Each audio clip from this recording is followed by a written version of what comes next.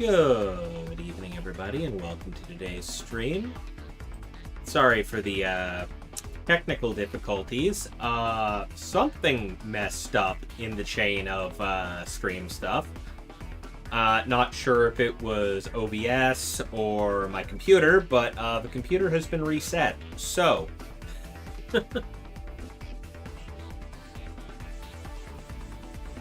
on that note, we seem to be mostly finished with round one at this moment in time. So we've missed out on jumping in on a round one match early. Though I know there's at least one that just started because I was dealing with that the whole time. Let's see, where does that go? Yeah, we're back, Nate. Took a minute. We're back.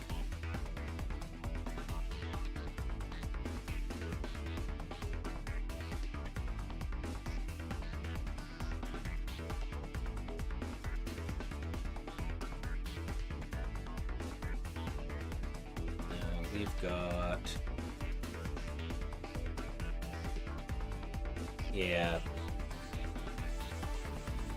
Who wants to watch round one anyway? You don't know who's doing well. You don't know what's going on. You just gotta jump in and be like, I think this is a good match. So what's going on here? Ah. Okay, that's a no-show. Alright, so that match is a no-show. That's why it's marked like that. You have Marv versus Little Otaku, so one of our admins is playing tonight. We have Pomoko versus Eduk.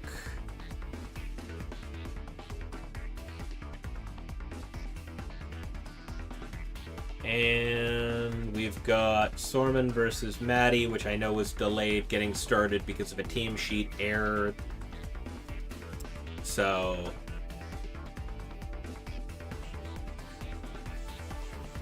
So I'm pretty sure Sorman and Maddie is still just getting kicked off. We're gonna jump in on that.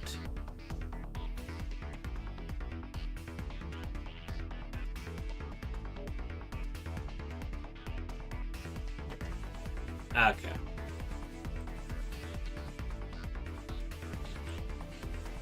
Gotta get the browser window up on screen to block off the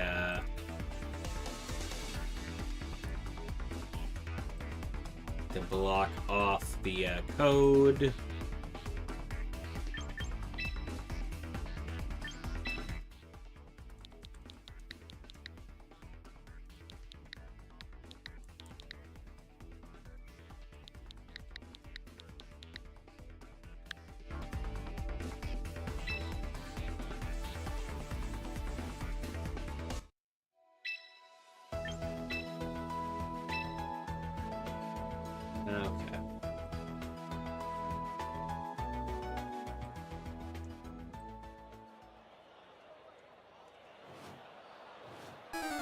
Oh, this is going much differently than the last. Round 2 took so long. Apparently round 3 is already almost finished. I don't even know that I'll have time to enter the thing. Enter any of the info before this ends. Because that's probably game right there. Sure is.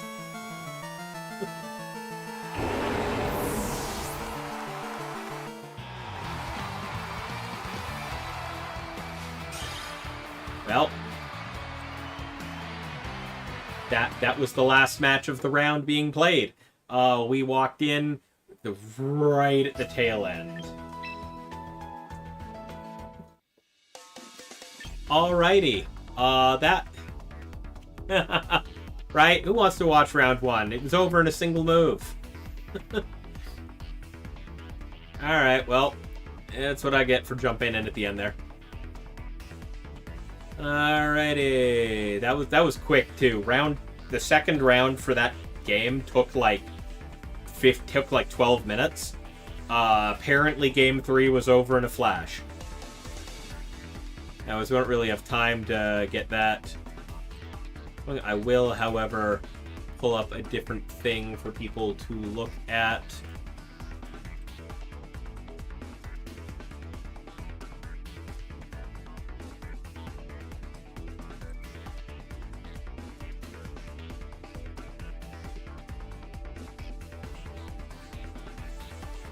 Man, my wireless mouse is not wanting to cooperate today either.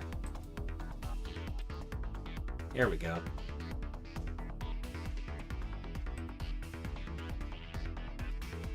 Okay, so I'm not gonna have time to talk about the team, but that's the team that won that round. So we're gonna go ahead and get round 2 started.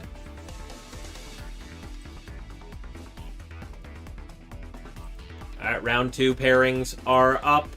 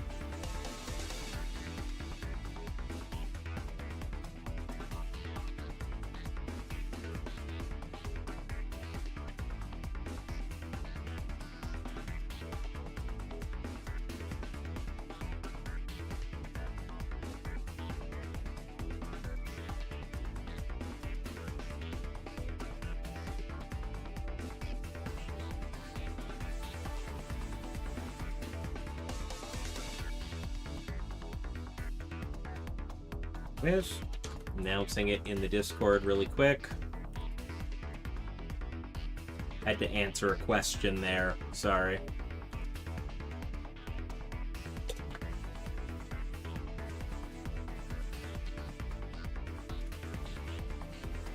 What's that? You're hunting for a shiny Pelipper right now? Nice. Raven out here not doing commentary. You could be, but you know, there's a bit of a delay and all that. Anyways, who we thinking for round 2 matchup?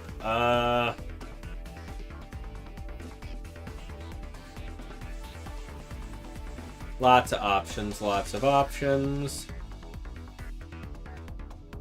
Oh, hey, Lexi.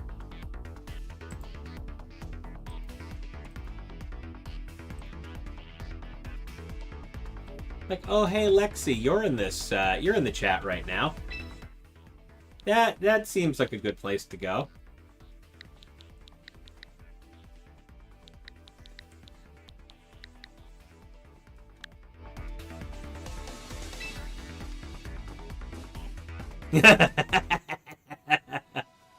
Oh, no.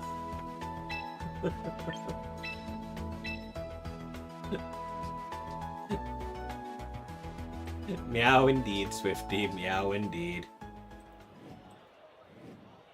Alright. Let's get the information up on screen.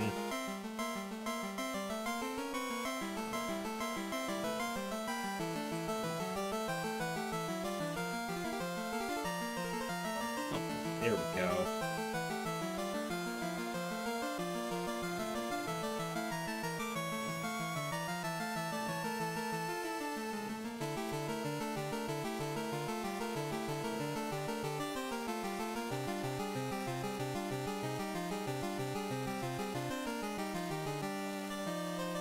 Alrighty. Lexi immediately swapping the Whimsicott back for Incineroar. Sneasler dropping the Protect. Meanwhile, Gibble's Whimsicott going for the Moonblast this time. Gonna hit into the Incineroar, doing nowhere near as much damage as you'd figure, but it is neutral. And that is the Heat Wave going in. Gonna do a little more to that Incineroar. Probably trigger Citrus Berry. Yep, there it is. Citrus Berry being triggered. Sneasler not having to worry about that up front. What's going on? Okay, so we got Tailwind up on both sides. Okay. So turn 1 that we missed, both Whimsicotts use Tailwind. Makes sense. Charizard going for the Protect this turn. And Incineroar going for that Fake Out correctly into the Whimsicott, not worrying about the Charizard. But that Dire Claw will connect with the Protect. Not doing a whole lot there.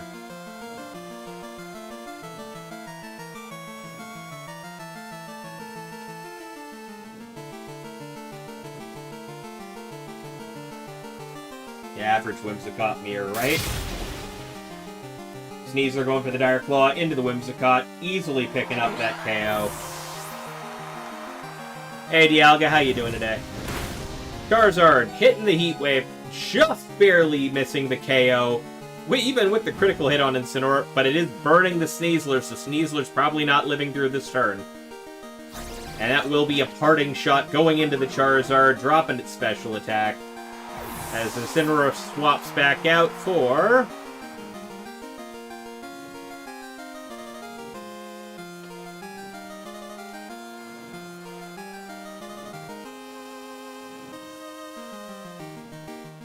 I think it's time to decide. Oh, the Whimsicott coming back out. Probably about to be 2-0. Oh, nice. Yep, that burn chip does take out the Sneasler. And the Tailwind is gone on both sides. But Lexi's still got their Whimsicott. Gibble's minus theirs. So, all the potential in the world for Lexi to get their speed advantage back with the Tailwind here and outspeed for the rest of the match.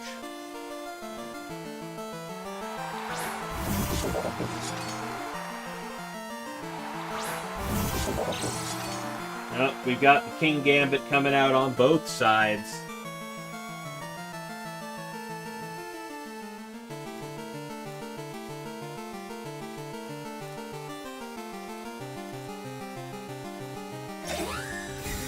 Whimsicott going for the Protect this turn over chancing the Tailwind.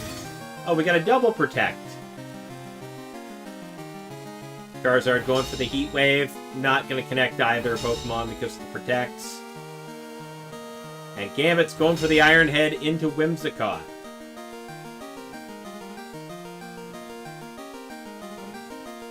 Was the double Protect to scout out what was going on or to wait out the sun? Either way.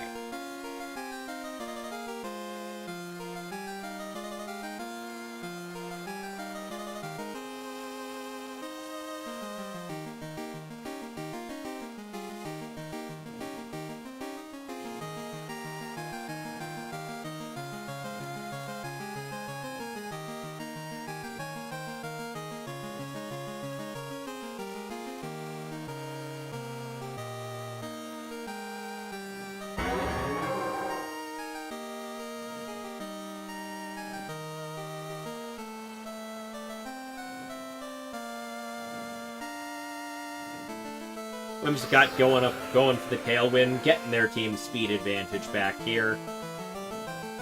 And that'll be a Sucker Punch from the King Gambit going into Charizard, doing about half. And both Pokemon are getting that Heat Wave, which, you know what? After that parting shot from the Incineroar, isn't doing a whole lot. However, the Gambit will be able to take out the Whimsicott now that it's down. Now that it's got that down, but... oh, that's unfortunate. Because Lexi's only remaining Pokemon is the Incineroar, coming out to the field with the Gambit on the other side. Gonna get that Defiant boost and go up to +1 attack.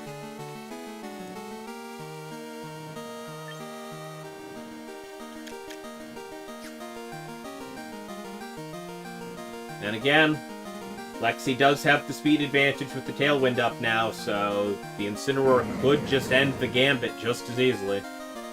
Though it's also very much in Sucker Punch range, I think, so... this might not be going well for Lexi in a minute. Charizard getting pulled back. In favor of the Garchomp now. Yeah, Fake Out going into the Gambit, gonna stop it from doing anything this turn. And the Sucker Punch going into what was the Charizard slot, but with that swap out, Sucker Punch isn't gonna connect.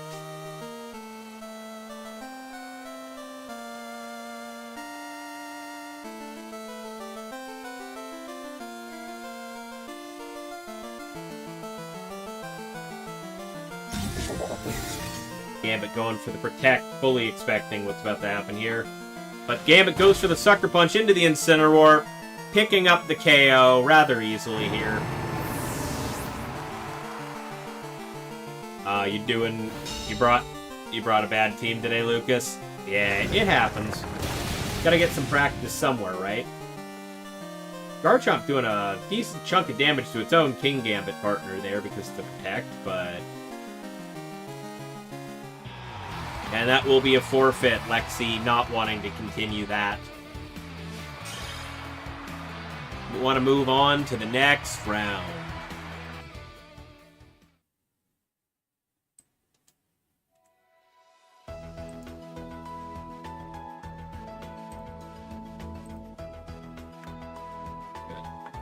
Your team is so bad into this version of Zard. Ah, okay.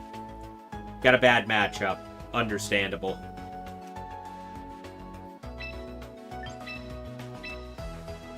Alright, let's go into game 2.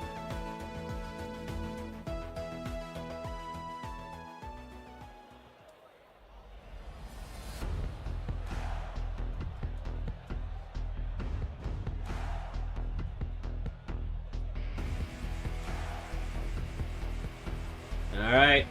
How will Lexi adapt to this?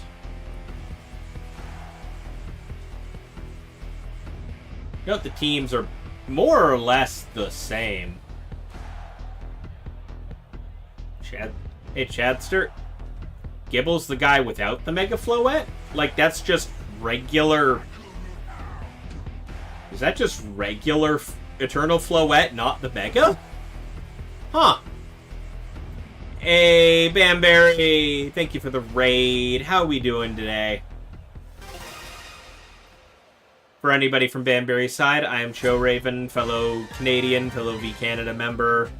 I do a lot of Pokemon stuff, hosted this tournament every Sunday night, do a lot of VGC, shiny hunting, all that stuff, and more often than not get dragged into multiplayer games with my friends. Thank you, Banbury, for coming in, raiding, sharing your community with me. How we doing tonight? I'm doing pretty okay, honestly. Had a decently relaxing day. A couple of work calls to deal with as it is. Okay, so it is just the regular. Interesting. Anyways, we get the Mega Evolution from the Charizard, turn 1, and the immediate Fake Out from the Sneasler.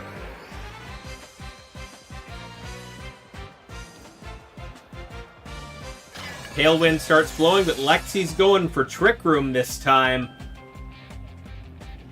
Letting them get the Tailwind started just to slow things down. Alright, I'm liking this. You are the friend who drags him. That's right, you are. It happens. A lot. Sneasler goes for that Dire Claw into the Charizard. And a Heat Wave's gonna pick up a lot of damage. That Moonblast will KO the Sneasler, finishing that off completely. So we've now swapped in the Floette, which took a decent amount of damage. Space games are fun, Swifty. Space games are fun.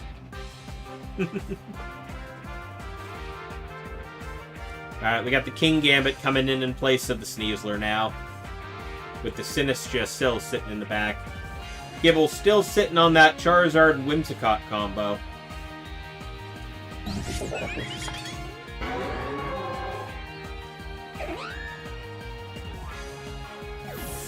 Gibble pulling the Charizard back in favor of their own Kingambit right now.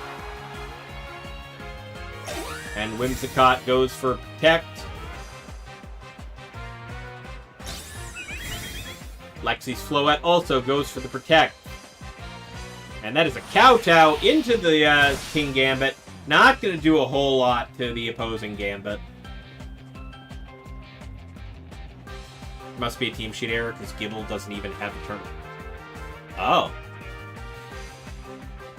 Oh, okay, so that's just regular Floette listed on their team sheet? I mean, yeah, that's a team sheet error, but, I mean, regular Floette isn't in the game, so it's pretty obvious. That's one of those team sheet errors where it really doesn't change things much.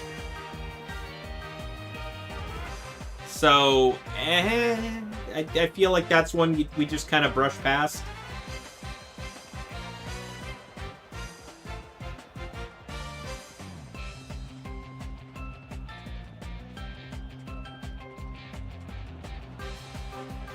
Gibble pulls back the Whimsicott, pulling the Charizard back out.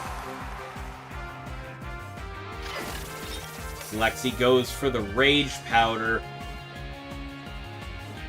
which will draw it. Well, Kingambit going first, hitting the Iron Head into the Charizard. And the opposing Gambit going for the low kick. Not going to hit the Sinistcha as the Ghost typing. But that will be the end of the Trick Room.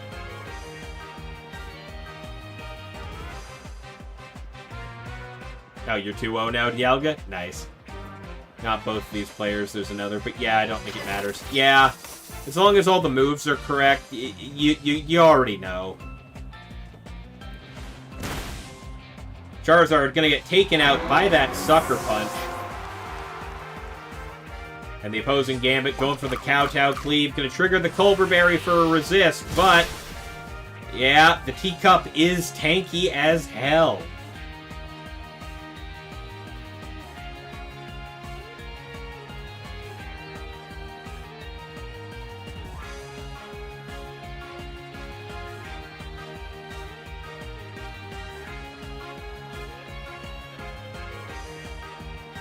You have no answer into this Gambit. Oh. That's unfortunate, Lexi.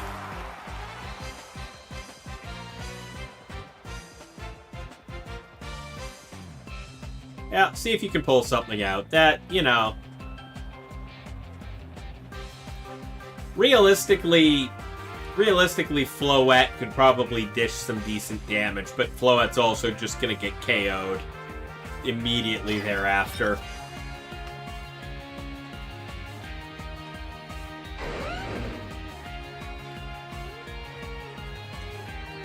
Yeah, Matcha Burn. Trust. Exactly, Chad. Exactly.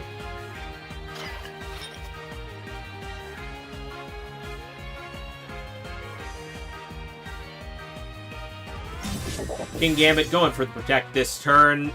Trying to dodge the Earthquake that came last time. Yep, there it is. Garchomp going for the Earthquake. Doing more damage to its own Kingambit than anything else. And that's a Matcha Gotcha.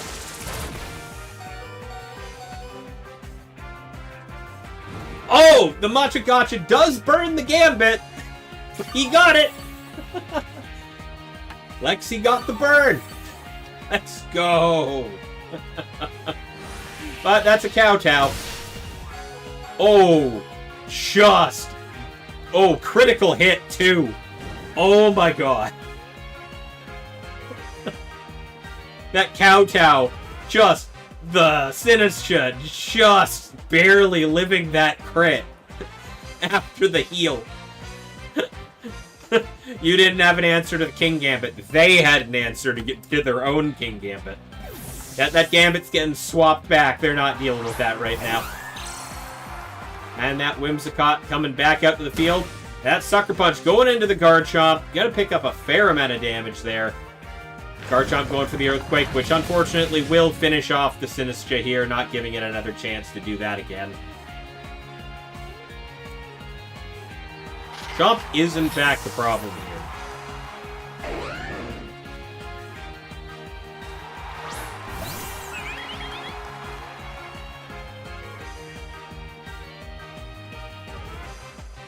Well, Floette's now hit the field next to the Garchomp.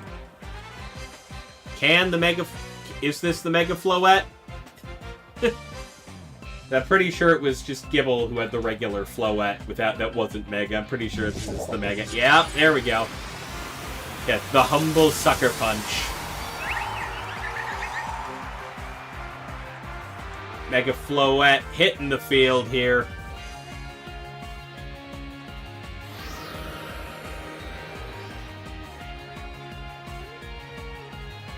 That Sucker Punch comes in clutch, taking the Garchomp out with a critical hit.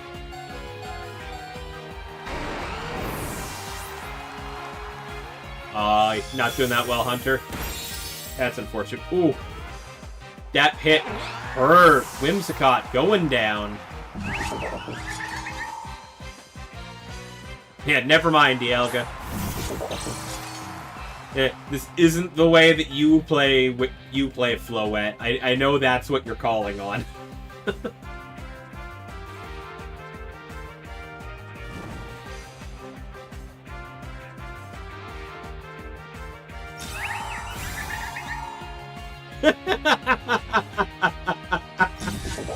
Even Lexi's not sure, Dialga.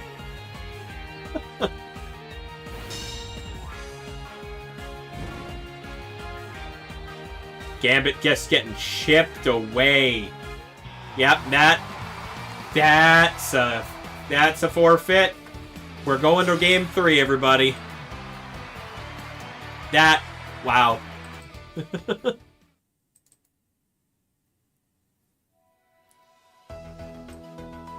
Of course the ads kick in for just as we're going into game 3, right?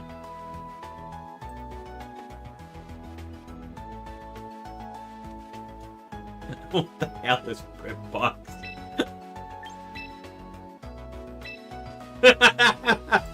Overkill, you're being mean. You're being mean to everybody who isn't subbed. You're being mean right now.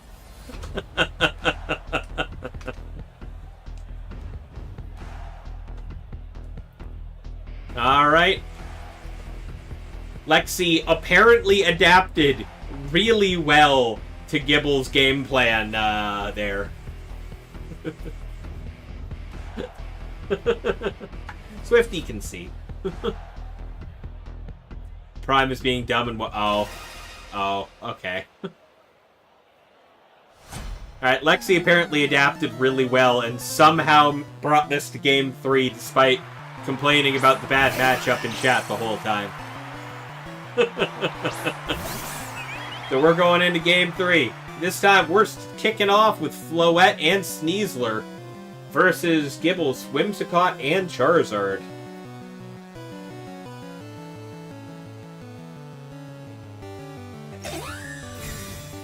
Whimsicott going for the Protect up front, not wanting to risk the, we're going for the double Protect, not gonna deal with the fake out pressure here. But that seems to have been predicted for the most part. Lexi's going for a Calm Mind on that Floette.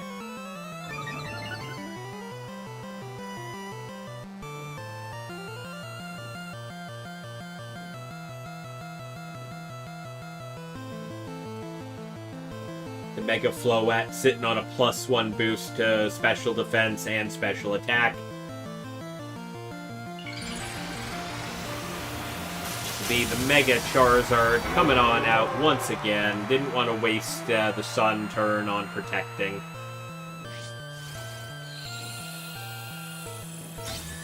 And Floette's going to go for a Protect. Whimsicott aiming the Encore, trying to lock the Floette into a Calm Mind, but this is a Dire Claw going into the Charizard instead of the Whimsicott. That Whimsicott is kind of scary here. The Heat Wave will connect with the Sneasler, though, dropping that thing down to 7% of its HP. Mega King Gambit. Mega King Gambit is unnecessary overkill. King Gambit's already really good. It doesn't need a new form. He just stands up with a katana. Oh, God. Design-wise, it would be great. Competitive-wise, it would be broken. Yep, here comes the Mega Floette. Imagine how long that hair would be. Yes. Alright, we got the Mega Floette. But that's gonna be Encore, locking the Floette into Protect instead.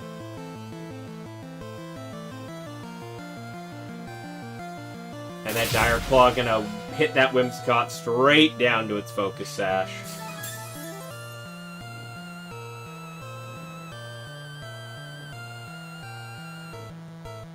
Floette avoids the Heat Wave this turn, but that will finish off the Sneasler. I hope not next generation. Oh, God. Yeah. The next generational ability we get, hopefully Zed moves, I'd be down for it. Just bring back all of the nonsense Zed move strats I had in Gen 7. Who's ready for Zed Power Trick, Shuckle, and Trick Room?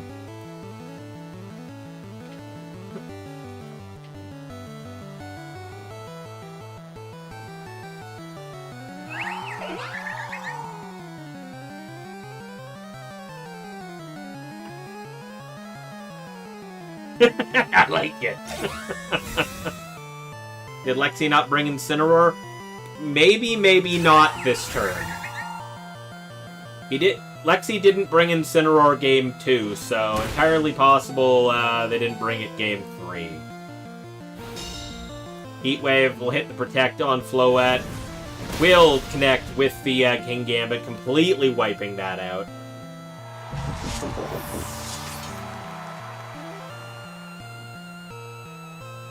That means Lexi's down to their last Pokemon, which is the Sinistcha.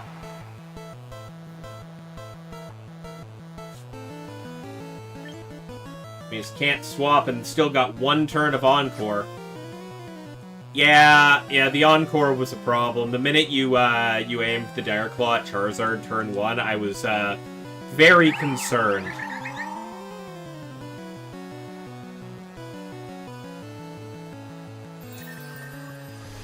Got going for the Moonblast into the Sinistcha, knocking it down to almost half of its HP.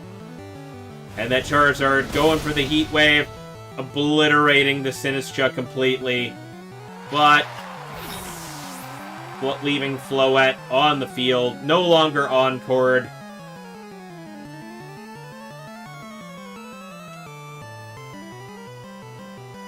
But I do believe that Whimsicott could literally just re-encore the Floette here and just win. Yeah, you just get Encore locked and can't do much here, I think.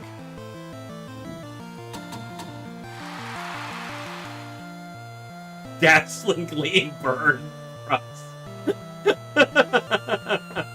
Oh, you thought you did bring in Sin. Okay. Okay, so you wanted to bring Incineroar to this game, but you ended up bringing Sinistcha like game 2. Okay.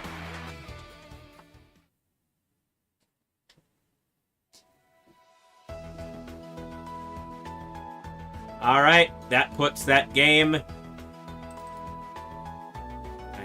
You know, if my mouse would actually work, that would be awesome. Got this lovely wireless mouse that should be doing things. There we go. Now it's functioning. Had to reset the thing. Okay, well, we only got a couple matches left being played this round. So we're going to go ahead and pull up Gibble's team.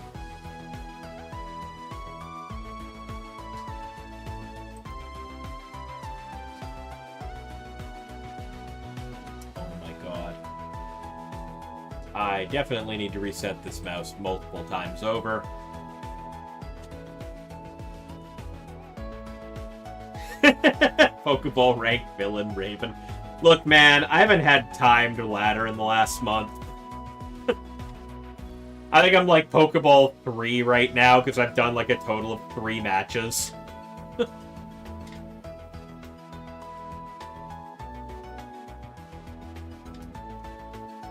I have to sit down and do a fucking rank ladder stream. I really do, just to get going on that. Let's see. We got... Yeah, okay, it's been pulled up. Excellent. There we go. I know I have 2 days. I gotta get on that, yeah. I think I'm out. I think I'm out of, I'm not going to be managing it this month, but, literally next month, ladder reset, I'll go for it. You probably win with Instant too, because you fake out Wim's turn 4. Yep. Alright. So, and just, hang on. I had to double check. I think we had a couple of no-shows this round I gotta get rid of.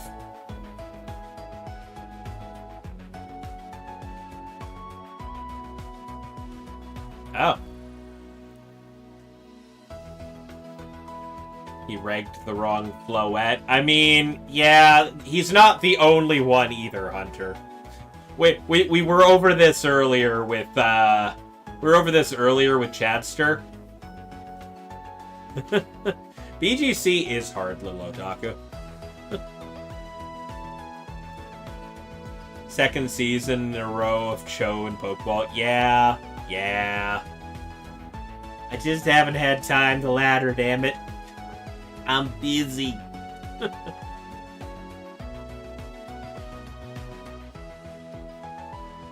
Alright, so the one no-show in round 1 dropped, apparently, and we just have a couple of other no-shows this round. Okay. Anyways, going over the team. We got the Mega Charizard. Why? Heat Wave, Weather Ball, Solar Beam, Protect. Just kind of the quintessential Charizard set. Floette, surprisingly, oh, we do have a Mega Floette on this team. Okay, so this isn't the team that has the Floette that isn't the Mega. Alright. Moonblast, Dazzling Gleam, Light of Ruin, and Protect. The King Gambit, rocking the Choppleberry for Fighting Resist. Ironhead, Kowtow, Sucker Punch, and Low Kick. Yeah, it's just Big 6. Yeah. Like, down to the reggae items? Yeah. Copy-paste, Big 6, still winning in MB. Garchomp with the Roselli Berry, Dragon Claw, Earthquake, Rock Slide, Poison Jab. Yeah, that is a Life Orb Basculegion. That is a change. That is different from MA with this team. Adaptability, Adamant Nature, just going all in on that attack power over the speed here.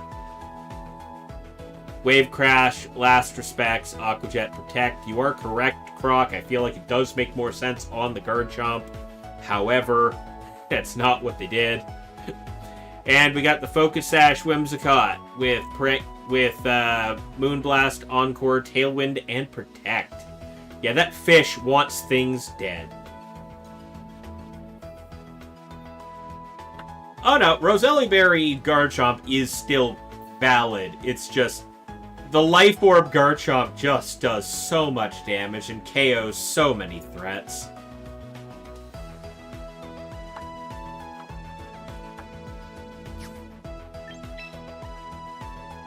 I mean, 4 attack Chomp. TR was definitely the right play game too, especially when you just they gave themselves the Trick Room the same turn you set up they gave themselves the Tailwind the turn you set up Trick Room. Good move. Loved that. Unfortunately, you didn't really have the ability to capitalize on it quite as well as you needed to in the time limit. Still haunting from all the 4-attack chomps from Indy? Well, I mean, 4-attack chomp, I feel like that's just the choice scarf set. Just, they swapped the item for Roselli Berry because they were tired of getting KO'd by fairy types. Yeah, Lexi, I feel like if King Gambit is a thing your team struggles with, you might need to adjust your team with the amount of those out there.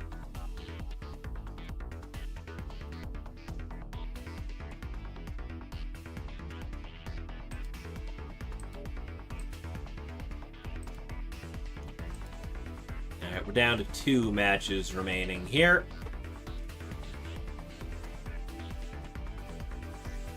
But yeah, tonight's tournament is going to be tonight's tournament is 6 rounds of Swiss into a top 8 cut. We quite literally were 1 person short of a 7 round. But we had a total of 64 people register and check in.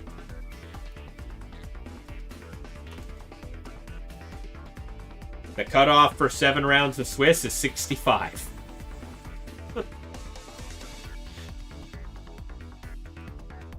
It may be time to invest in new Incineroar stocks. Yeah. Even I've kind of gotten into the habit of utilizing Incineroar just because it's too good currently. Even for what I do.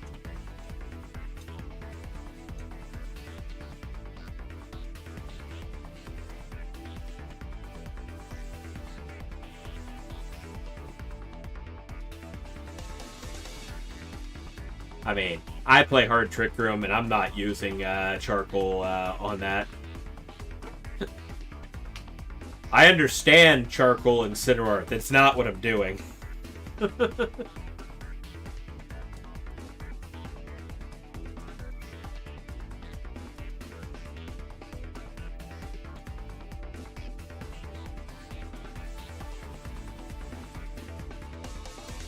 Ooh, a Drampa team. I tried to make Drampa work in MA, and I couldn't really get it to do much, but it's definitely was definitely on my radar early on. I ended up very much stuck on Mega Crab the entirety of MA, and now I'm kind of rocking the Mega Dragalge and Mega Mawile.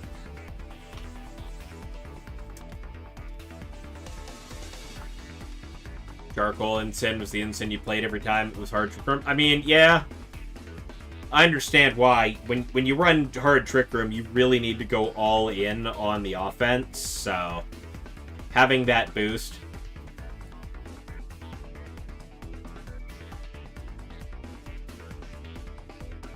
I mean, I'll admit, I'm running the Mega Dragalge team.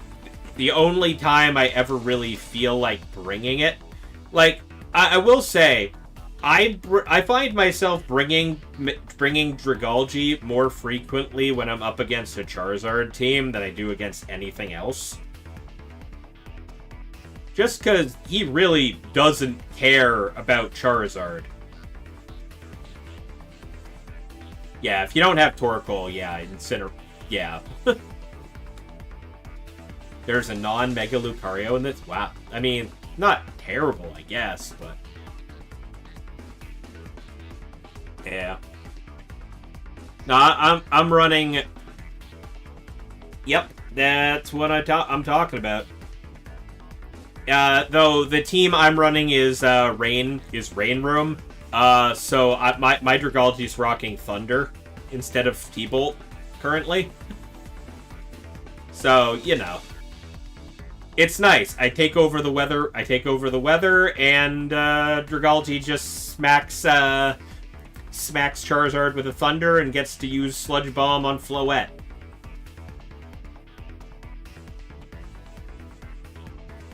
Well, I mean, like I said, if you got Trick Room up already, Dragalge comes out and Floette just sort of dies. So, anyways, that's the round is all done. Oh yeah, Cloud9's pretty good for that. And then you Mega Evolve the Drampa and get Berserk going. Oh yeah, it's real nice. I just wish I could have made it work earlier. Anyways, we're gonna end the round, pair the next one. Round 3 pairings are up for anybody in the chat who is playing tonight. When you're running LOR, you just pointed it at Dragalchi and watched it die. I mean, it's still a dragon. Poison or not, it's still a dragon.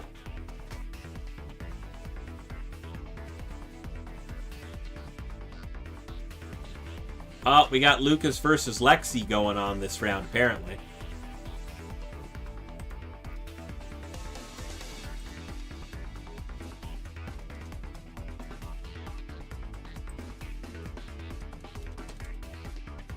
Just announcing the round beginning in the Discord.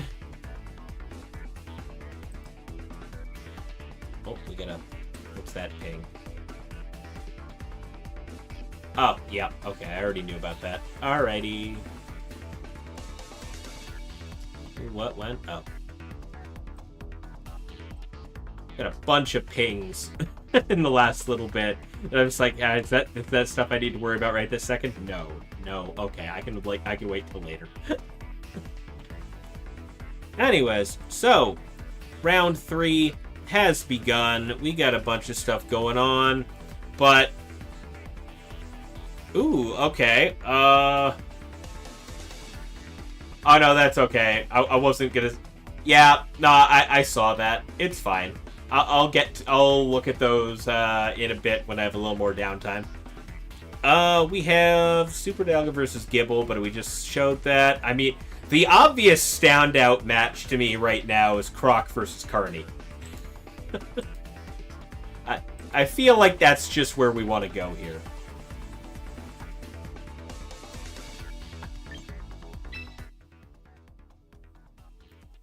Yeah, that's what we're doing. I mean, never say never, Hunter. I have a habit of scrolling down that list.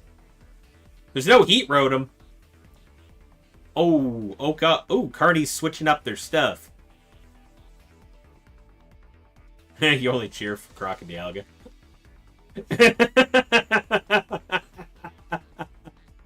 The funny thing, Croc, is I'm looking at your match chat and your comments in stream, so I'm seeing you say the exact same thing to Carney.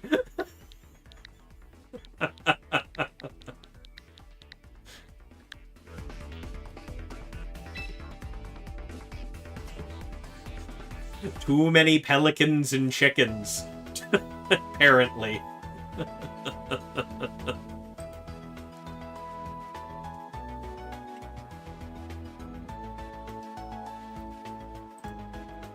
I mean, Hunter, you say that, but wait till I see tournament chat. What?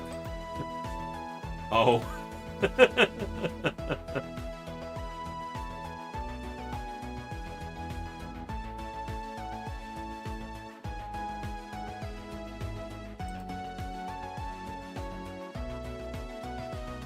Alrighty. Well, let's switch up stuff here. Get this up. 3. Get the browser window off the screen.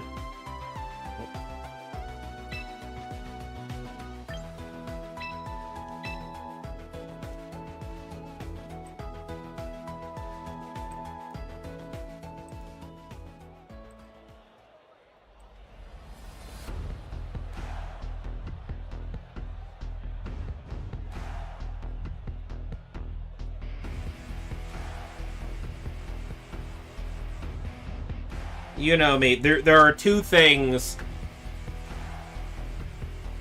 There are two types of matchups that I will just kind of usually my eye will kind of gravitate to for stream matches, and they are when I see two regulars facing off against each other, and when I see somebody who's active in chat. So, you know.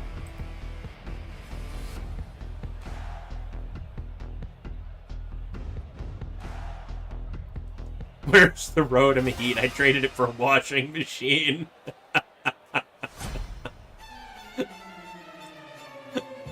God.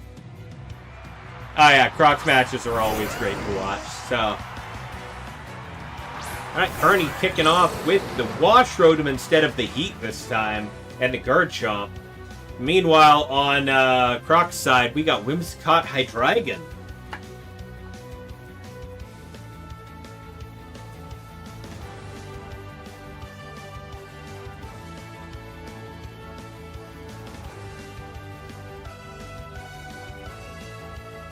Garchomp going to protect out of the gate. And Rotom going for the trick to take the Focus Sash away from the Whimsicott. Giving it a Choice Scarf. Gonna lock the Whimsicott into Moonblast. But the Moonblast was going for the Rotom. You're breaking the item clause. And that attack from the Hydreigon will just end the washing machine. Croc perfectly calling that the Garchomp was going to protect that turn. Carney bringing in the Sneasler in place of the washing machine. And yeah, now Croc's got 2 Pokemon with the Choice Scarf. Well...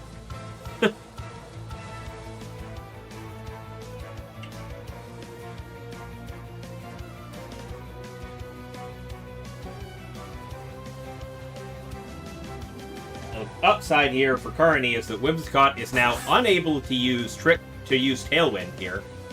Not without switching out, at least.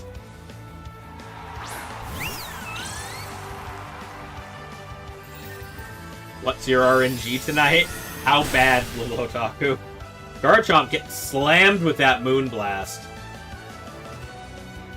And Sneasler going for the close combat into what was the Hydreigon, now the Sylveon. Still doing a fair amount of damage to the Sylveon, but that is the White Herb kicking in to catch the Unburden boost. And Garchomp going for the Rock Slide, doing a bit more damage to both. But that Life Orb chip, taking that Garchomp very close to just dropping.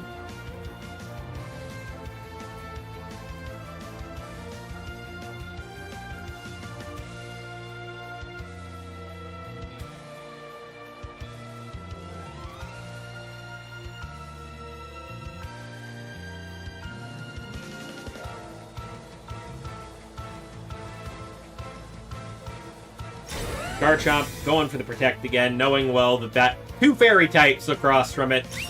Probably not going to like what's happening. Sylveon also going for the Protect this turn. And a Dire Claw, fully predicted. Not going to hit the Sylveon. That Moonblast going right into the Sneasler, going to knock that down to about half of its HP.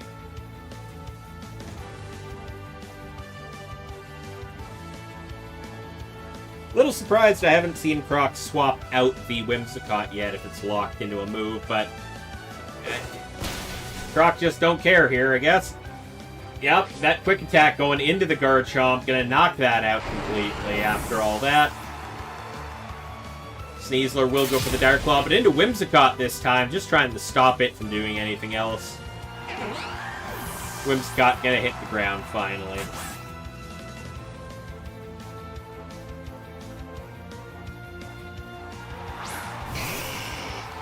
And that'll be Croc's Charizard coming out in its place. Frostlass as well as Carney's down to his last 2 Pokemon.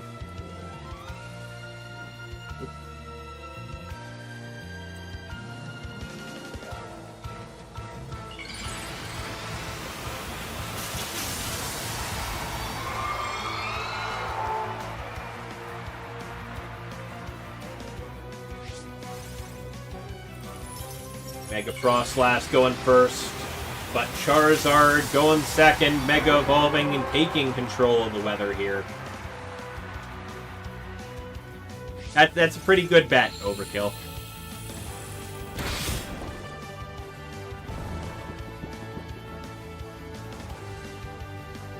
Frostlass going for the Blizzard. Will connect despite the lack of snow. Sylveon going down from that. Charizard fast asleep from the Dire Claw. Well. Lucky Dire Claw. What can I say? It happens.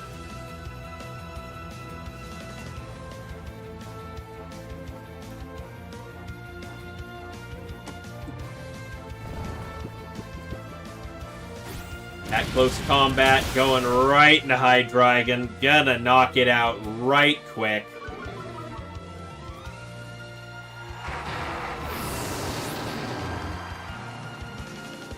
And Frostlass going for that Shadow Ball into the Charizard. Gonna knock it out, finish it off as well. It's gonna give game 1 to Carney.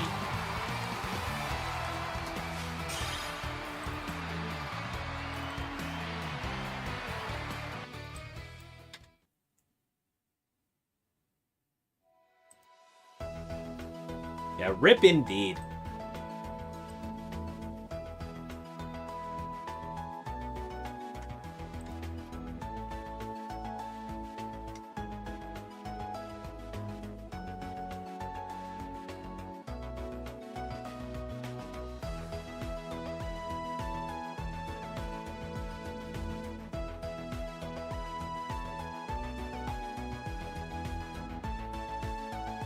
Jump in. Had a match issue pop up in one of the bottom tables. Had to solve that real quick.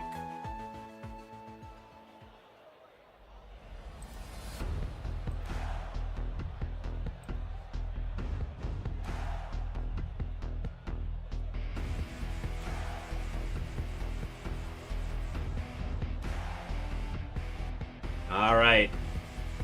Carney managed to take the upper hand in that, despite Croc looking like they had a good lead going. So let's see how Croc adapts to what just happened. Yeah.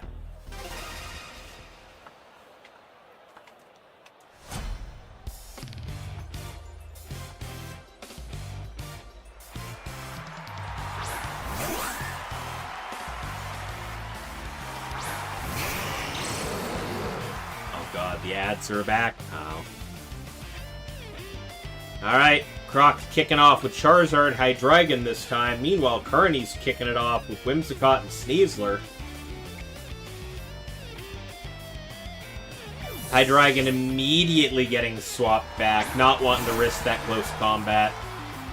Exactly why the Basculegions coming in instead. And Charizard gonna Mega Evolve, get that sun going.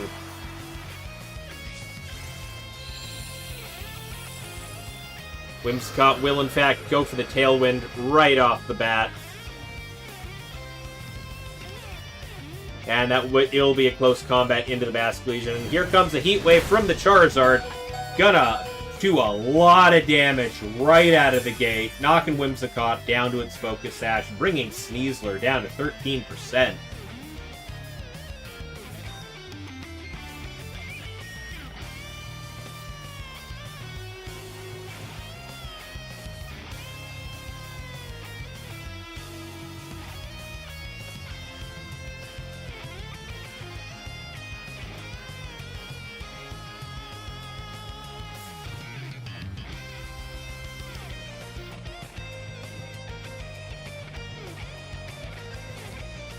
Got another team sheet error going on in the background here.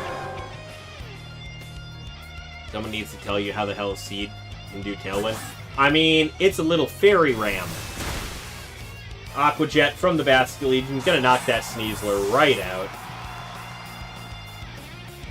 And an Energy Ball out of the Whimsicott. You know what? I'm gonna say it. That's probably the first time I've seen an Energy Ball on Whimsicott. And that will be the single target Heat Wave, going into the Whimsicott, taking it out completely. Energy Ball Whimsicott is, yeah,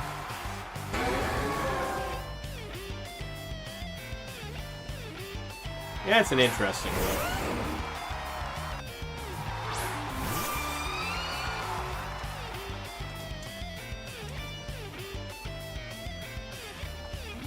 Frostlass and Garchomp coming out. I mean, it's not a bad thing.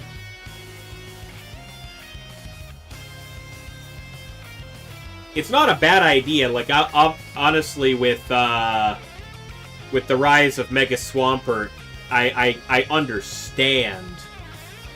It's not random. Yeah, it's the coverage for Swampert.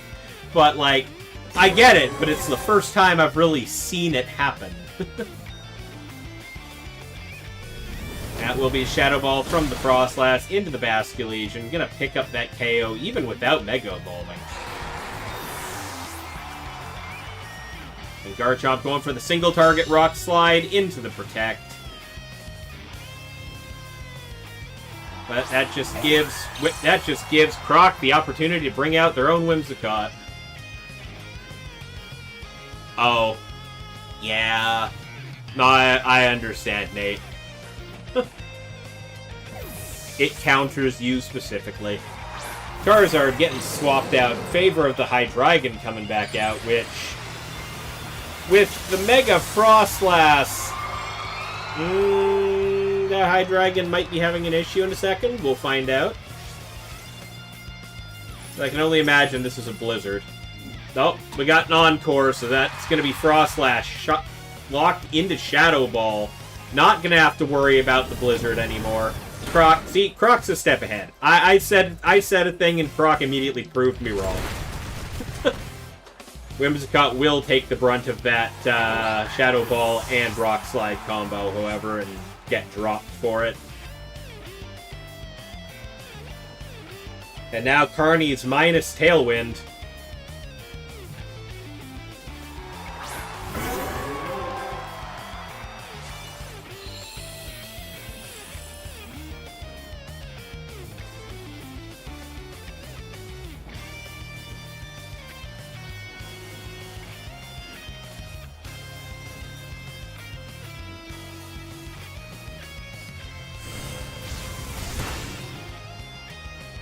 Alright, Hydreigon doing that hit onto the Garchomp, not quite picking up the KO. Shadow Ball getting the special defense drop on Charizard, and a Rock Slide will pick up that KO too. Charizard getting dropped for that. Uh-oh.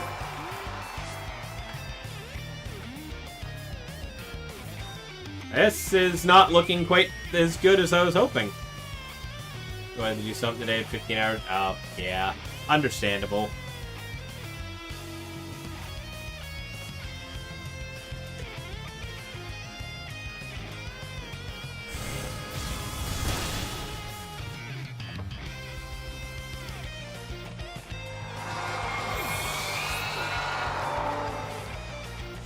And Garchomp with the Dragon Claw, taking down the Hydreigon.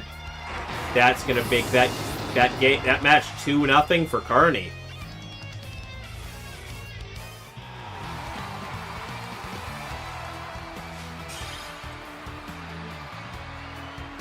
Should have risked it? Yeah. I agree. Played a little too safe and it didn't work out for you.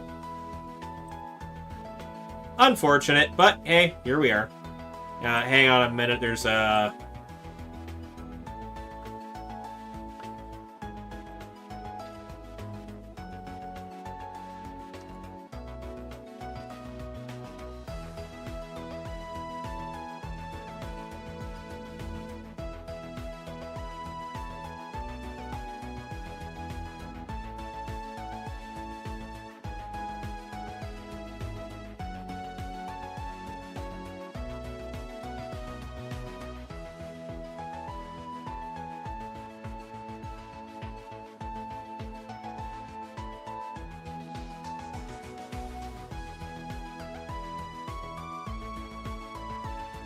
Yeah, didn't want to miss.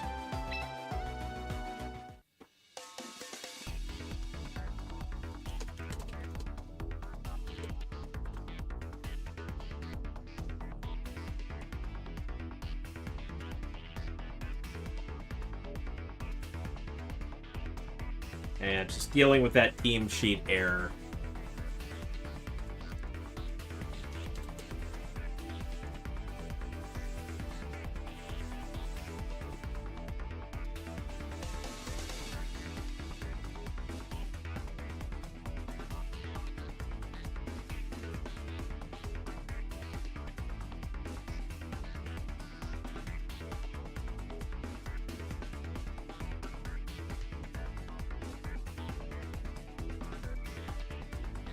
Yeah, don't worry, Overkill. You haven't quite, yeah.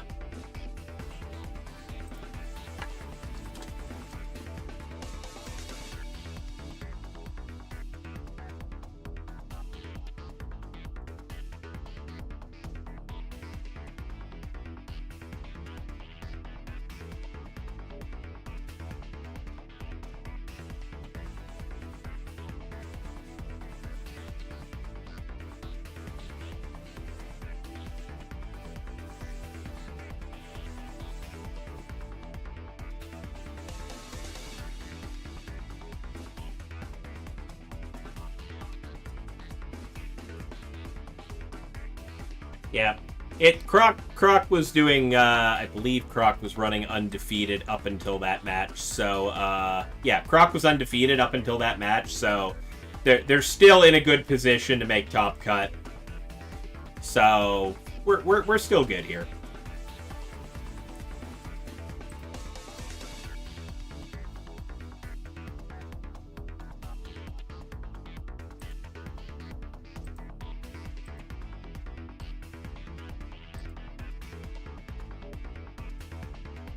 Alrighty.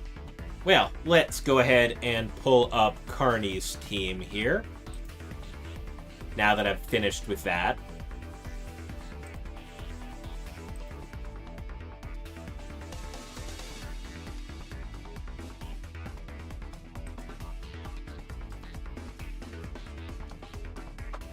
Yeah, just before I do, in fact, frequently go and watch active chatters quite a bit when I see the names. Especially if said active chatters are, like, high to mid table. If they're lower down the list, sometimes I won't even realize they're there, but, you know. There's a Drampa match, though. Alright, alright.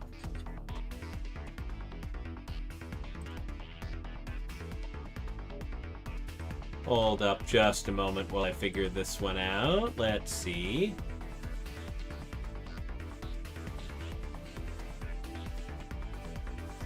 Oh, you're Ryozaki. Okay. Yeah, okay. Thanks for letting me know. I never would have figured out that was you until then.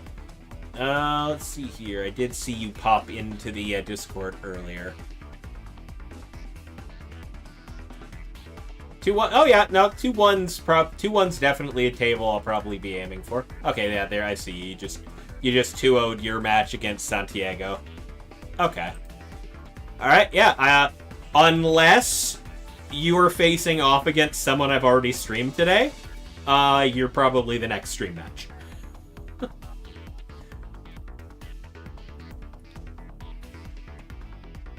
But yeah, let's take a look at Carney's team here. We got the Mega Frostlass, with the Blizzard, Shadow Ball, Protect, and Taunt. Did Carney's Frostlass always have Taunt on it, or is that a new adaptation to the team? I don't fully remember. I don't remember it having Taunt previously, but I might be just misremembering it. And as we were commenting on earlier before the match even started, Carney swapping up their Heat Rotom that they were using for, like, the entirety of Champions so far, and bringing in the Wash Rotom instead. Choice Scarf with Trick to be able to swap that over to an enemy target to lock them into something. Hydro Pump, Electro Web, Volt Switch as well.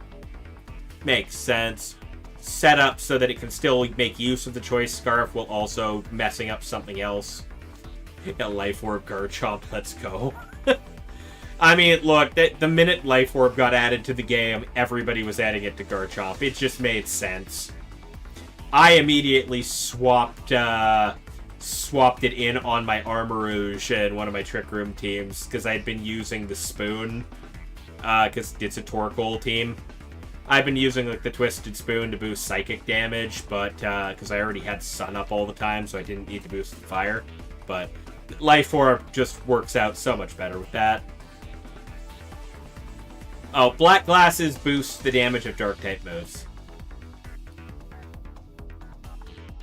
We got the Focus Sash, Whimsicott, Tailwind, Encore, Moonblast, and Energy Ball. Alright. We got Moonblast and Energy Ball, but we gave it Energy Ball over Protect instead of one of its other moves. You won one, little Otaku? Excellent. Good job. Hey, Oreo Stars, thank you for the follow. Much appreciated.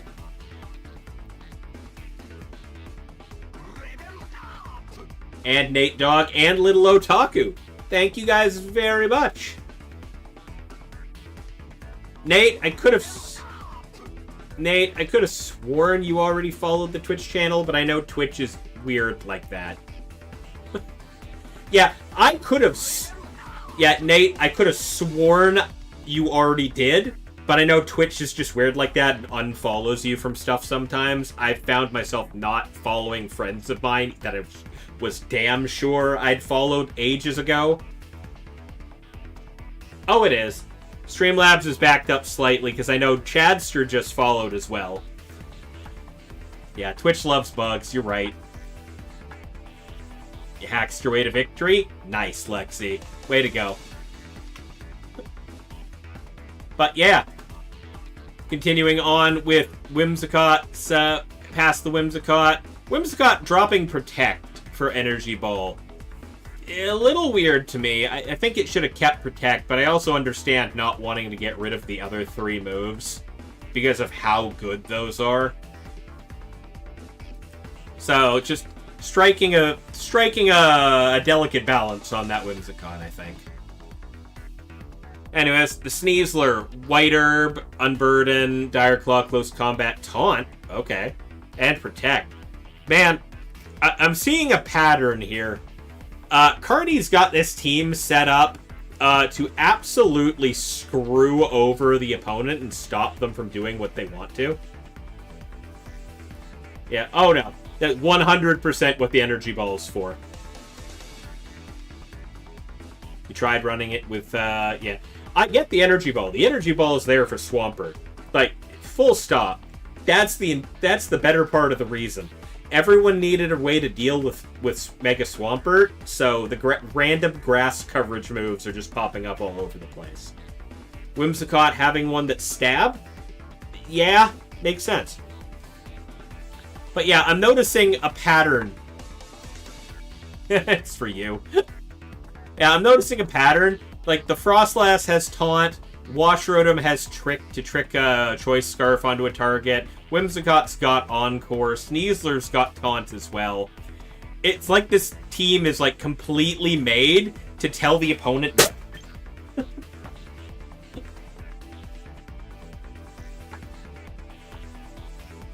Yep, Argyle, you can still potentially make it. 4-2 is still a, Yeah, 4-2 can definitely still make it. It's going to be down to resistance, almost guaranteed, though. A couple, one or more, like maybe a couple of 4-2s are going to make it. Most of them are probably going to be out, though. Anyways, beyond the Sneasler, we got the Life Orb, Garchomp, Dragon Claw, Earthquake, Rock Slide, Protect, and Gambit with the black glasses, Kowtow, Iron Head, Sucker Punch, Protect. Yeah, the standard King Gambit set. So the Garchomp and the King Gambit are pretty standard, but the Frostlass, the Rotom, the Whimsicott, and the Sneasler are kind of all designed to tell their opponent, no, you don't get to do your game plan. So, Carney's team is quite the annoying thing to deal with. I can already see it. Also, kind of makes it hard to run Trick Room against them. Yeah, the latter Rotom's kind of goated. Yeah. But, aside from that, I'm just going to take a quick look at the pairings, make sure the no-shows kind of get removed from the tournament so that I don't have to worry about that. Okay, we've got a couple of no-shows, it looks like, including... Okay, yeah, that's a new one. Yeah, Taunt Sneasler is awkward for Trick Room. But once again, open team sheets. That's why a lot of people are running the Incineroar Farigiraf, so that you can hit the fake out into the one target that's going to be the problem, and then just hit Trick Room anyway. So taunt Sneasler, you just fake out and hit that Trick Room button anyway.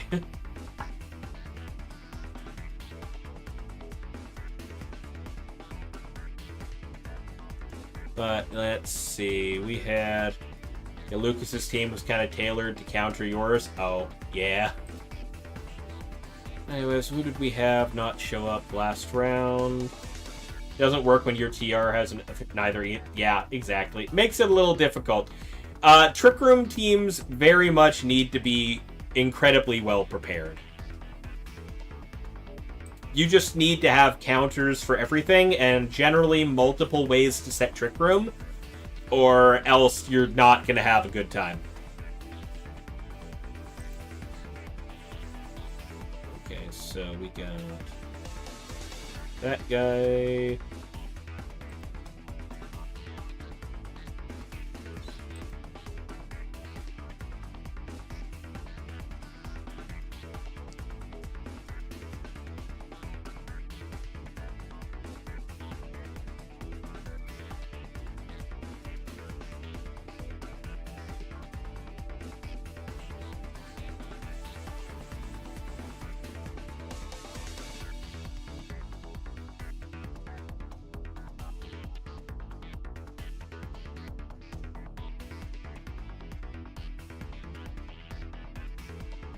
Your Gambit. Oh, okay. Alright, yeah, we gotta...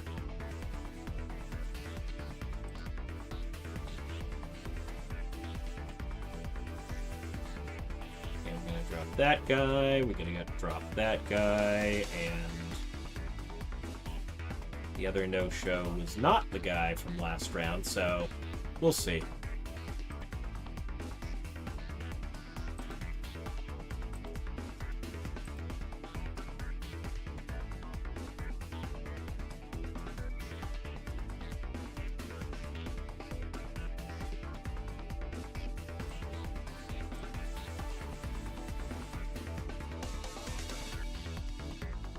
Had a couple of just random no-shows, a couple rounds in a row here that I'm just kind of removing from the tournament.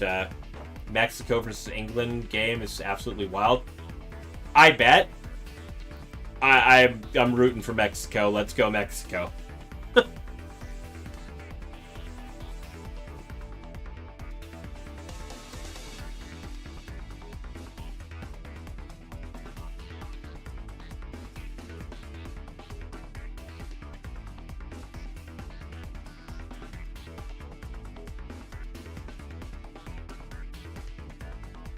There was one other, wasn't there? Right. It was...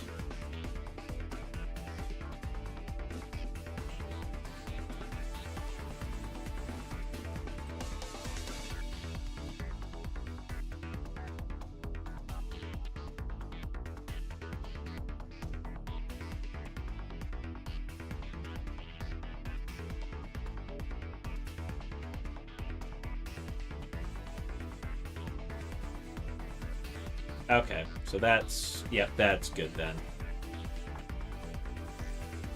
Alright, so that will be all the people getting dropped for the time being. We've got 3 matches remaining being played this round. The end game of you versus Lucas was instant versus... Yeah. Alright, so we got 16 minutes remaining in the round. We still have a couple matches being played. Sinker versus Luxurna. Chandelier versus Rhoda. And Desktop Glint versus Ilaw.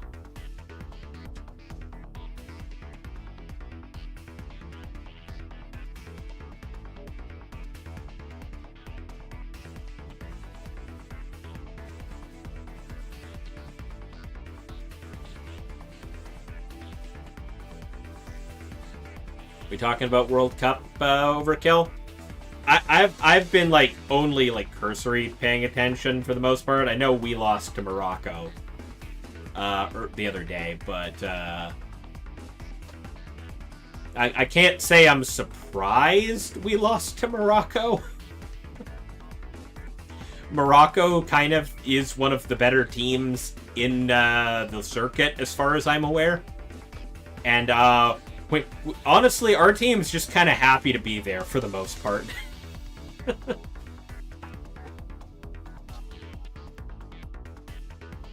Yeah, the Team Canada versus Morocco. We have an issue going on. What's going on? Didn't we already mark this?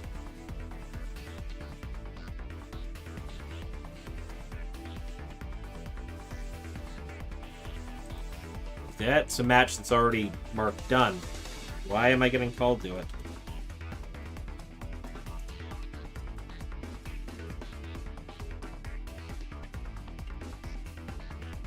Oh.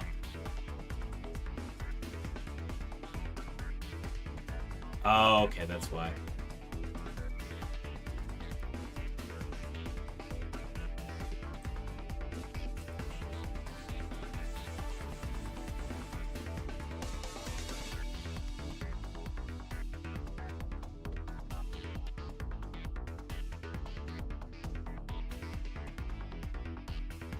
Time to get crit every turn because of how hard you hacks that set. Oh.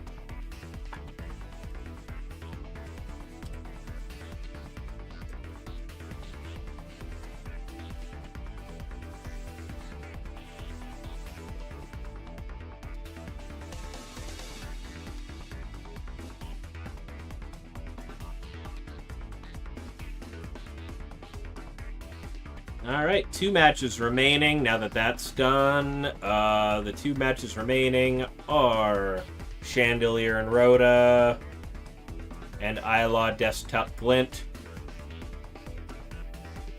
Your RNG team is coming along? Nice. You can't play GCFE because of an orthodontist appointment? Ooh. Ooh. That's unfortunate, Dialga.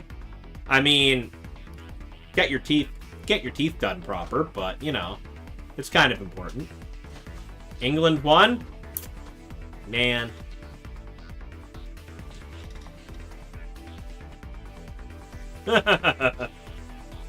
Man. That means both of the teams I was cheering for are out of the World Cup now. Darn. There go all those extra points in Theo's betting ring.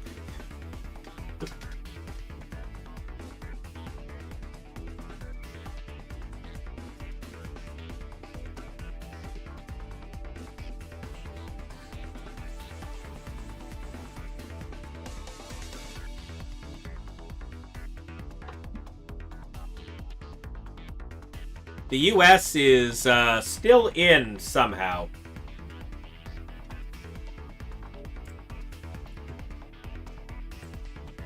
I say somehow like the US doesn't like dump money into sports, but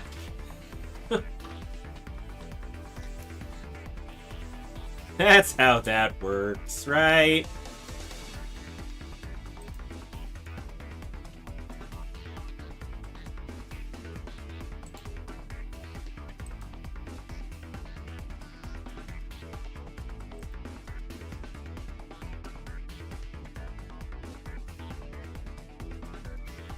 Alright, well let's see here. We're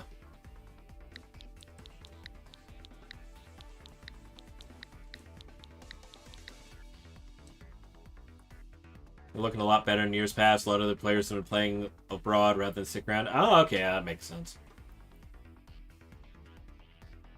I mean, on top of that, hey, didn't like the US's star player just get booted from the rest of the tournament because of a red card that Trump is already screaming at the head of FIFA about? I swear I heard about that today. Anyways, we're jumping in on the Ilaw match right now. Just to see what's going on. Oh, they took that back? Okay.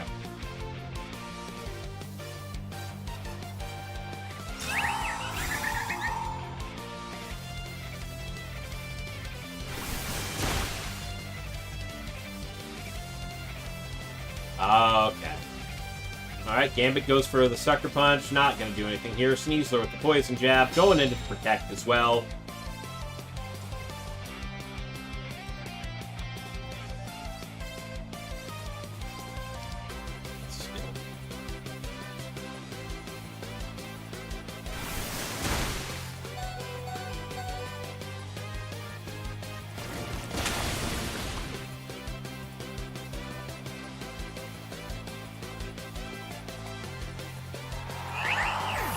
Floette gets taken down, and that's a Kowtow going into the Basculegion. Gonna knock that out clean.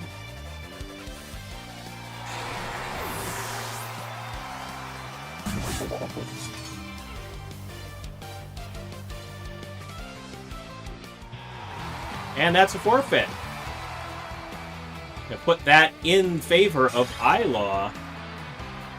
Yeah, huge Kowtow incoming indeed. Ilaw's going to take that match. We're only there for a couple seconds just to see what's going on, but, you know.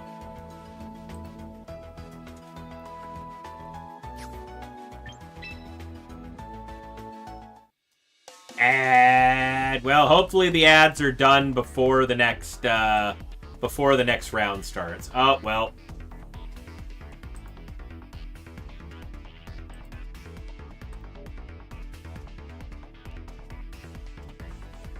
Well, don't worry, you're not missing much. The round ended. You're literally gonna... Okay, we're back from ads. Excellent. Well, I'm about to start round 4, so... Alright, round 4 pairings are live for anybody who want to play. Well, for anyone who are playing in this tournament right now. Where is my matchup? There you are. Oh, table 5. Alright. I have not streamed that player yet, so that's going to be good.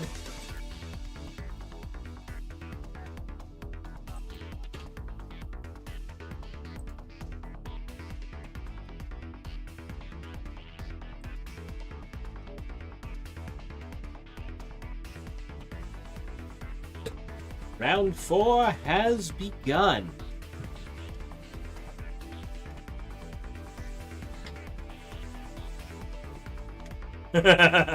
Max, the ads. You're gonna DM me? Okay.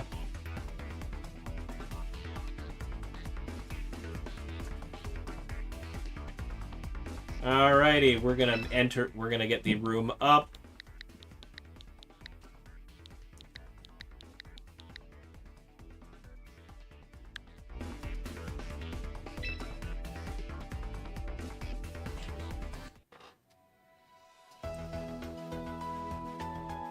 Okay, well. Alright, Chadster. You're gonna be the stream match this time.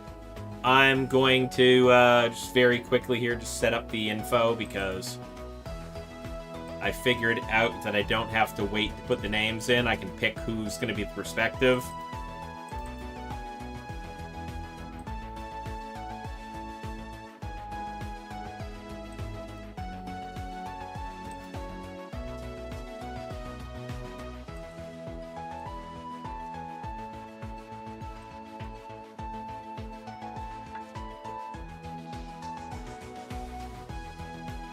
More Trick Room indeed, Lexi.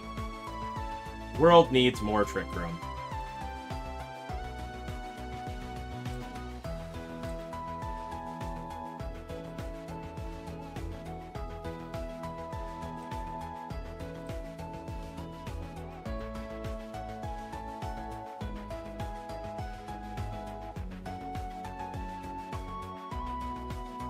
They are, in fact, taking a hot minute. They did check in, though, which tells me they're there. Fuck your Trick Room hack.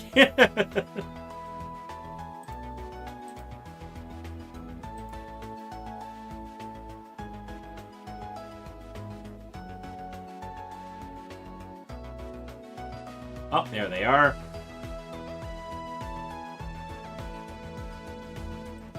What's the thing you sent me?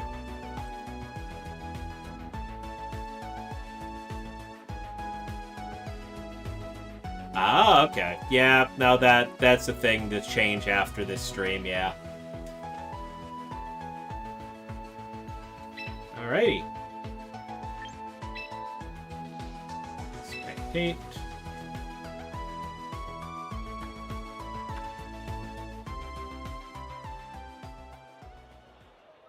Alright. Slightly different kind of team this time. We got a Drampa Trick Room team. And on the other side, El Sammy has... Mega Delphox, Mega Floette. Okay.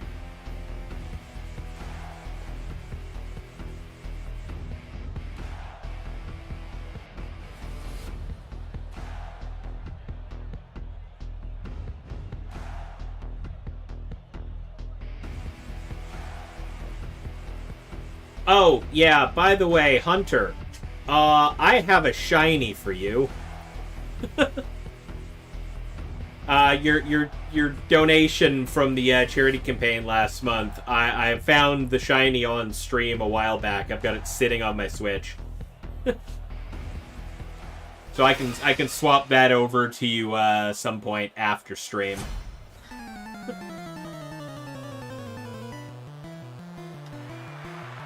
Alright, Sammy's starting off things with the Incineroar Floette.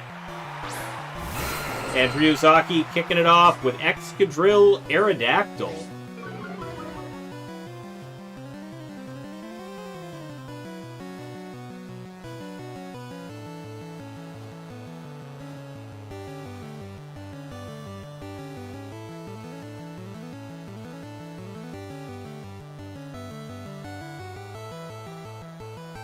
Meow indeed, Swifty, meow indeed.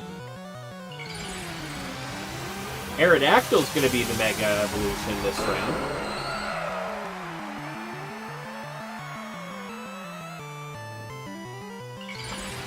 And that will be the Mega Floette on the opposing side.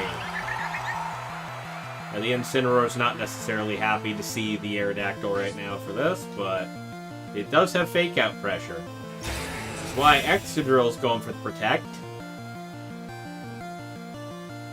And Incineroar will fake out the protecting Excadrill, which means Aerodactyl going for the Rock Slide. That did a lot of damage to the Incineroar. Floette taking chip damage, though. Oh, it was a crit in the Incineroar, that's why. Popping itself back up to half, and Floette flinches. Wow, okay. The Rock Slide fit Lynch. Oh, coming in clutch.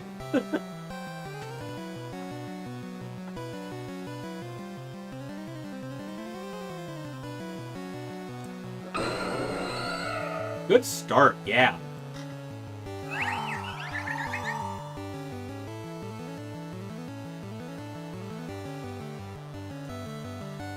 Alrighty. We can see from here, Incineroar will be pulled back in favor of the King Gambit. Floette going for Protect, expecting a Steel move out of the Excadrill here. Aerodactyl going for the Rock Slide again. Only connecting with the Gambit, barely doing any damage to it. And Excadrill will go for the Iron Head into the Floette as Sammy predicted.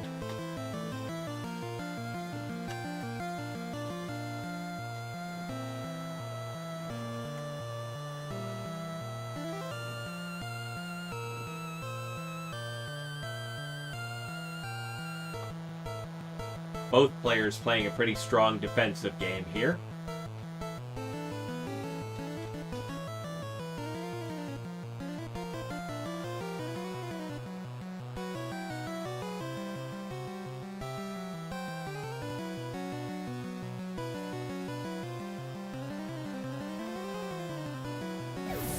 Gambit already coming back. Incineroar gonna come out again. Get that extra Intimidate drop. That'll be a Rock Slide out of the Aerodactyl once more, doing quarter of Incineroar's health with that hit. Floette getting dropped to 63%. Floette going for that Moonblast. Right into the Aerodactyl. Not quite enough to pick up the KO, though. Does get the special attack drop. Not that that matters. That will be an Iron Head into the Floette, just barely missing the KO with that -2 attack power.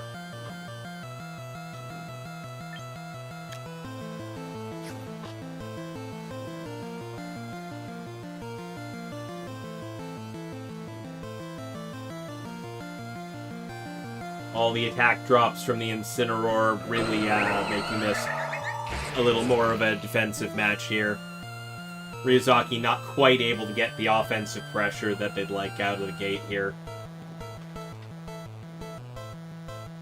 But looking at their team, trying to swap out into anything else right now is a bit of a risk. Floette going for the Protect this turn, save itself from the Rock Slide. But that should probably KO the Incineroar. Nope, just barely shy of KOing the Incineroar.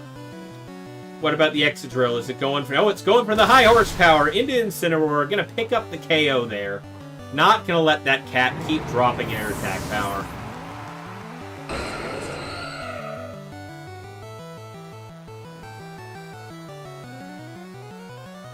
Will this be the Gambit coming out again? Or do we have someone else in the back?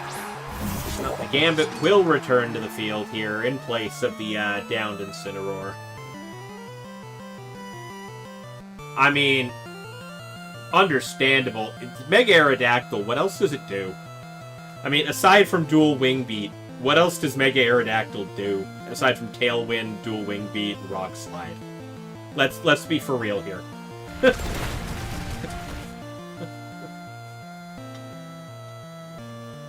Floette will get taken out by that Rock Slide. Gambit still only taking some chip. Excadrill getting the Iron Head in, not doing a whole lot. Not sure why we went for the Iron Head, not for the high horsepower.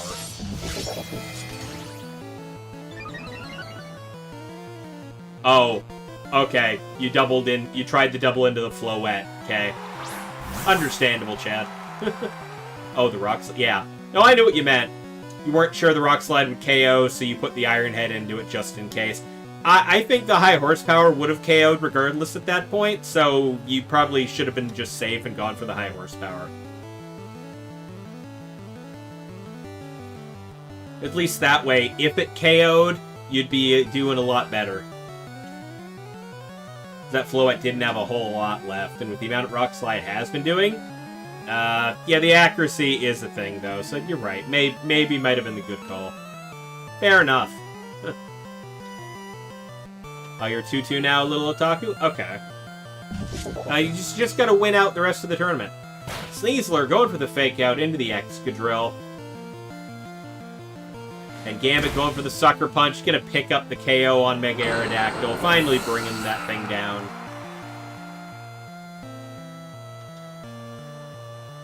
Meaning Ryuzaki gets to swap into the Oranguru.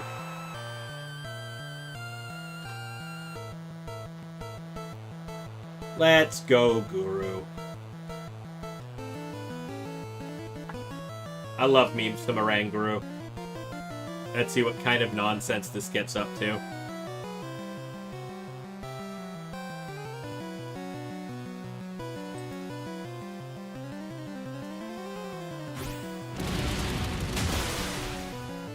Excadrill gets absolutely obliterated by that close combat.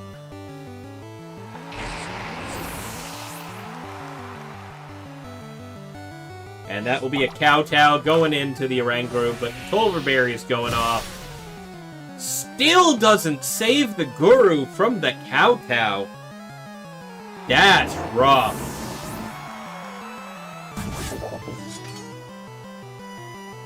Well,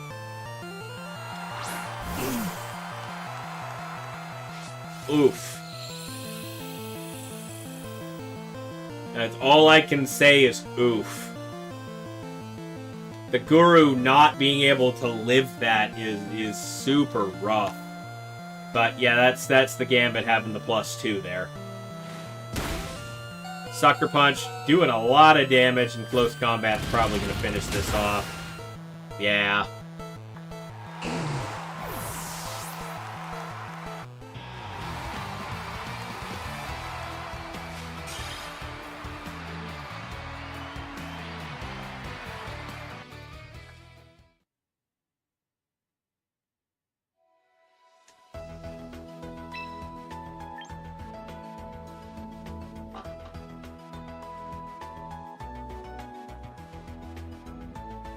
Yep, we're gonna get that one match up for Sammy here. It's Sash Sneasler too. Wow. All right.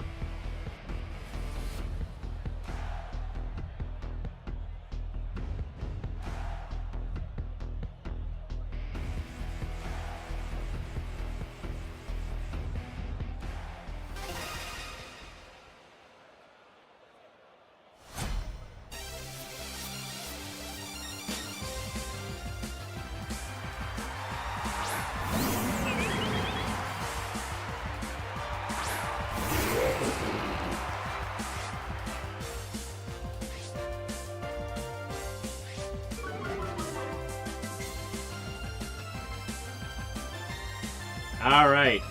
Starting off the round this time with Excadrill, Oranguru, and meanwhile we got Floette and Incineroar on Sammy's side of things.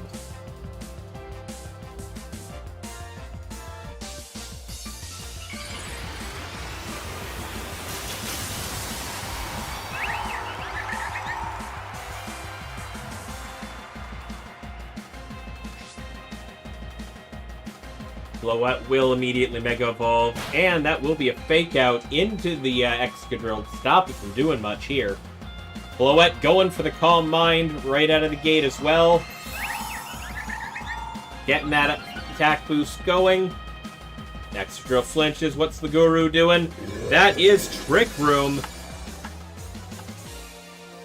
Slowing things down a bit. The Excadrill still a little fast for the Trick Room, I think.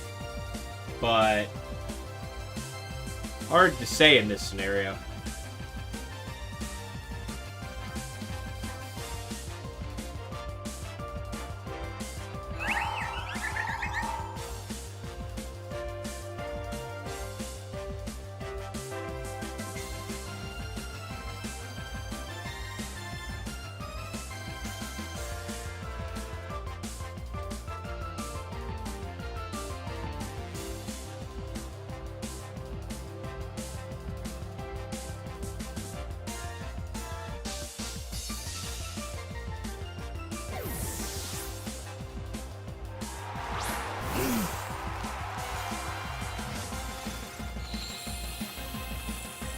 Overkill has come out in place of the Oranguru. And we got the Sinistcha coming out in place of the Incineroar. Floette goes for the Protect. That'll be an Iron Head into the Protect, I'm sure. Nothing really happens except that slowing down. The Torkoal, however, is going to be a problem for Sammy. I see the Sinistcha probably came out to try and swap the Trick Room out, but Torkoal's going to go first and just obliterate it if it tries. Eruption going off. Not doing as much damage to Floette as I would have imagined it would. But it doesn't need to, because Excadrill just comes in with the Iron Head, leaving it on 1%, but the Floette flinches. The Iron Head flinch. Oh my god. Oh, it lived, but it couldn't do anything for it. But Incineroar's coming out right now with the fake-out pressure again.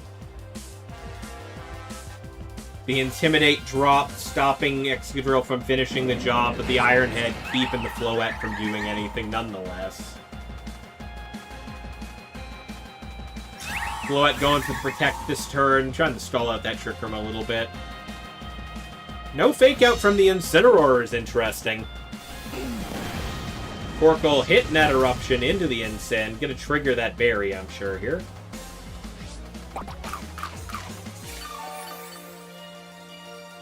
And that's gonna be a Flare Blitz into the Excadrill, wiping that thing easily off the field.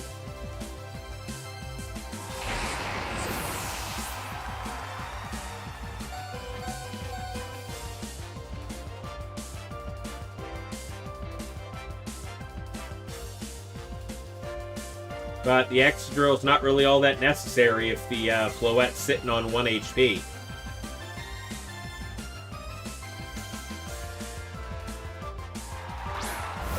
It is the Drampa coming out.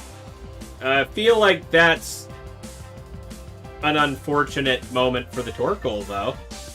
Or what? Does Cloud9 only remove the opponent's weather? Because, Mega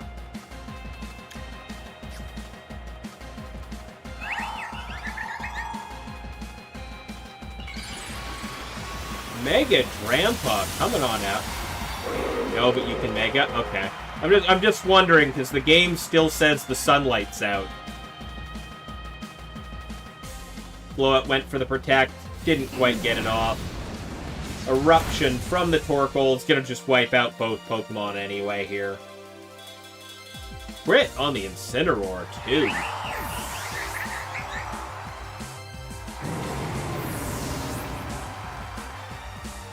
And a Calm Mind from the Drampa, knowing full well that nothing was living that turn. But we got no more Trick Room.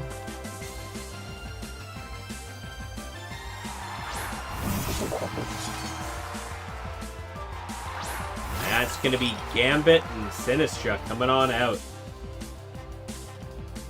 If that Sinistra's got Trick Room, it's going to be a little harder to get Trick Room back up. But I feel like Ryuzaki's got enough of an advantage here that it doesn't really matter at this point.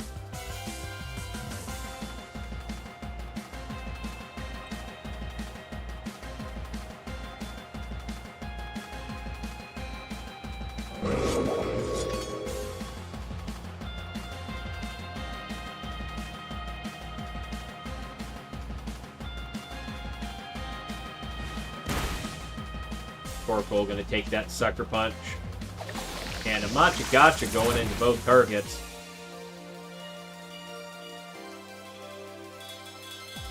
That'll be an Earth Power out of the Drampa, completely obliterating the Gambit.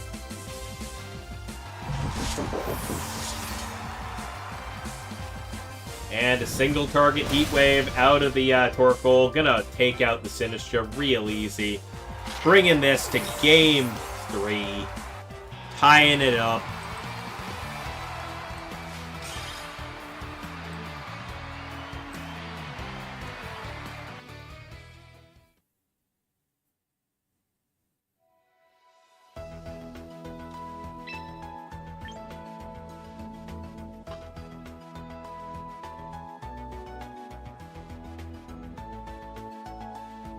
Alright, let's get spectating.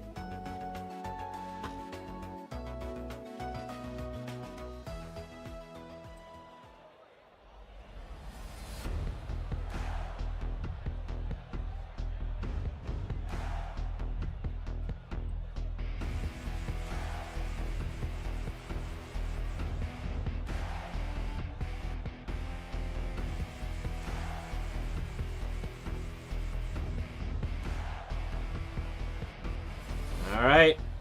Will Sammy be able to come up with a game plan to take that on? Or could we just have this in the bag for Ryuzaki? Well, let's find out.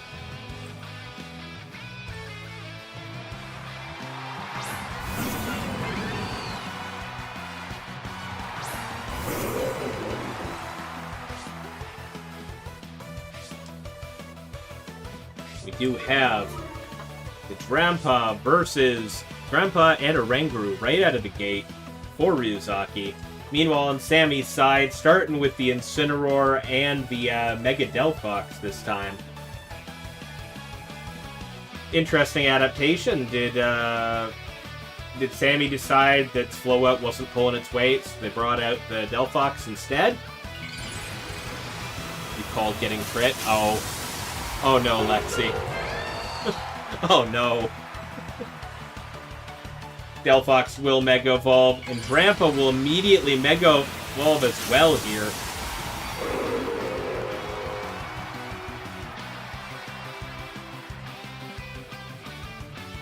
Delphox immediately going for that nasty plot, turn 1. Nope. Okay, giving up the turn to boost that damage. That'll be a Darkest Lariat from the Incineroar. I'm pretty sure this will not KO. Yep. The Gambit was an exception because it was already at +2 when it happened. But had to calm mind from the Drampa as well. First Wolf, he knows Pyroar. Oh god. And that's a Trick Room from the Oranguru. Gonna put the field conditions in Ryuzaki's favor here.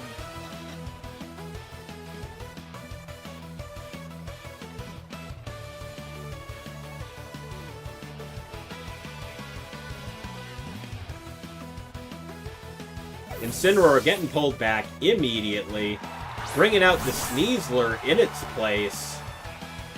And a Hyper Voice, knocking the Sneasler and the Delphox down quite a bit. And that's going to be an Instruct. Oh boy. That Stab Hyper Voice with the Instruct backing it up. That's a lot of damage incoming. This is why I love Guru, people. It sets up Trick Room, and then it just lets the Trick Room sweepers just roll over. Yep, Sammy already knows this isn't going in their favor at that point. Which means we have a forfeit, and immediately that's game 3. Ryuzaki taking game 3, winning the round 2-1. Yeah, they saw Drampa start steamrolling and said, no thank you. No thank you, I'm moving on to the next round. I'm just gonna go ahead and move to the next round, please. You think you'd play better under pressure? I mean, fair. That's super fair, man.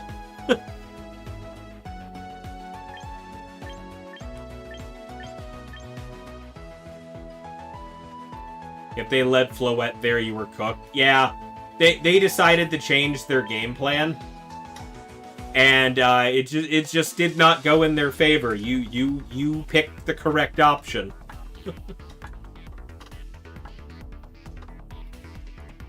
They decided that they wanted to bring the Delphox instead, and you just started steamrolling.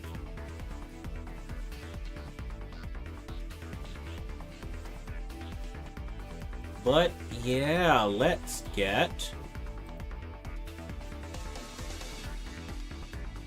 Ryuzaki's team up on screen here.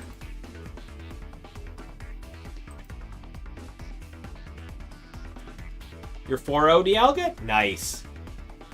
You're really weird with Delphox teams of, like, no answer. Yeah, exactly.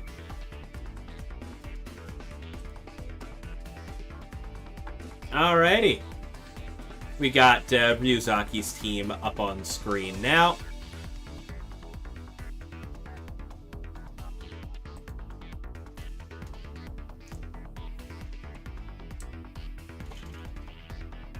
Oh, Oreo, you're 2-2?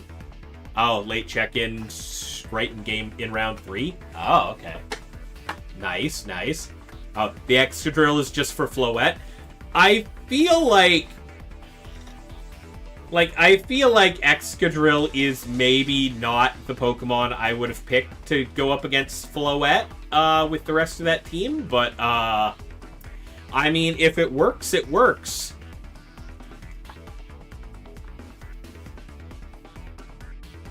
Oh, and into sand. Yeah, I get. Yeah, because you got Sand Rush, boost your speed out of Trick Room. Yeah, okay, I understand. We got the Colberberry Oranguru for that extra dark resist, inner focus, so it can't be flinched, can't be intimidated. Foul Play, Psychic, Trick Room, and Instruct. That's a lot more attack moves than I usually see on an Oranguru, but I get it. Ah, team struggles with T-Tar. Okay. Yeah, you don't really have a fighting move, do you? Oh, you do. Yeah, the X-Drill has Brick Break. Yeah, alright, understand. Hack Instruct. Foul Play, Mog's Bass. Yeah, no, I feel that. That's why usually my Oranguru runs only Foul Play and like 3 support moves whenever I run it. Foul Play is just good to have. Psychic isn't doing much unless it's super effective into whatever target. I find I'm usually I have found a lot of success running after you on my Oranguru, so that my faster Mons can also operate properly in Trick Room. Oh yeah, OH killing Sneasler with it is good, yeah.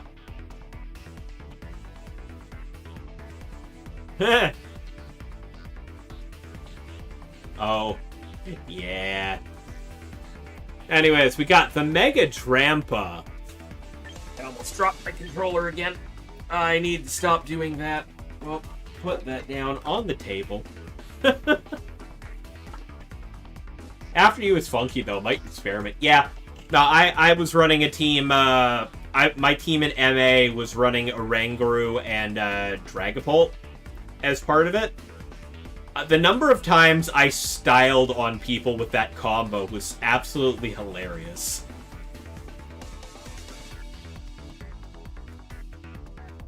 Like, I'd start wrecking them with that. Oranguru would attack. Then I got the Trick Room up, and I after you'd into Dragon Darts and just wiped their team. It was great. There's like no sand in MB, thankfully. Got someone with Twin Beam on their Sash Sneasler at locals. Ooh. Lowe's team sheets, look on their face is priceless. Yeah, that's what Twin Beam is good for. Like, screw your Sash.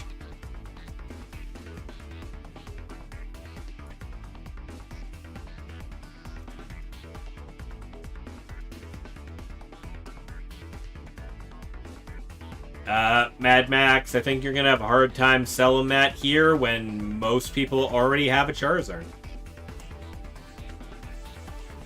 I mean, that's just something they were talking about like weeks ago. They didn't really bring the Hydreigon to the Invitational, but it's a strategy they've been talking about for weeks.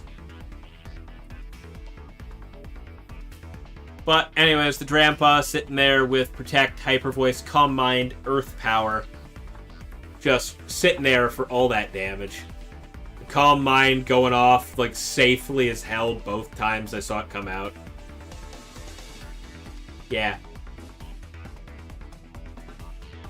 Torkoal with the Eruption, Heatwave, Solar Beam, Protect. Yeah, that's my Torkoal. That's my Torkoal. I understand. Mega Aerodactyl. We're running Rock Slide, Ice Fang, Wide Guard, Dual Wing Beat. Okay, I take back what I said about the Aerodactyl earlier on in the match. I said, realistically, what's Aerodactyl doing except Rock Slide, Tailwind, and Dual Wing Beat? But Ice Fang and Wide Guard are nice. Oh yeah, no, Torkoal with Oranguru. Chef's kiss. Mwah. just double up the Eruption.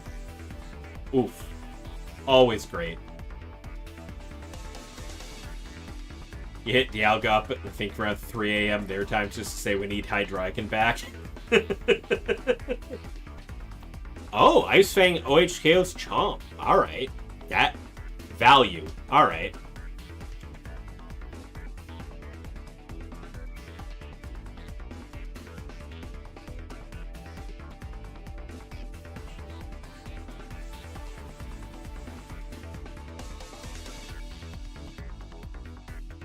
Anyways, we got the Sinistra, Citrus Berry, Matcha Gotcha, Protect, Rage Powder, Trick Room. The standard Sinistra set, realistically, it's. I've had some success running Strength Sap on that as well, just for some damage control instead of the Protect, but I get the Protect. And you got the Extra Drill with the Focus Sash, specifically there, as you said, to deal with the Floettes and the Sand teams. Brick Break, High Horsepower, Iron Head, and Protect. Yeah, you had Life Dew at 1.2, yeah. I never found the Life Dew did enough to make it worthwhile. Oh, yeah, to keep doing that? Oh, yeah, I remember that. I used to do that with Comfey and Galarian Moltres a lot back in Sword and Shield. So I understand the thought process. At 3:30 in the morning for them, you sold them on it once they woke up just for you to play at a tournament and make the stupidest finals. It's tough to get going, but once you do, you just steamroll. But you have a lot of steamroll ability on this team as it is. If you get Trick Room up and you're sitting there with a Rangaroo Drampa or a Rangaroo Torkoal, you're just wiping most things off the field immediately.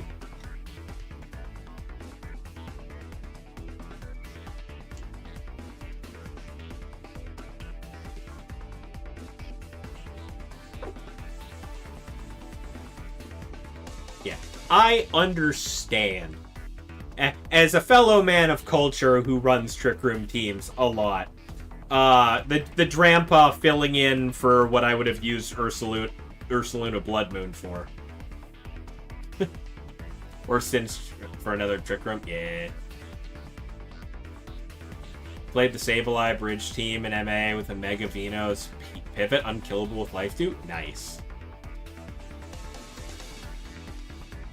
Alrighty, what do we got going on right now? Art and the game are currently playing each other 1-1. Pomoko and Tim Bucket are currently 1-1 as well. I know they had a team sheet error game 1, but that's been settled. We have Dan versus Money at 1-1 as well. We got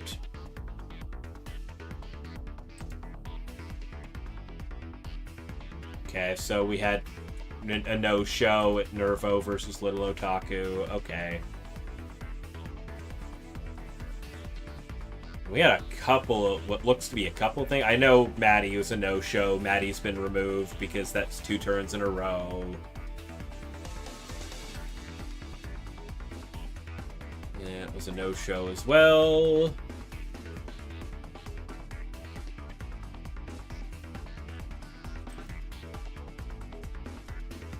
And that's a no-show as well. Okay. We got 3 matches remaining. All of them are 1-1 top table games.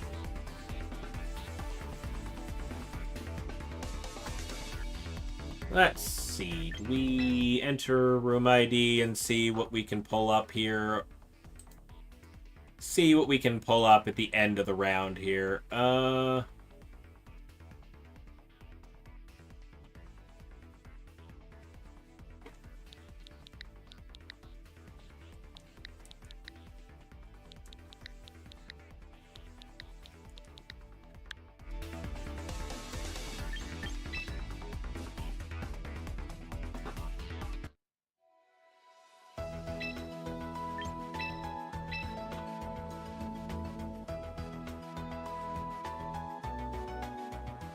Alright, we're gonna check what's going on in the top table.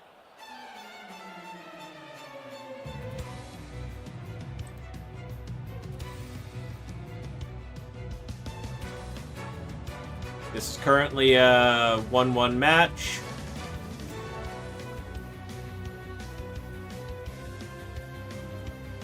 And both players are down to their last 2 Pokemon. Gengar is looking rough, though. Oh, it's Perish Trap team. Oh, it's a Perish Trap team. Oh, no. How many turns do we have? Sucker Punch fails because it's protected. Blastoise going for that Water Spout. Yeah, Gengar don't look very happy here. That Water Spout not doing a whole lot to the Politoed. Politoed also doesn't have Rain up currently. Politoed going for the Encore, gonna lock Blastoise into the Water Spout. And that's Perish count at 2.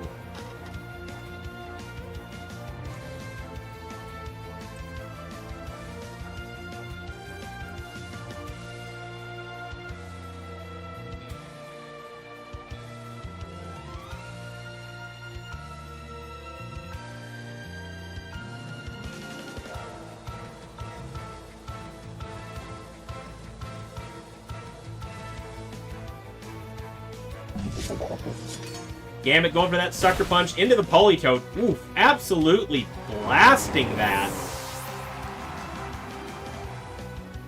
And Gengar going for the Disable. Oh. The Water Spout has been disabled, but it is also encored into it, so that's all it can do. Oh, King Gambit's at 0. Oh. Oh, no. I mean, Blastoise just struggles now and the Gengar dies, right?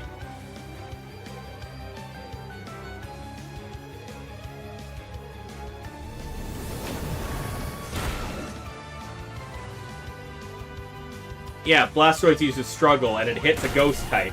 Yeah, there it is. Yeah, Jimmy still wins because Struggle hits Ghost types. Blastoise. Alright, so, Dialga, Rusty's running a Perish Trap team. Gengar had next to no HP left. Gambit only had 1 turn left. Because Gambit had a lower Perish count than everything else on the field. I guess Gambit got Perish Songed before the Blastoise hit the field.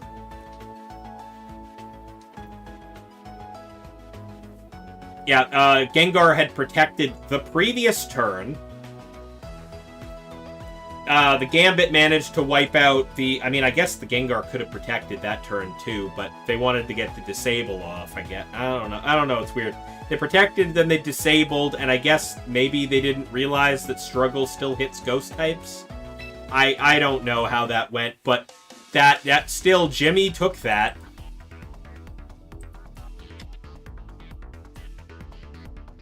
Yeah, they could have protected again, yeah. Oh, but Gengar also would have just dropped it. Oh, yeah, that also.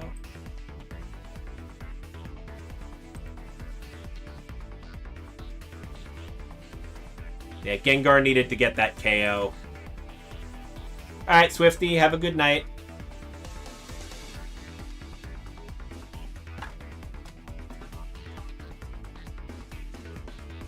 Yeah.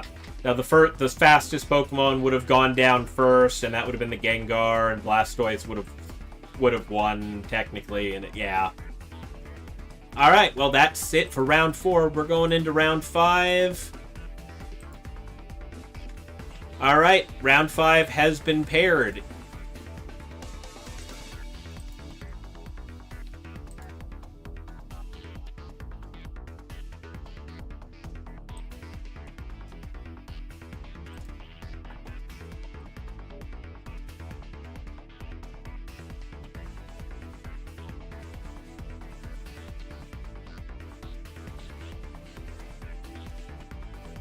Alright, it's been announced in the Discord. Well, we're just starting round 5, Joe. There's 6 rounds of Swiss into top 8, so technically there's 5 more rounds to go, including the one that we're just starting up right now.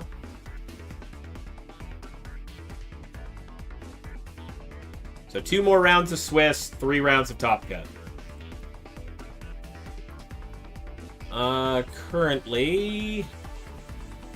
I mean, man, I'd love to show Dialga, but he keeps getting paired against people I've already shown. I'm not gonna do that.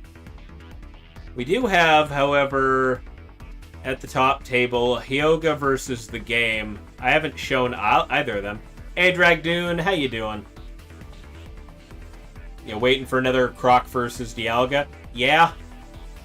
I mean, Croc's 3-1, Dialga's 4-0 right now. That's very possible in Top Cut. I feel like we just go and watch Hyoga versus the game.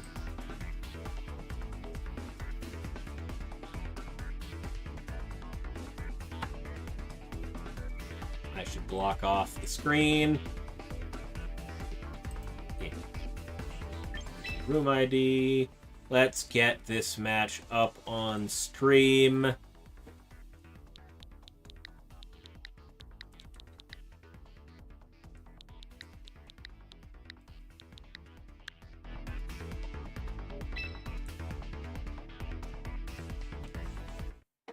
mean, we're going to see Jimmy again. We'll see how Jimmy does against a different opponent this time.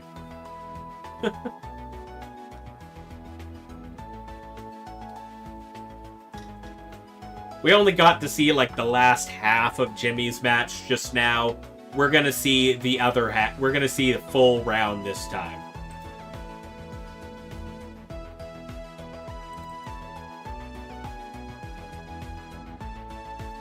But yeah. Hey, Dragdoon, how you doing tonight?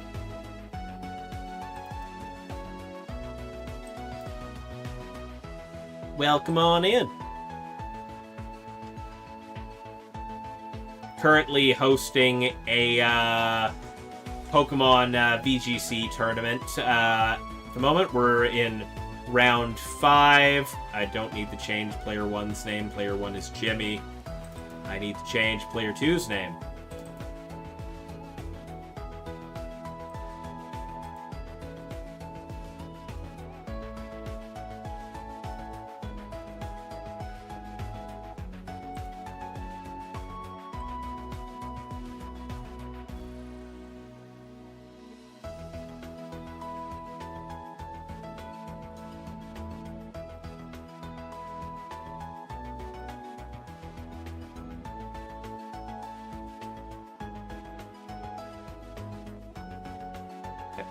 Mouse would stop doing that. Actually, let me look at something. That would be great. There he is. Okay.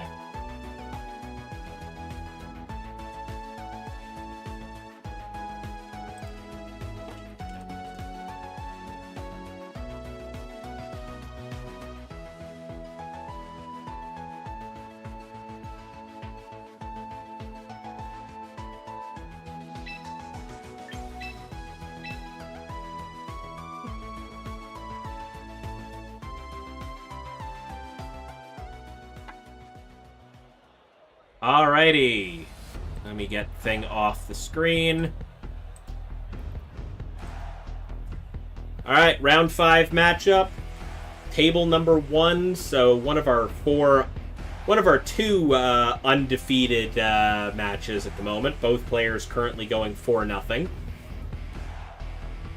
We have Jimmy, who we saw a little bit of their team, the Blastoise and the Gambit. At the end of that last match, we jumped in on to see what was up. And meanwhile, they're up against Hyoga, or Ensign Fan, who seems to be rocking the exact same team, but shiny. This is like an absolute mirror match. Okay. This should be interesting.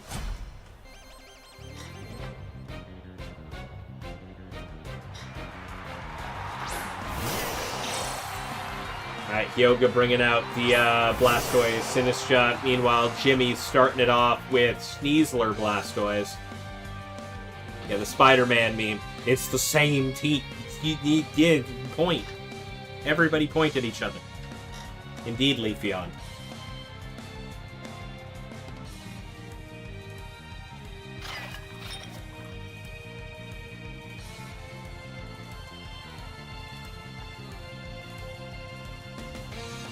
feels like the Sinistcha is just an answer to the fact that the Blastoise is there.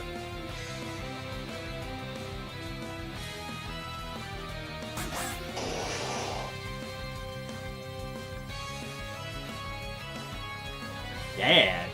What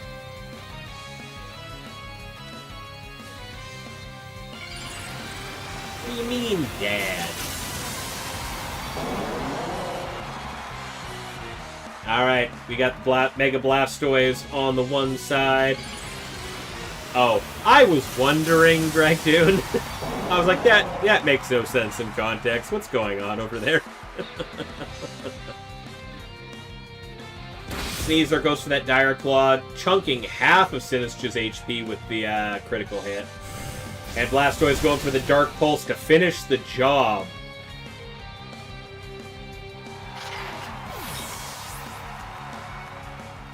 But that's leaving Kyogre's Blastoise chance to use Shell Smash, dropping its defenses, raising its attack and its speed. That thing's gonna be a little harder to deal with immediately afterwards. Oh boy. And Kyogre's bringing out their own Sneasler.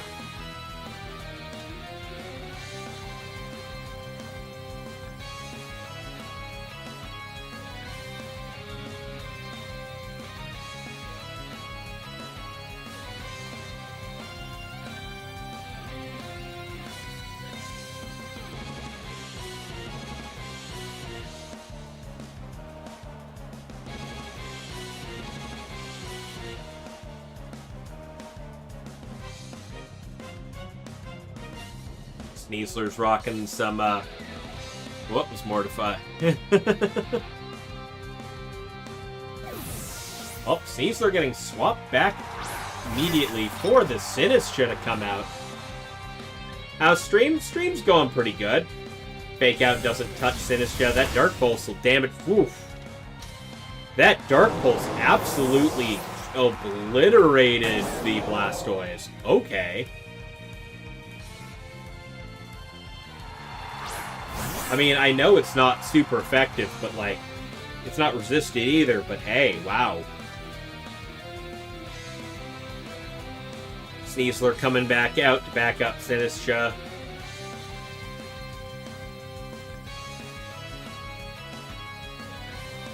Yeah, stream's going pretty well. The tournament's going pretty well so far as well. Not too many issues popping up, at very least.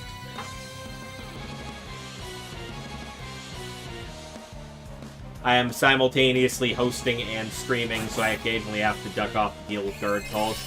Sneasler pulling the Quick Guard to protect from Fake Out. And, yep, Sneasler gonna not be able to Fake Out the Blastoise, which is gonna go for that Dark Pulse into the Sinistcha, just completely shredded.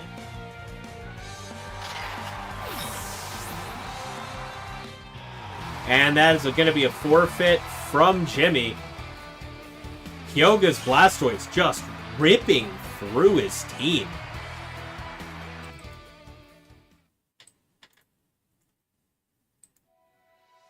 Yeah, Big Man Blastoise indeed, Joe. Big Man Blastoise indeed. Just, wow, that thing is shredding through Jimmy's Pokemon. All it takes is one Shell Smash, huh?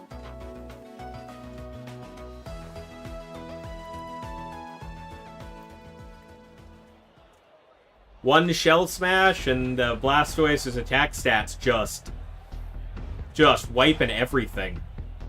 You just lost to a Hyper Beam miss? Oh. Alright, Dialga, you got this. I believe in you.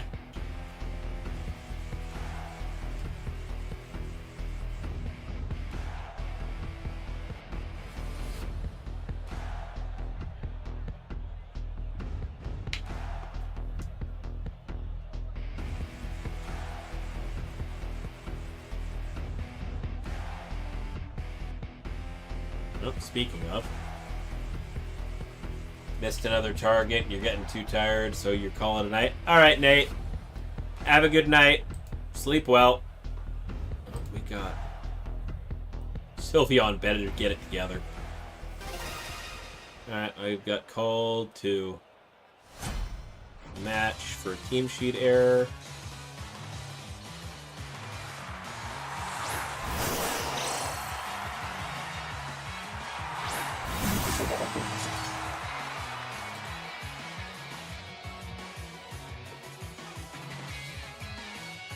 Another no-show? Wow. Alright, little Otaki. You just gotta either one more win or no-show, and you got this.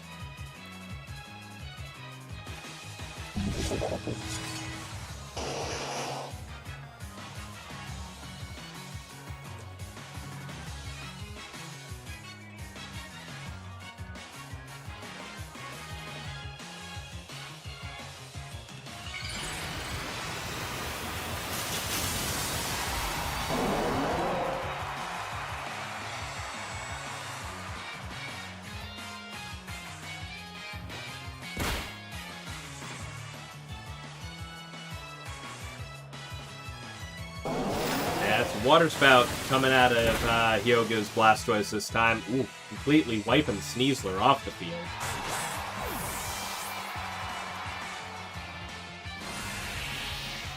And a Kowtow into the Blastoise. Gonna do about half of its HP.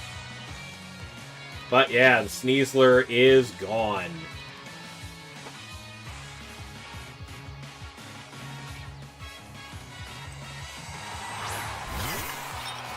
Not frequently we have team sheet error calls in round 5, but here we are.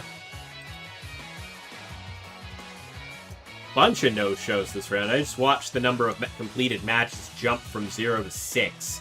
So, bunch of no-shows at the lower tables, it looks like. I'm gonna have to go through and prune the player count once this match is over.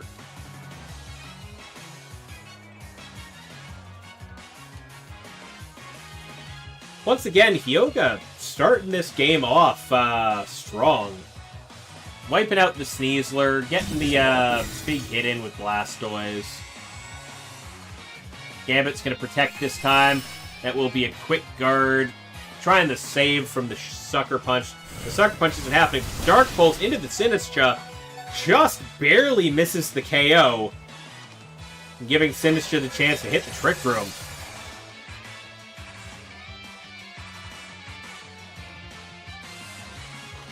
Giving Jimmy a bit of a speed advantage here. But I don't know how well it's going to go with that. They are running a mirror, so they should have pretty similar speed tiers. I mean, Blastoise and Sneasler are definitely faster than Gambit and Sinistcha, but Sinistcha goes for the Rage Powder to take a hit. We get a Kowtow into the Blastoise, finishing it off before it can do anything else. And that will be a Poison Jab out of the Sneasler, taking the Sinistcha out, allowing Jimmy a safe swap into their last Pokemon, which I would assume is either Blastoise or Delphox.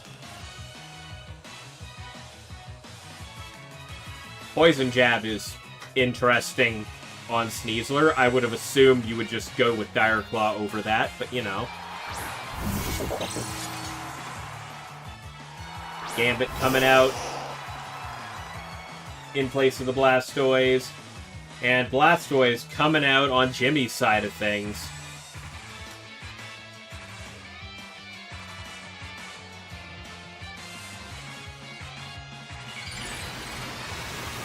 We will see the Mega Evolution from the Blastoise.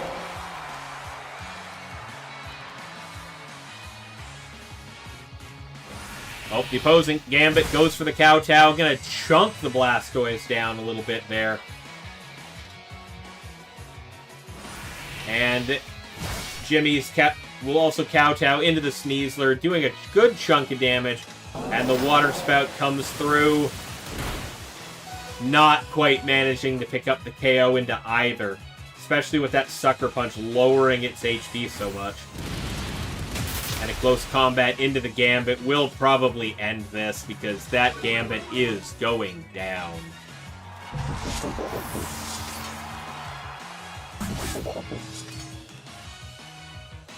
Well, we already know the Gambit underspeeds the Blastoise in Trick Room. That's the end of it.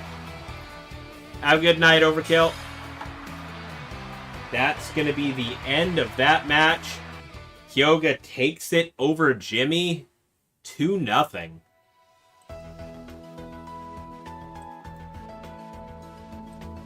The mirror match, it looks like Hyuga just had more experience with the mirror match. Oh, what's going on now? We got another match call? What's going... Oh, Hunter.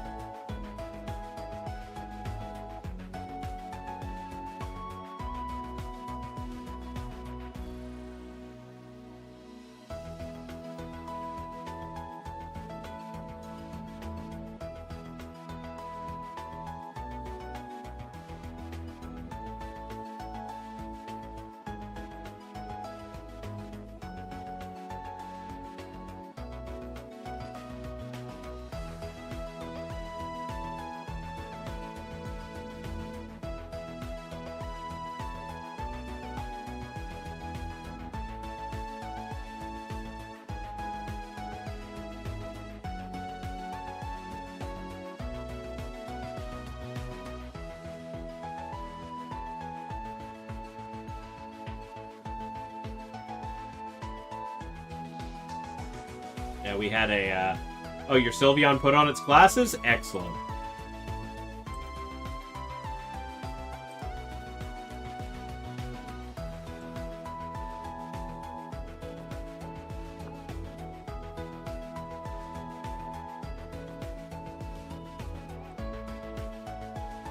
We had another team sheet error. Sylveon put on its glasses finally for Dialga, apparently. That's good. Let's see. Let's pull up Hyuga's team. Why did that not click the window? There we go.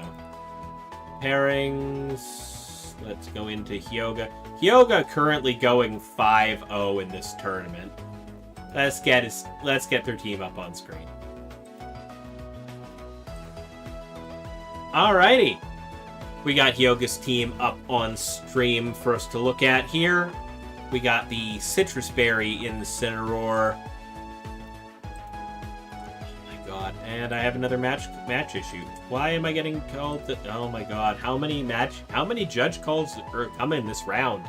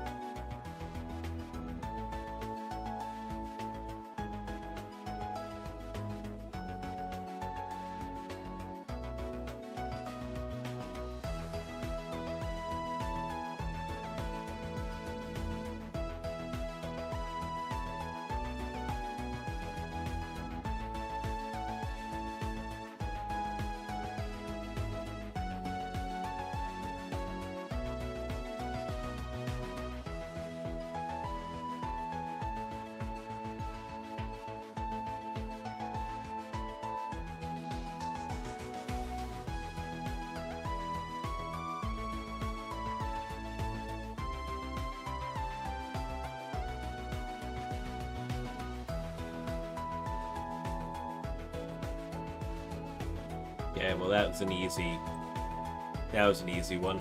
Okay. They realized that they messed up, and that was that. Okay, anyways. Incineroar, Citrus Berry, Flare Blitz, Throat Chop, Parting Shot, Fake Out. Alright, yeah. Makes sense to me. Throat Chop, but I see people flipping back and forth between Darkest Lariat and Throat Chop lately, but I understand both. Both kind of make sense. You're 4-1, Chadster? Nice. Oreo, you're 3-2? I mean, God. From 0-2 to 3-2, that's a pretty good run. Kinda nutty run.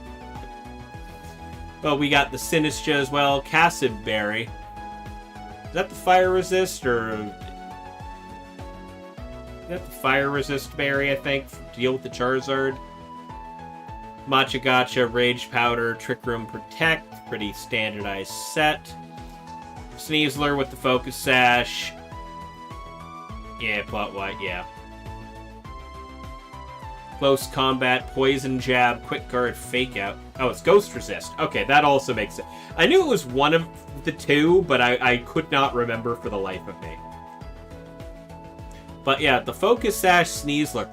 Poison Jab over Dire Claw. I know I commented on it during the match, but that just feels weird to me.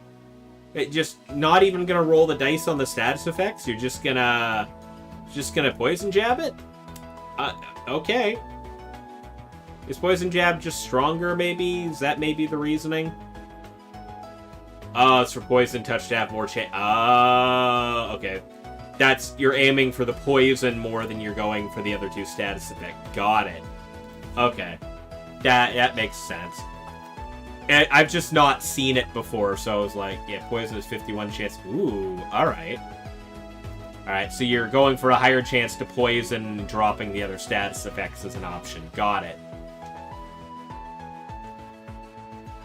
Anyways, we also got the Life Orb, King Gambit, Kowtow, Sucker Punch, Swords Dance, and Protect. All that extra damage on the Swords Dance possibility. The Mega Delphox, Timid for the extra speed. Heat Wave, Psyshock, Nasty Plot, and Protect. Makes sense. I just feel weird with Psyshock being the only Psychic move on that Pokemon. But hey, I understand. You get the physical and the special going, so you can pick and choose. And then the Mega Blastoise with the Rain Dish as the base ability, Modest Nature, Water Spout, Dark Pulse, Shell Smash, Protect. Yeah, that Dark Pulse proved its ability to just end things, too, with that Shell Smash under its belt. So, hey, it worked out pretty well for him. I ain't gonna question it too hard. Now, let's double-check the number of no-shows we had. Okay, I know Penguin is a no-show by accident, so I'm not going to worry about that. Who were the no-shows from last round that I have to deal with anyway? We got Mobius, Maddie's already gone, Gumborns, and Nervo. Any of those also the no-shows from this round? Yep, Mobius, Nervo, Dumbors. And neither player showed up.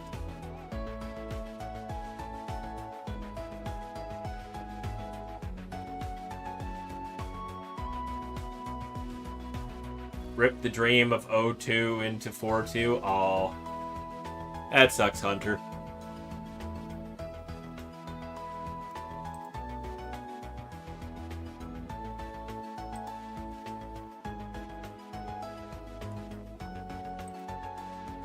Well, let's get these. Oh, hey, Pomoko. 4-2. There are six rounds of Swiss. Hold up, I did set that, right? I'm pretty sure I set that to 6, right? Now you've got me questioning that. Yes, it's set to 6, okay. Yeah, there are 6 rounds of Swiss, so 4-2 is the pass to cut.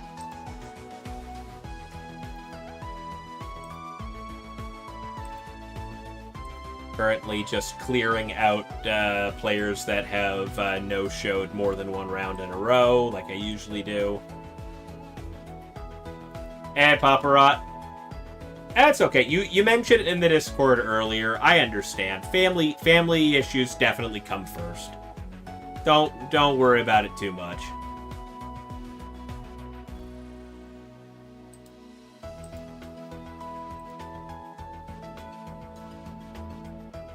Okay, so the 3 obvious ones are gone. Who was the other one who no-showed last time? Okay, so Nervo's gone, Dumbledore's is gone, Maddie's gone, Mobius is gone. Okay, so yeah, that was it for that. So it's just we have a couple of new no-shows. Penguin doesn't matter. I already know what happened there. He already told me. We have a no-show in... Oh, El Sammy. Oh, Sammy from the last round didn't show up to this match. I guess they decided that was it for them. And Liam also didn't show. Okay, so those are the new ones. If they don't show up next round, they're out. But I give everybody 2 rounds. If you no-show 2 rounds in a row, you're out. I just dump you from the tournament. I don't want to have... I want to clear out the no-shows as much as possible. Like, Little Otaku's having a streak of them here. That's okay, Ryuzaki. It happens. That's literally the way that these tournaments go. Oh, you got the down pair, too. Oh no. Well, you're 4-1. You had the down pair. Is Dialga winning? Well, Dialga is currently 1-1 against Carney. In, Oh, hey, Nico. How you doing? I see you won your round. Thank you very much for the follow. Much appreciated. Yeah, Dialga is currently undefeated, but they're currently 1-1 in their round 5 match against Carney, who is also going undefeated. So, Dialga's doing pretty good regardless. Meanwhile, who's still running? Yeah, Dialga's match is still going. Croc's match against Sinker is still going. We have Lucas versus Chandelier. I know got delayed because of a couple issues, so that's still on. Santiago versus Dan Pardo is still happening. I need to get off this menu. Thanks for hosting the tournament. No problem, Nico. We're here every week. We do this because we like to do this. Anyways, good space for waiting until the next round is ready? Yeah. Also just fun for me, because rather than just sitting around staring at Limitless out of the corner of my eye all night, I actually get to watch what's going on.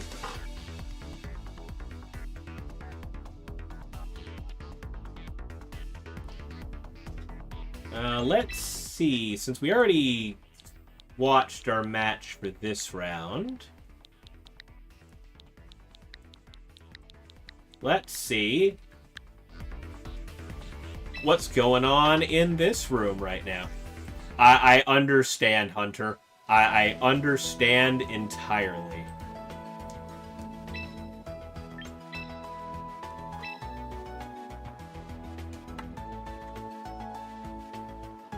Yeah. It's 9 p.m. because that's the only good time I have to do it consistently. Alright, well, looks like Dialga's, Dialga's 2-1 currently. Sneasler going for the close combat, not managing to touch the Garchomp too much. And that's going to be an Earthquake.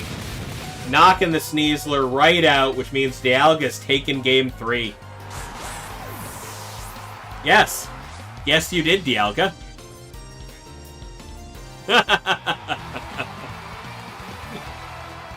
Yes, Dialga. Yes, you won. We've noticed. We were waiting to see who was. We were waiting to see get to the end of the round, And figured, hey, why not drop in on Dialga's match, see what's going on. We got here for the last move. You're lucky you work in rotating day and night shifts. It's fine when you're on nights, but punishes you 5 a.m. Oof. Yeah.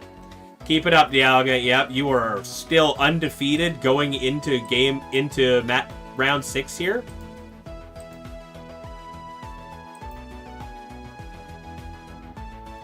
So you're doing pretty good, which means you're going to be... You're definitely up against Hyoga next round. The two undefeated players, unless you've already played each other and I'm not aware of it, the two of you are definitely playing each other next round. Well, no, actually, if you played each other, you wouldn't be undefeated. So, yeah, okay. Yeah, both of you, you're definitely playing next round, 100%. We got Croc versus Sinker still in Game 3. Lucas versus Chandelier happening as well.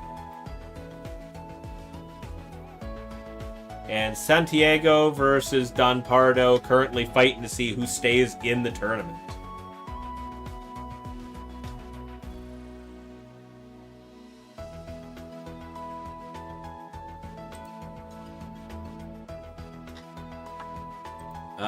Well, let's see. I mean, Croc versus Sinker is... Okay, that just ended. Croc... Oh, Sinker took a win against Croc this round.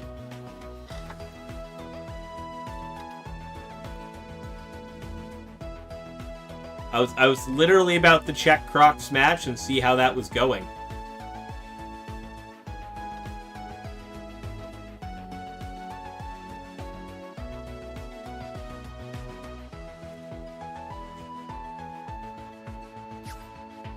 Which means Croc being in Top Cut is going to be down to resistance, it looks like. Well, let's take a look at Lucas's match still ongoing then. I'm not even going to bother hiding the code this time because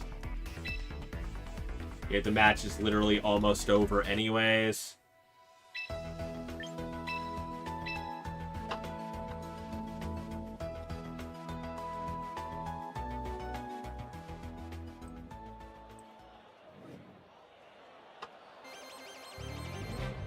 Oreo versus Croc round 6, maybe. Okay, well, this is so far currently 1-0 in Lucas's favor, it looks like.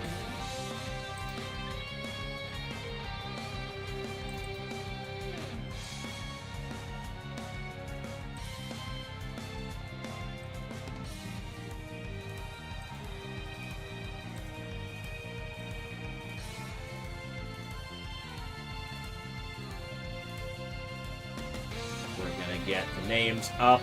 The game seems to be loading. What's happening?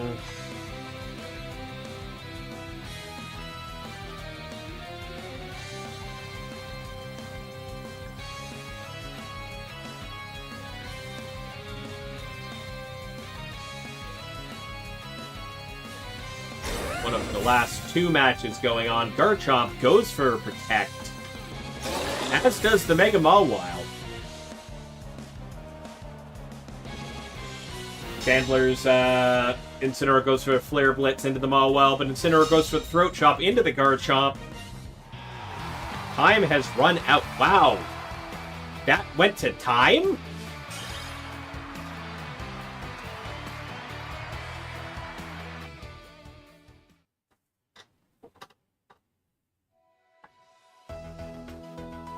That game went to timer?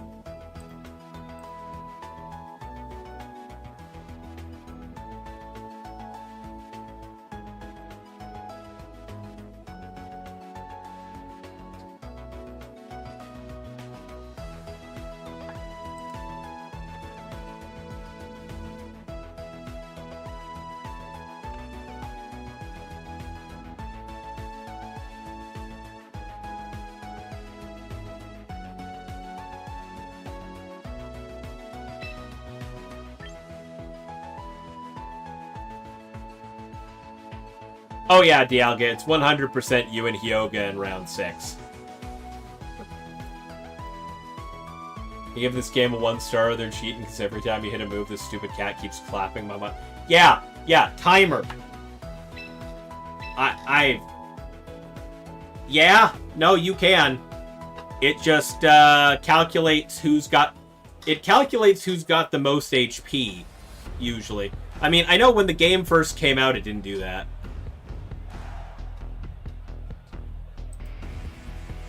I think when the game first came out, the timer would just call it a draw, but I think they fixed that with the MB update.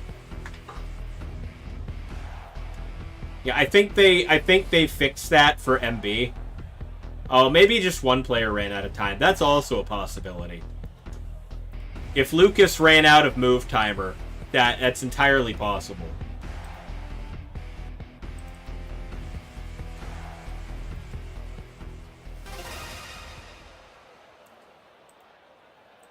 Yeah, I've never seen a lot. I haven't seen a lot of timeout wins or losses or at all in this game so far. So it could be a lot of things. I'm not sure how that went down, but the game did give a win to Chandler. So yeah, exactly. Understandable, Lucas. But you're like one of 2 remaining matches, so I figured I'd jump in and just see how it was going on stream. So we were there for that timeout. First time I've ever seen that happen. Mega Ampharos. Okay. Alright, I'm in.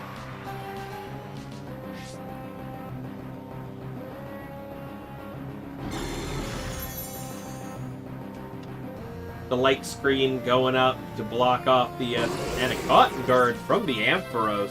Gonna boost its defense. And Trick Room from the Farigiraf. I'm here for the Mega Ampharos. That's just cool. Where's Mystic? Where's Mystic VGC? She would be absolutely ecstatic to see this happening right now. Farigiraf using the helping hand, giving Ampharos a boost. And Dragon Pulse into the Incineroar. Not doing a whole lot, honestly. Yeah, Mega Fabulous. A foul play from the Grimmsnarl into the Farigiraf. Gonna get lowered by that Culver Berry. Not doing a whole lot here. And a parting shot into the Ampharos. Gonna drop that special attack back down a little bit here.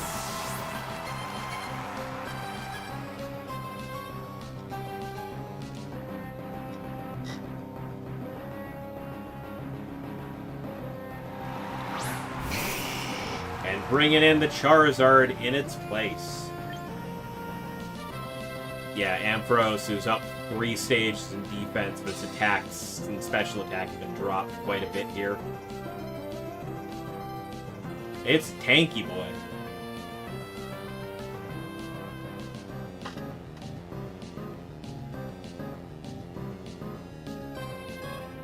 Farigiraf going to protect this turn. As is Charizard. Ampharos going for a Thunderbolt.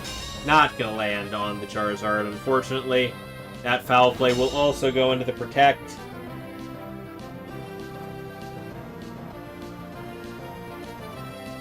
Both players, both players blocking a lot of damage. Not a lot of big hits happening so far, unfortunately. A lot of damage control, a lot of defense buffs. I can see why this game might have gone to timer previously. Farigiraf will get recalled here. And Incineroar's coming out in its place. Gonna drop that Grimmsnarl's attack. Does not matter as much for the Charizard, but the Charizard is also going to go back, bringing out their own Incineroar here. Ampharos going for the Thunderbolt anyway. It's going to chunk that Incineroar down, getting its Citrus Berry to go off and healing it back up.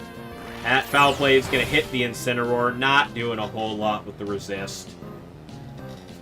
But the round timer only has 9.5 minutes left, so this could very easily go to round timer also, not just the in-game timer.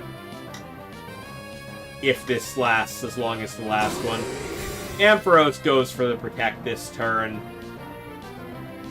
Grimmsnarl goes for the Parting Shot, not gonna land.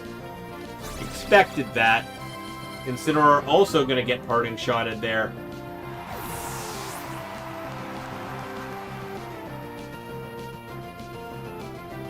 Taking the stat drop.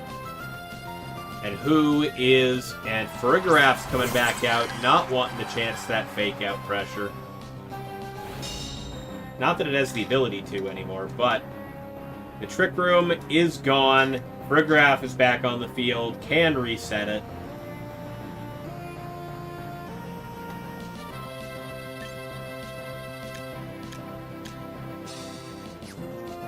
Got 3 more turns of Light Screen remaining. Ampharos coming back for the Incineroar. And drop all that attack power once again. Incineroar will Helping Hand the Grimmsnarl to try and give it the ability to KO the Farigiraf, but that's a Protect. The foul play will hit the Protect.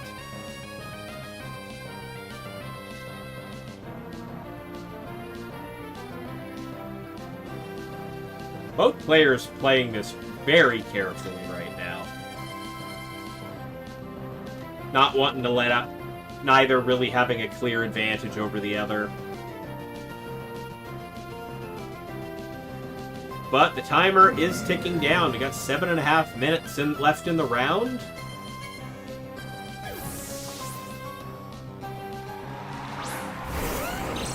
And the Grimmsnarl's getting swapped out for a Garchomp. And that'll be a Parting Shot into Lucas's Incineroar, swapping out Chandler's Incineroar for... I see it's Charizard. Yeah, it was either the Grimmsnarl coming back out or the Charizard, one or the other. That is a Parting Shot going into the Charizard slot. Gonna drop that attack power, swap the Incineroar back out. Ampharos coming in. Is that safe to do right now? Farigiraf going for the Trick Room. I mean, the Garchomp did just get swapped in. I guess he was expecting the Mega Ampharos. But Ampharos is Dragon type as well as Electric, so it can hit back against the Garchomp pretty good with the Dragon Pulse.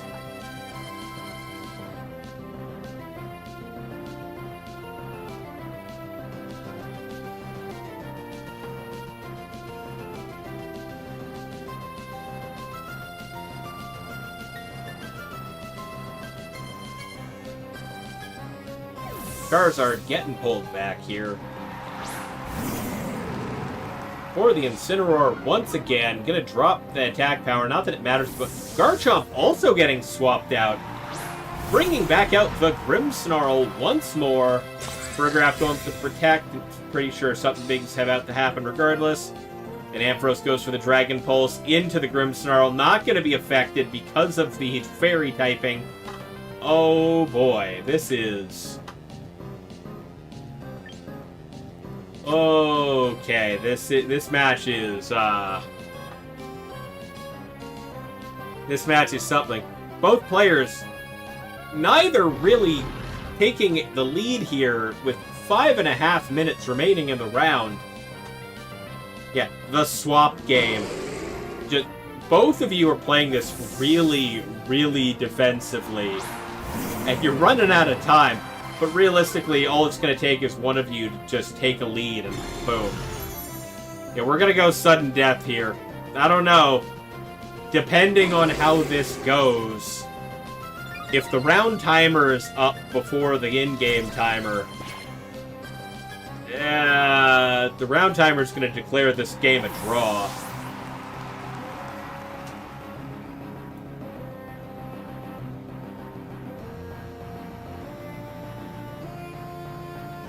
And as much as I'm in the game and I can rule one way or the other because of that, both players have 4 Pokemon remaining. Somebody's gonna take the lead in the next 4.5 minutes, or else.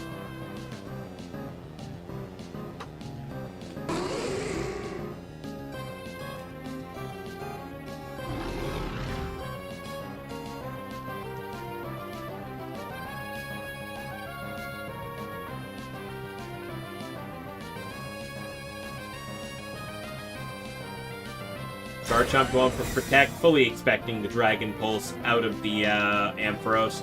Incineroar going for the Fake Out. Not gonna land.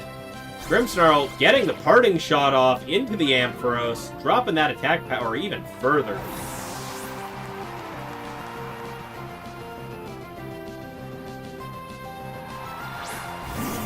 That's gonna be bringing back in the Incineroar once again. That is a Thunderbolt into the Incin slot, not doing a whole lot with all of those parting shots. Yeah, Ampharos is -2 special attack. Oh boy.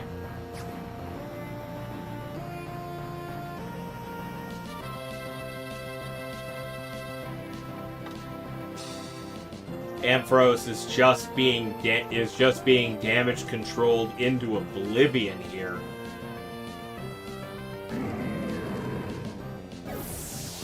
Garchomp getting pulled back in favor of the Grimmsnarl once again.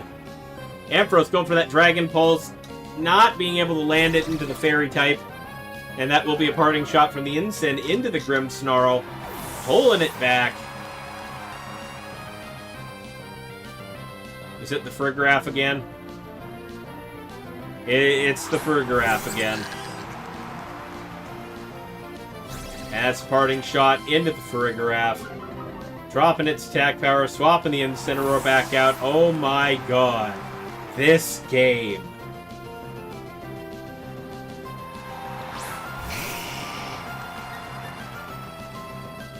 Charizard coming back out. Trick Room gone. Farigiraf back out on the field. Like, all of their Pokemon are still at, like, max HP. Almost max HP. That's the ridiculous part here. 2 minutes left in the game timer.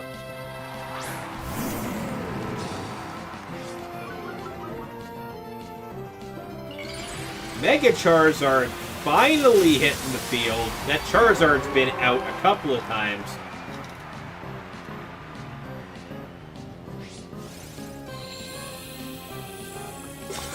Farigiraf going for the Protect, not going to chance it. He knows it's getting focused here. Charizard going for the Heat Wave. Blocked on the Farigiraf, hitting the Incineroar though. Chunking it down, triggering its Citrus Berry, I'm sure here. Well, it's a critical hit too.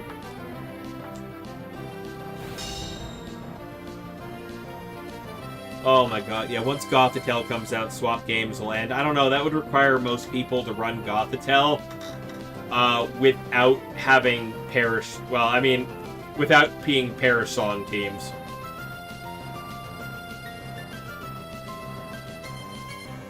One minute remaining in the round timer. This is getting close here. Charizard's getting swapped out. Garchomp coming back in. Incineroar hitting the Fake Out into the Garchomp that just came out. Grimmsnarl hitting the foul play into the Farigiraf, not doing much there, and Farigiraf will get the Trick Room off.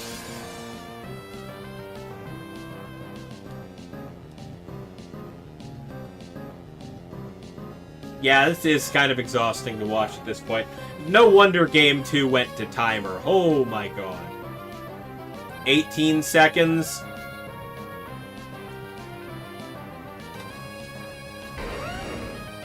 10 seconds remaining in this round. I don't know, man. Grimmsnarl getting pulled back. Charizard coming in.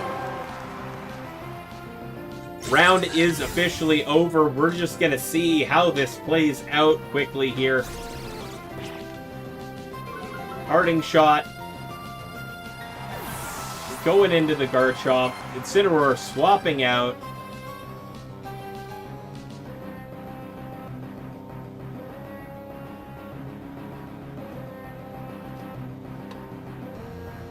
Game 2 went to timer.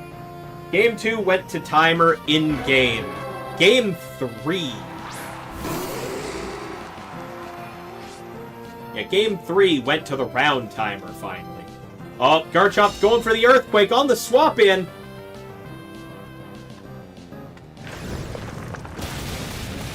Ampharos does not go down, but oh my god.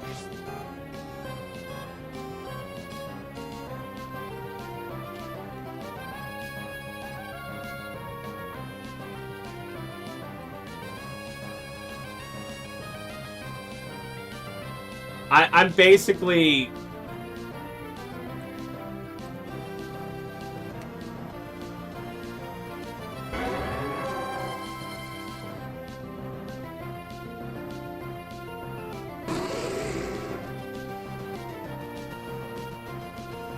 Charizard gets pulled back.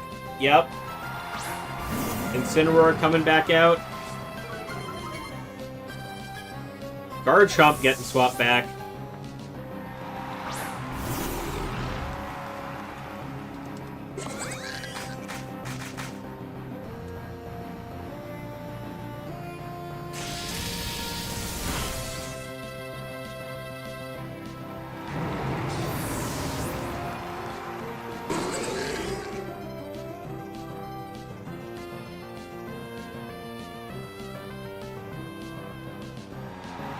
Oh, we do have an Incineroar down, though. Yeah.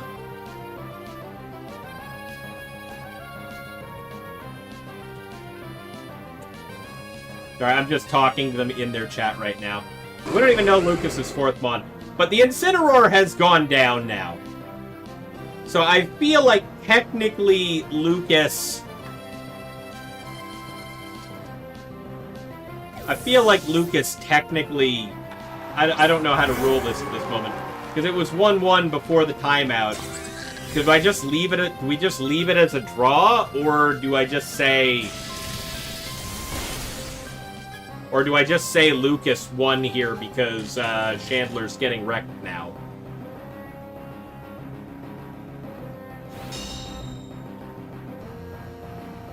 But that's the... I feel like we're at the end of the match, so I feel like I just want to see how this goes now. Because the Ampharos is gone. Yeah, it's a draw, I think. I think that's just how we have to rule it here. Because it's hard to say who's got advantage right now. Yeah. Timer's up. TPCI says it's a draw.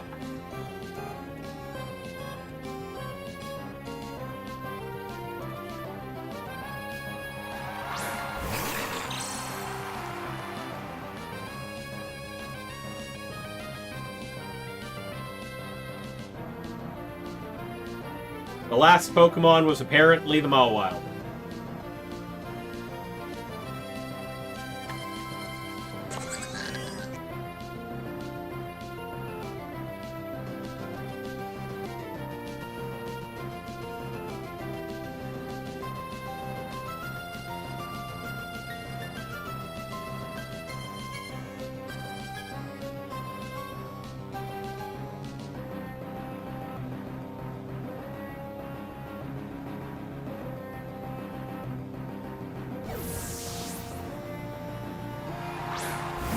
Lucas, you hear me? I know you were in the chat earlier.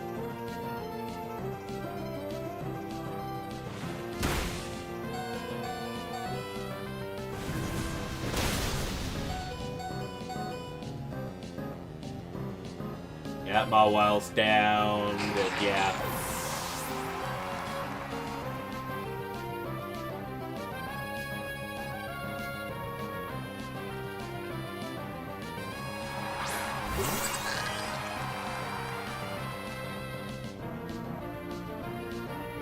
Yeah, you had the call correct, but you lost. Well, I mean, Lucas, technically, you guys went over round timer, so it's actually a draw. Unless you want to give your opponent the win on that because of the way the game's growing currently.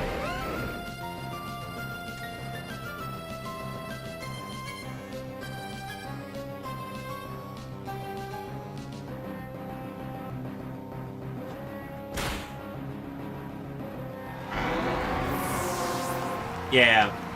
So...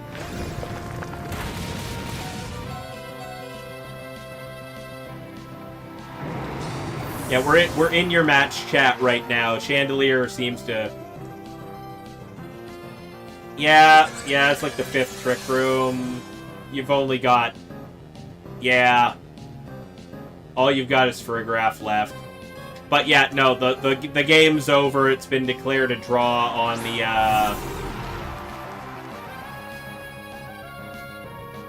yeah, this is why it went to time, yeah. We're pretty sure we're just calling this a draw and moving on, unless Lucas wants to just give the game to Chandelier. But official rules say it's a draw. Because we went over timer. I think they just wanted to play it out regardless.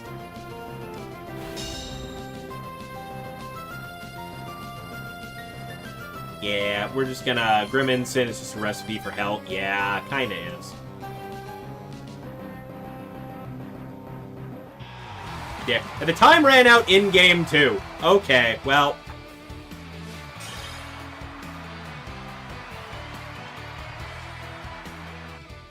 alright.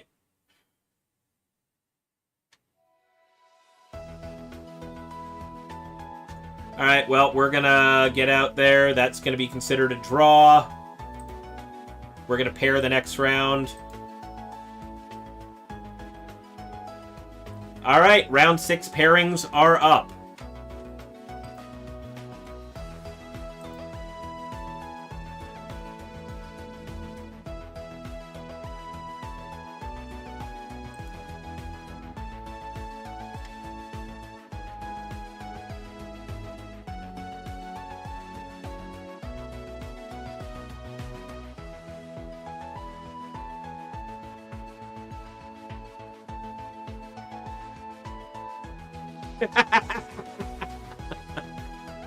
Sorry, I just saw something in admin chat.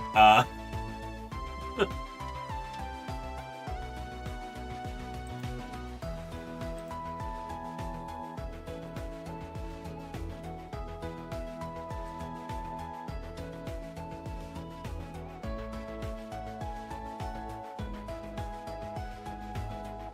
just announcing, finishing the announcement in the, finishing the announcement in Discord. Alrighty, so we got round 6. Here we go. My mouse just doesn't want to do things today. So we have... what's our matchup for this round going to be? What's going to be our last match of Swiss?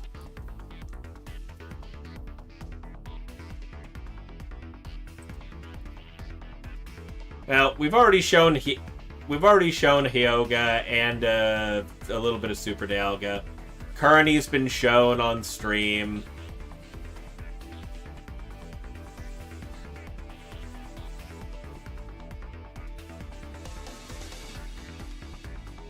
I don't think... oh, no, that's Rusty. Okay, well, yeah, that's fine. Okay, I don't think I've shown like a little bit of one of these players' games, like at the tail end of it at one point, but I don't think I have shown a full game set from either of the above, so I feel like this is what we're doing this round.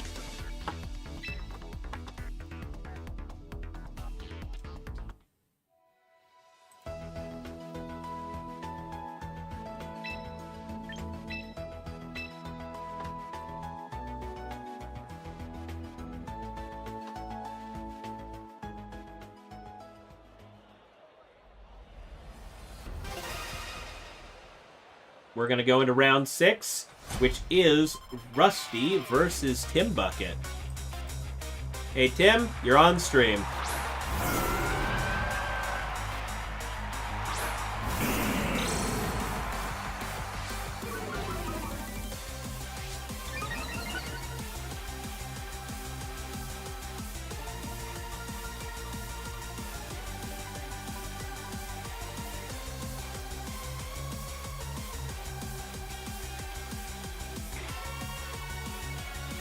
Alrighty.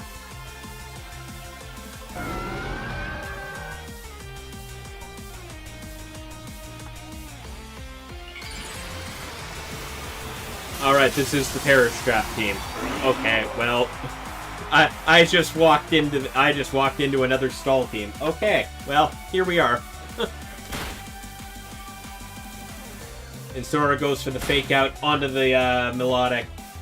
Grimmsnarl fakes out the Incineroar after the fact, and that's a Perish song right off the bat.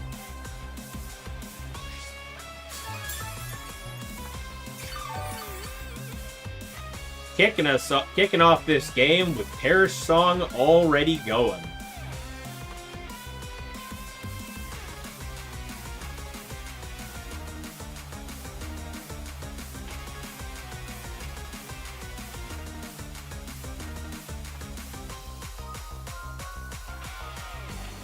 Gengar going for the Protect right out of the gate here. Just needs to stall for a couple turns. Incineroar also going for the Protect. Not gonna let either opposing player go anywhere here. That's a Scald from the Melodic into the Incineroar slot. Hit nothing but Protect. But with that, the Melodic is back up to full HP after the fake out earlier.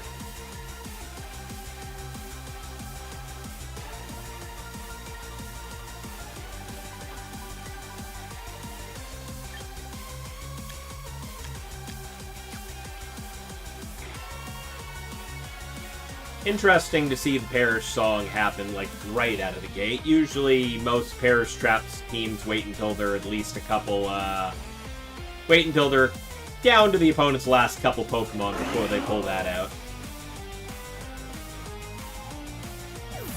Gengar getting swapped out in favor of Arcaludon.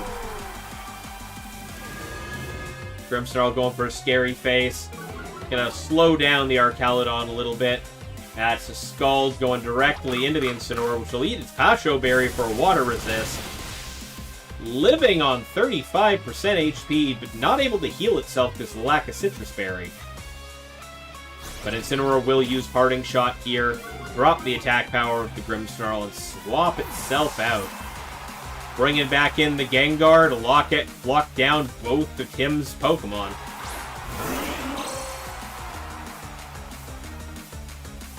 Meaning both of Rusty's Pokemon don't have to worry about the Perish song anymore.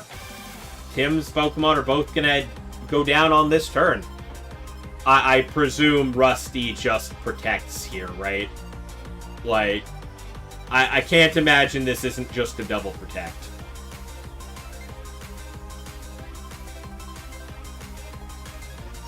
Gengar indeed goes for the protect. As does the Arcaludon. They don't have to do anything this turn. They win just by being on the field. Grimmsnarl at least decides to set up a light screen before going down. And Melodic attempts the Icy Wind, but it's going to hit nothing but Protect. As the Perish song counts down to 0, taking out both the Melodic and the Grimmsnarl.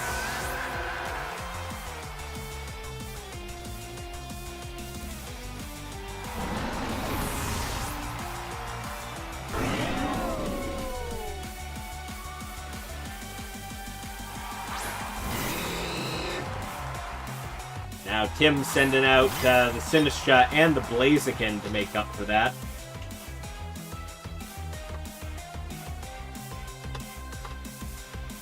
Realistically, I think Tim's just been playing this a bit too passive, unfortunately.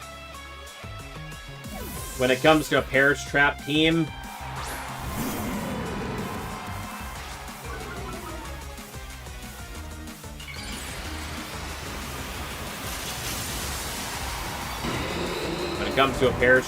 you kind of got to go full on offensive and just end things, or else you're not going to manage. Rage Powder coming out, trying to draw the attention from Mega Blaziken, but that will be a Perish song. Tim has no good way around at this moment. Can't swap out. Alright, there's the offense that I was talking about. Blaziken goes for the Swords Dance.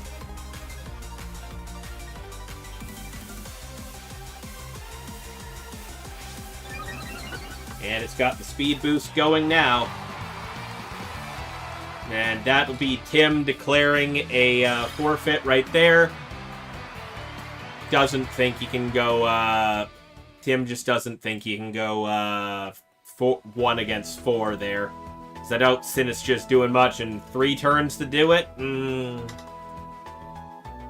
Not a lot.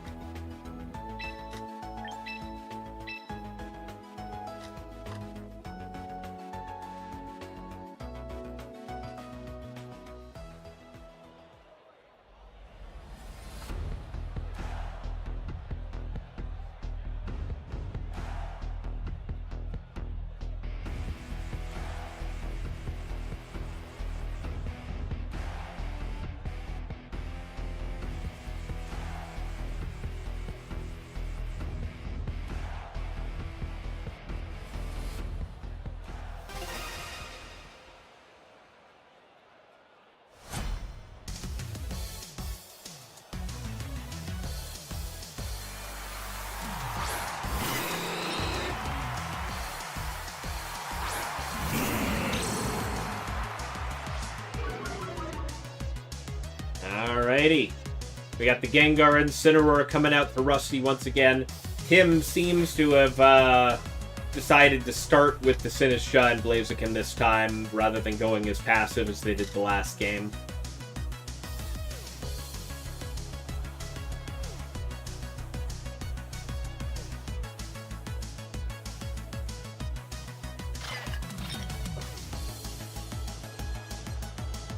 We're gonna...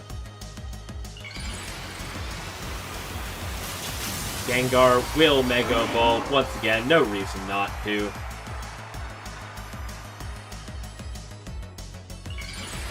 As will the Blaziken.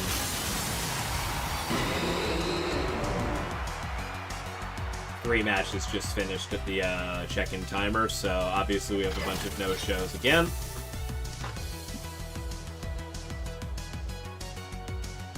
Gengar going for the Paris song, gonna make life a little hard on Tim here. That Blaze Kick going into the Gengar, not gonna pick up quite enough damage.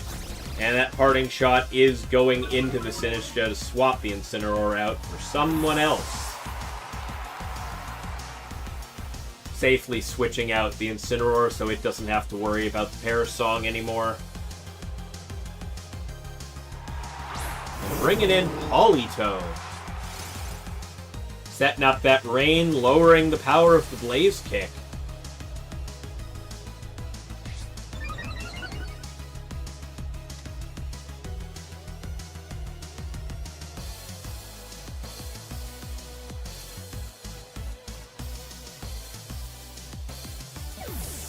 Politoed getting swapped back immediately in favor of the Incineroar, coming right back out for another Intimidate on the Blaziken.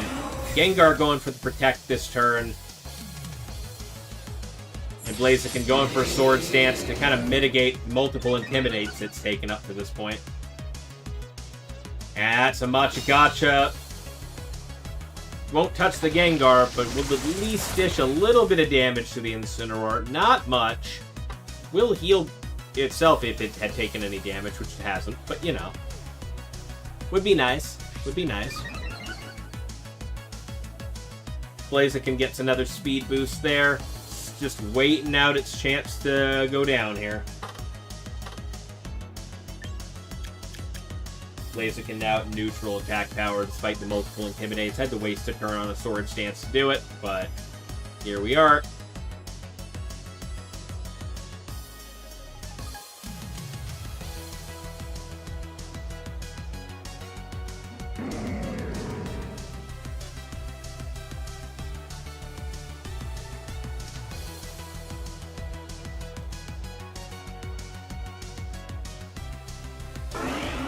There we go. Incineroar getting swapped back once again for Politoed to come right back out. Blaze Kick into the Gengar, nearly KOing it with the critical hit. Oh, but it gets the burn. Oh, that might be curtains for Gengar. Gengar goes for the Shadow Ball into the Sinistcha. Gonna wipe that thing out before it has a chance to do anything to the Politoed. Gengar burn does drop it. Blaziken's Perish count drops to 1, which means it may yet have a chance to live here.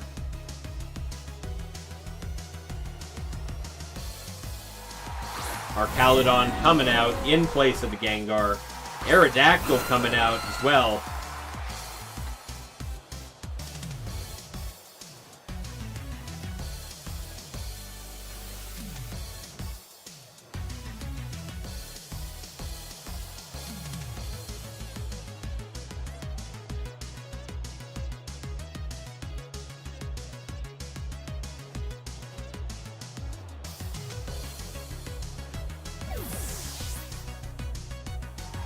The Aerodactyl will immediately get swapped out in favor of the, yeah, the Aerodactyl gets swapped out.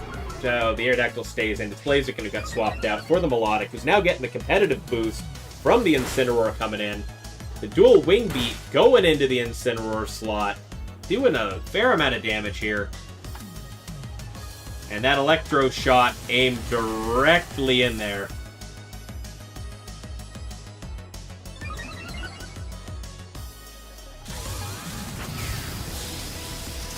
Absolutely going to bring that Aerodactyl down to its Focus Sash.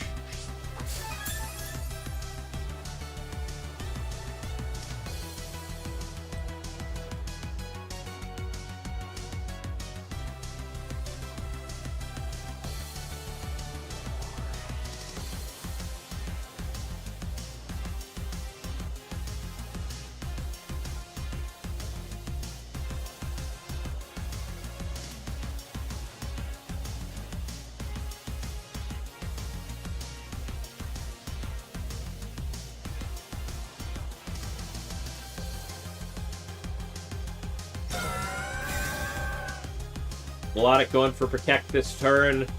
Incineroar going for that Fake Out into Aerodactyl. Gonna finish it off.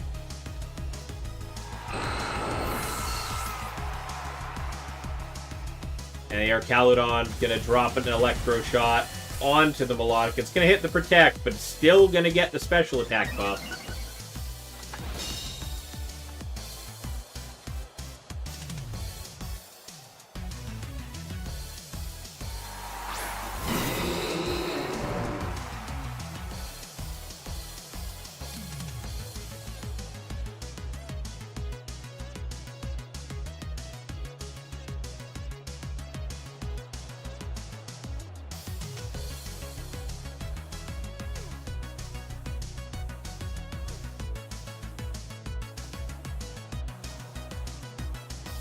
Rusty might not have their Perish Trap going right now. They still have the advantage in number of Pokemon. And that Archaludon's sitting on a couple of special attack buffs. He's going for the Protect this turn, not wanting to risk the Blaziken. Now Blaziken going for Brick Break on the Archaludon.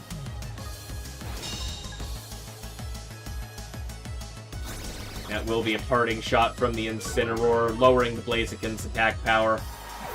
Bringing in the Politoed. Yeah, +2 Melodic can do some damage too. So this is still up in the air, but yeah, Blaziken's sitting at -1 attack, a +1 speed. Melodic's at +2 attack, +2 special attack here. The Incineroar is still in the back, so there's all the potential in the world. If that Archaludon can't KO the Melodic, though it's got +2 special attack. Brick Break into the Archaludon, not going to do enough. Giving it a little bit of a defense buff in the process. That's going to be another Electro Shot, +3 special attack, aiming it at the Melodic, I am sure. Because with the Incineroar in the back, there's all the potential in the world for that to be a +4 Melodic if this messes up. The +3 Electro Shot, exactly enough to bring down the Melodic. And Politoed goes for a Perish Song to add insult to injury here.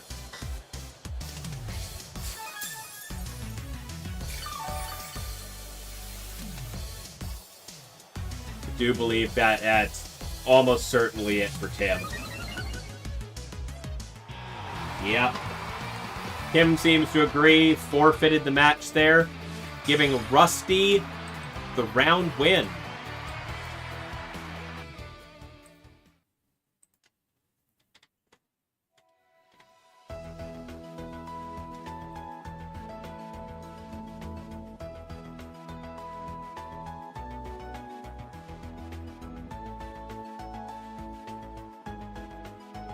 Both players were 4-1 at the beginning of that round, by the way.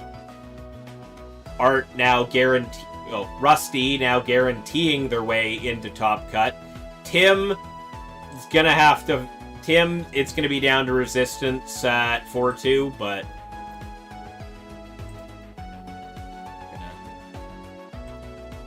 go. Get Rusty's team sheet up on stream.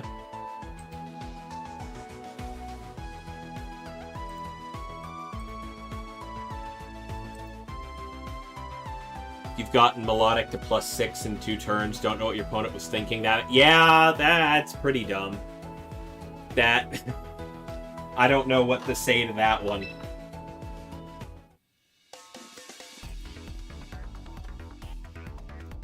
If your opponent let you get to that point, that's some choices were made. Hang on a minute. I'm just gonna clear the no-shows out of the game.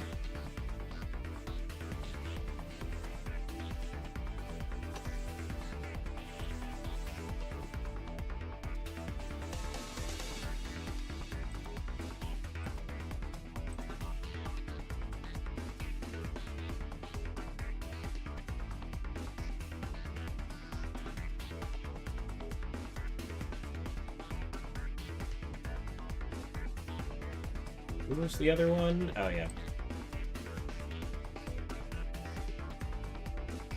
Okay.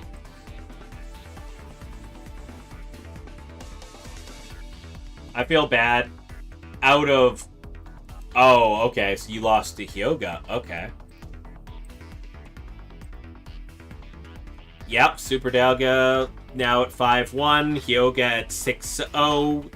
Yeah, obvious why they're undefeated. I mean, you have a good shot at the run back, Dialga. You got a good chance at getting the run back in Top Cut. You're both guaranteed. It is a top 8 cut. So 8 people are making it to the single elimination bracket. Your resistance doesn't matter. You're 5-1. You're guaranteed. 6-0s and 5-1 players will make it for certain. A couple of 4-2s are going to make it for sure, but that's going to be down to resistance. Resistance based off of your opponent's win percentage. So it's just it's all the people you're tied with. It's going to come down to how well your opponents did. So your dream comeback is over 3-3. That's too bad, Oreo. You might make it. You may still make it, Tim. There is a chance. It's going to be down to how this round goes over, though. So, let me just check you. Yeah, you're in 9th currently, but but you lost that round. So you might drop a little bit, but other people might as well. So, let's check. Your losses so far: A-Money and Art Vandalay. Art's in, so that's good. A-Money is currently fighting it out. I think your resistance is going to rely rather heavily on how A-Money does. I think if A-Money wins their match, your resistance is pretty good. If they lose that, you might be struggling a little bit.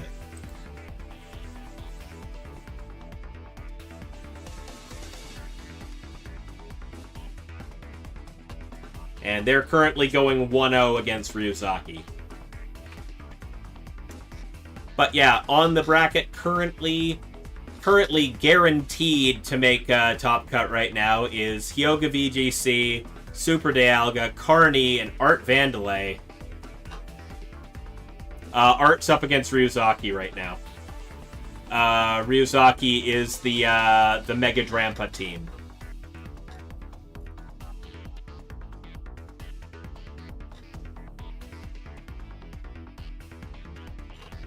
But yeah, we got Hyoga, Super Dialga, Carney, and Art Vandalay, aka Rusty, are all guaranteed in already. I mean, he's winning right now. It's 1-0. Oh, it's 1-1. Ryuzaki just tied it up. So that's currently 1-1. They're going into game 3. Let's see. So, yeah, we have those 4 already guaranteed. Sinker versus Nico are fighting for their guaranteed spot. A-Money and Ryuzaki are facing each other for their winning in. So we have 6 people who are going to be guaranteed top cut. Yeah, A-Money versus Ryuzaki? Yeah, will do. I want to go over Art's thing. We have the winning thing here. We're just going to hold off for 2 seconds here. We have 2 win-ins happening right now. Well, 2 guaranteed ins here. Anyways, we got Rusty or Art Vandalay's team on screen. We have the Mega Gengar, Protect, Shadow Ball, Disable, and Paris Song. Incineroar, Pasho Berry to resist water attacks. A little different, because usually we see Citrus there. Protect, Parting Shot, Fake Out, and Throat Chop. Pretty standard set, honestly, aside from the lack of Flare Blitz. The Archaludon, I mean, it's made to run in water, so getting rid of the fire move and adding a water resist berry, I guess, makes sense on that team. Archaludon with the leftovers running Protect, Electroshot, Dragon Pulse, and Flash Cannon. Politoed also running the Paris Song, Weather Ball, Protect, Encore with the Citrus Berry for Recover. Pavilion with Focus Sash, Compound Eyes for putting things to sleep real good. Rage Powder and Hurricane and Protect also. And Swampert, the Mega Swampert with Wave Crash, High Horsepower, Ice Punch, as well as the Protect. So, anyways, yeah, we will dip over into the Ryuzaki versus A-Money match right now. Rush through that so we can actually get into that, because no, that is a good match to go in right now.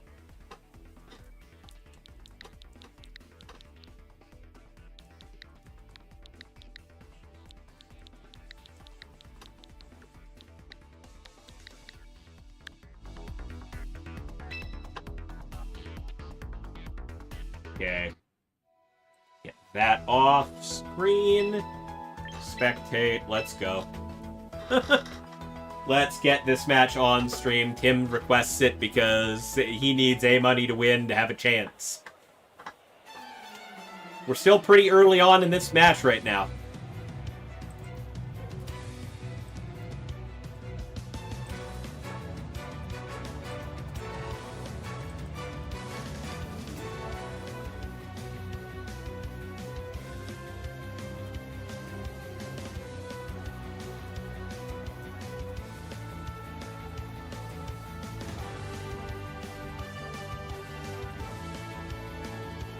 Alright.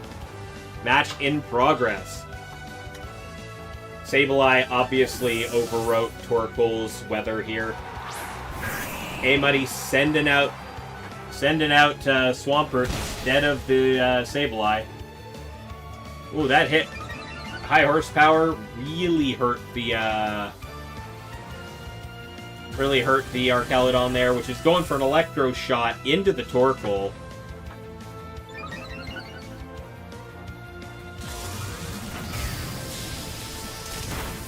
Torkoal takes that. Yeah, it's going for an Eruption despite everything, huh? Not a lot of damage there. Is that maybe? No, it's not Specs, obviously. I don't know why Ryuzaki would have gone for an Eruption there. And no Trick Room, no nothing. not locked into anything.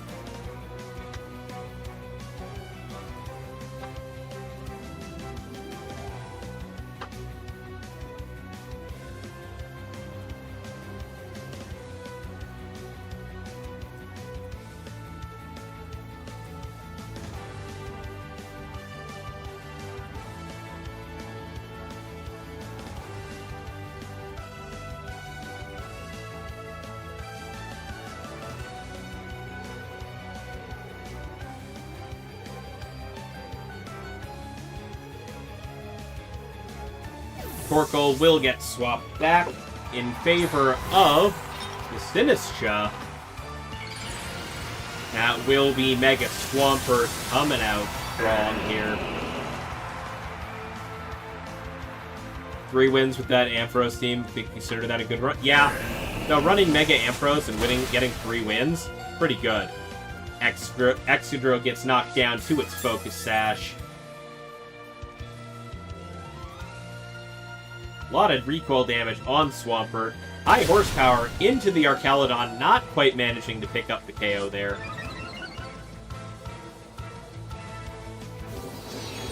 And a Dragon Pulse into the Sinistcha, which will just heal up real quick with its Citrus Berry.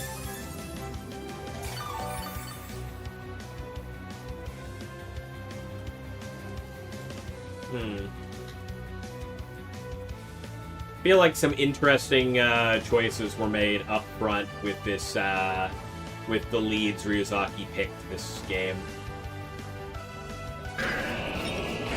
Obviously didn't quite work out for him,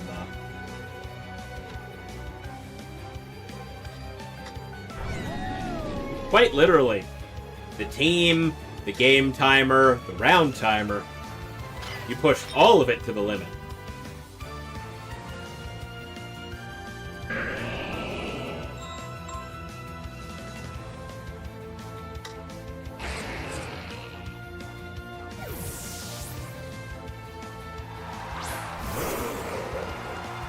Will be... Alright, we're getting rid of the weather. Though the weather still kind of says it's there, but... Dragon Pulse... Ooh, Dragon Pulse into the Drampa slot. Ooh! Predicted the swap. Called it perfectly. Drampa is down. We've already gone right back down to Zarnepis. And that Machagacha is going to do... good damage, even though it misses the Swampert, which was its main target, though.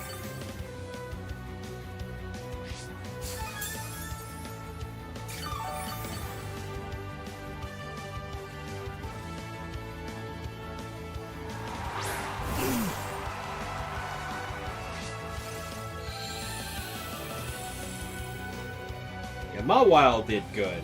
Mawile's great.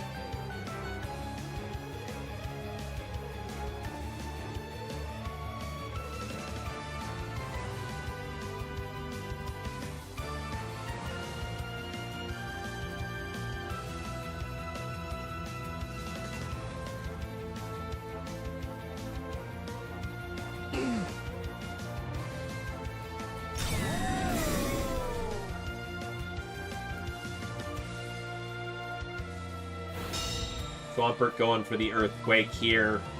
Gonna do a fair amount of damage. That's definitely KOing the Torkoal.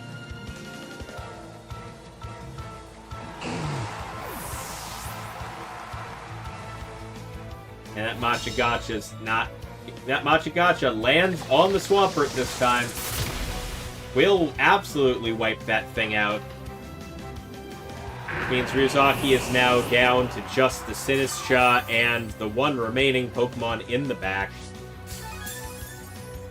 Meanwhile, A-Money's still got a somewhat damaged Archaludon and 2 other Mons. You lost your final round, Nico? Ah, that's unfortunate. You still have a chance to get into Top Cut off of Resistance. But yeah, that was your that win was required for the guaranteed Top Cut. Alright, A-Money bringing in the Dusk Form Lycanroc. I watch too much of the Sun and Moon anime, so every time I see Lycanroc, I want to start trying to pronounce the Japanese name of it, but I can't. Not well, anyway. So I keep having to correct myself. Lycanroc. Sinistcha going for that Rage Powder, trying to keep the heat off of Excadrill right now. That'll be an Excel Rock out of the Lycanroc. And that high horsepower will finally bring down the Archaludon.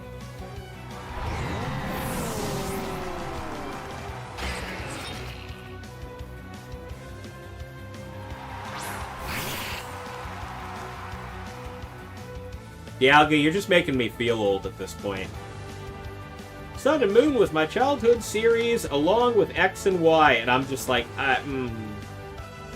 okay. Yeah, I just feel old now. You hate Horizon so far? I mean, it is something. Don't feel...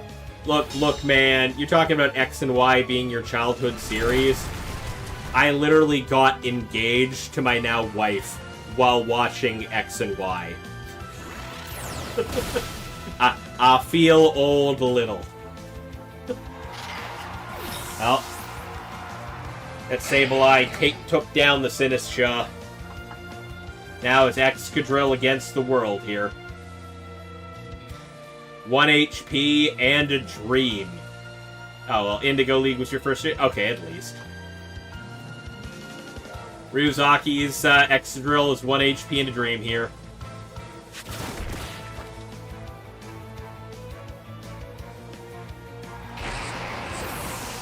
Now, that's so much for that. A-Money wins that round.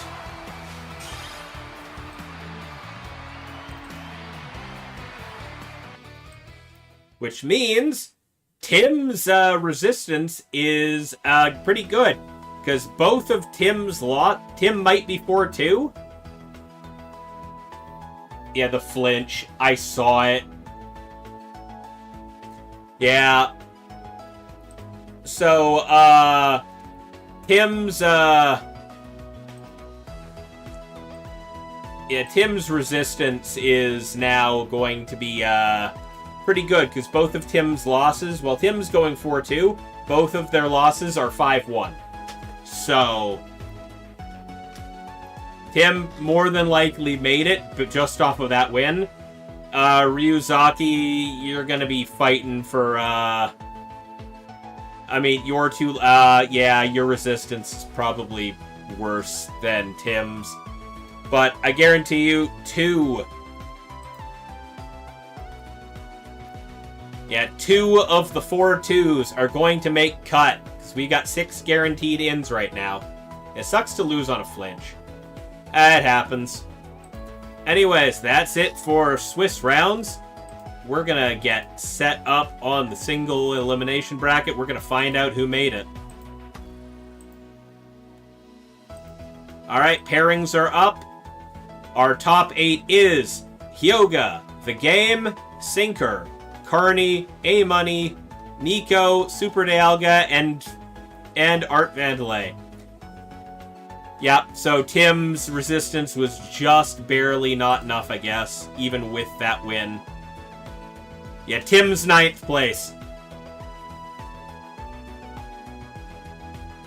Yeah, you just barely edged out by The Game and Nico. Yeah, your resistance was almost 57%. The Game's was 58%. Just by a percentage. You did really good, though, Tim. 100%. But we're gonna get kicked off with our top 8. I'm just gonna announce it.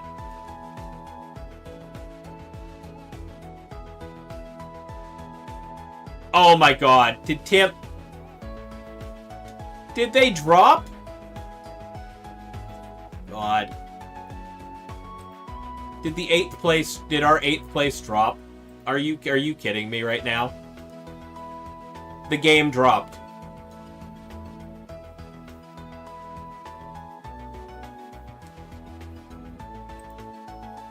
When did they drop? I didn't even see... I thought I removed all the dropped players.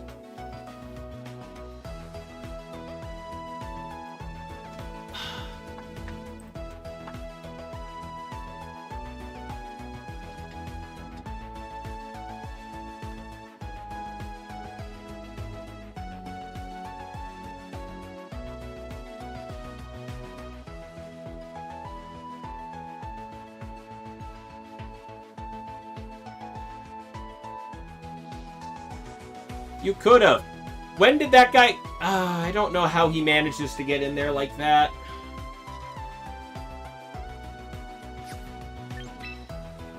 Hold up. I would love to say I would put you in there instead of that guy.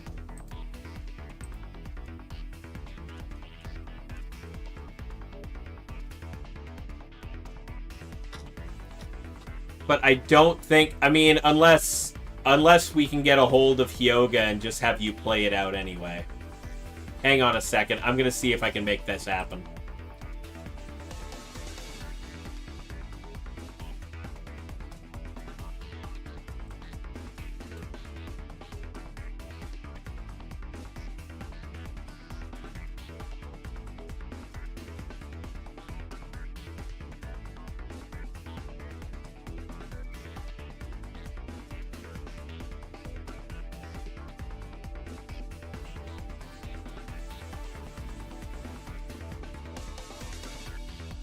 Hey, Amiya, how you doing?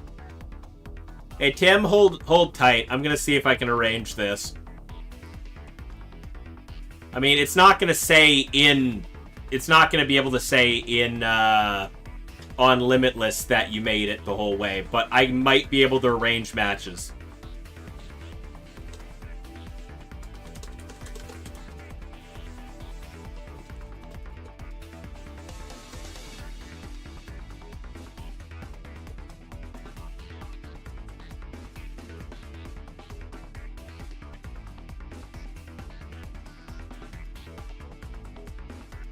You're about to go eat? Okay. Alright. Yeah, 4-2 is pretty good, Little Otaku. No problem.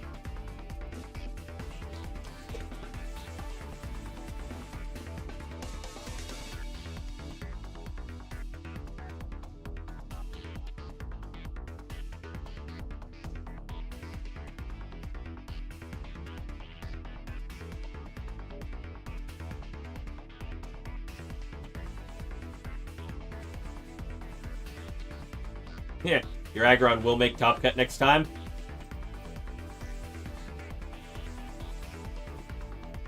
Yeah, so Hyoga gets his win there. So we... Okay, so A-Money, who we've only shown one match from, versus Nico, who we haven't shown at all today. I think... Nico's game is probably where we're going.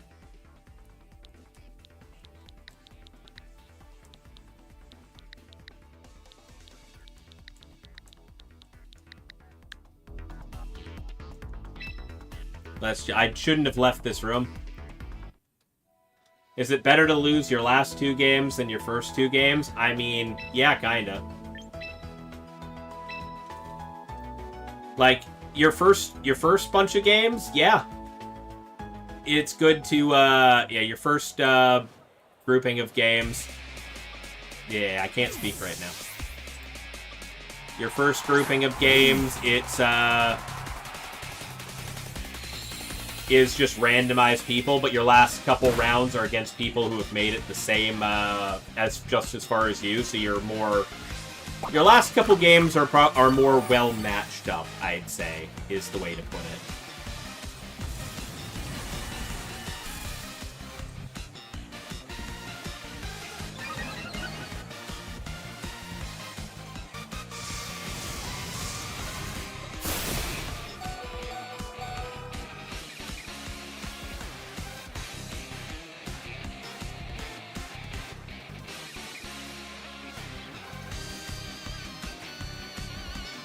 All right. Now that we've got all that corrected on the screen.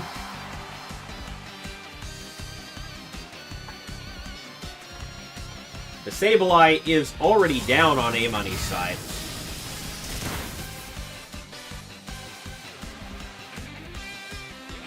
And that will be a yawn.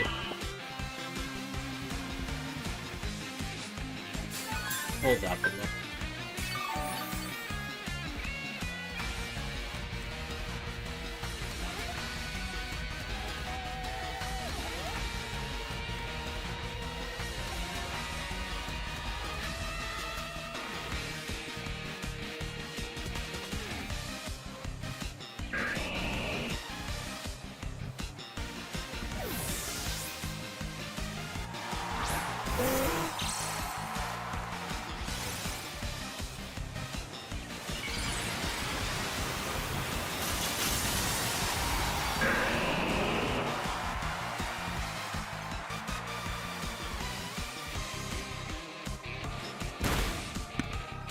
Just the wife calling to let me know that she needs me to unlock the door because she's almost home.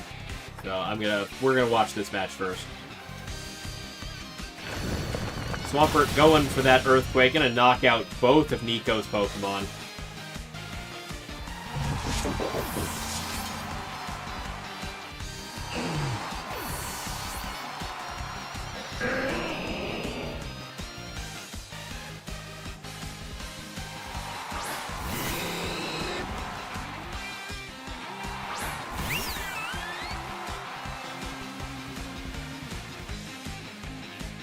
Alright. The Blaziken and the Sylveon have come out.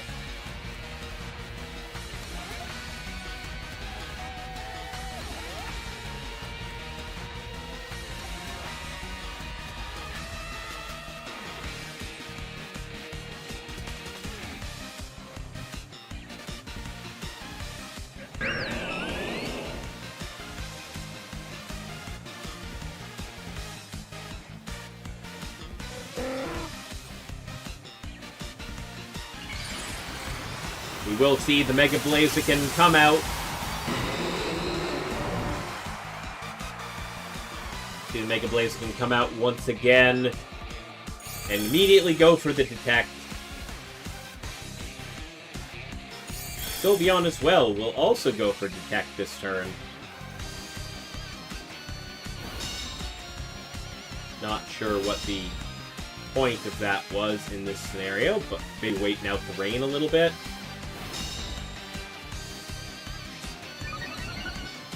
And to get speed boost going, I guess, as well. Yeah, the rain's not going anywhere anytime soon, but getting that one speed boost so we can guarantee speed advantage, I guess. Do they have Tailwind? Nope, they just have Rain and Light Screen. Okay. We got another... Went for the double Protect on the Blaziken. Wow, successfully on both Pokemon.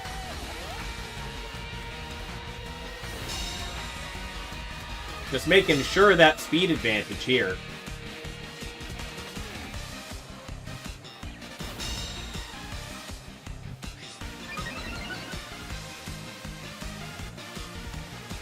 Blaziken's now +2 speed.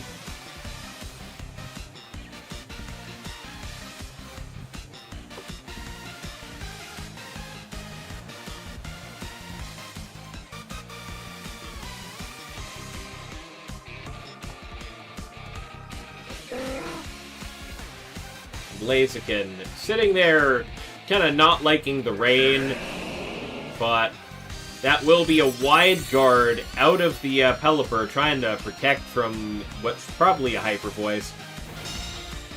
And a Rock Slide, apparently. Not gonna land.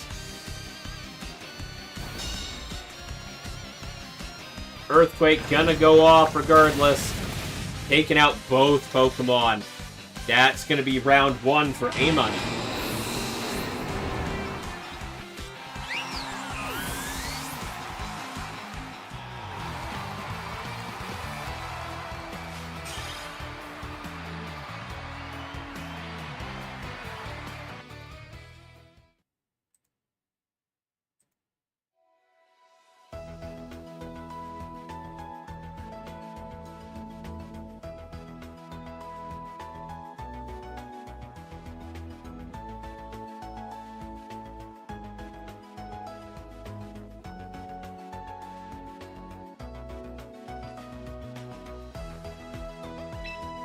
spectating game 2. Got distracted by some stuff. Alright. Game 2.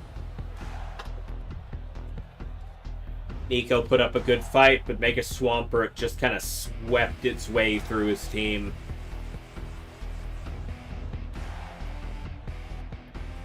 How will Nico adapt? Amoni's team is very good, actually. I mean, he did go 5-1 through the tournament here.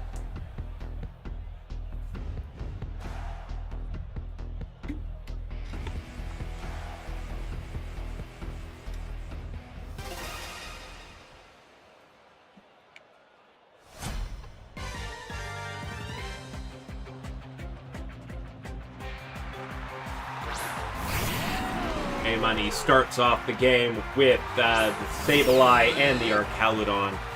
Meanwhile, Nico's rocking up with Sylveon and Blaziken right to start with.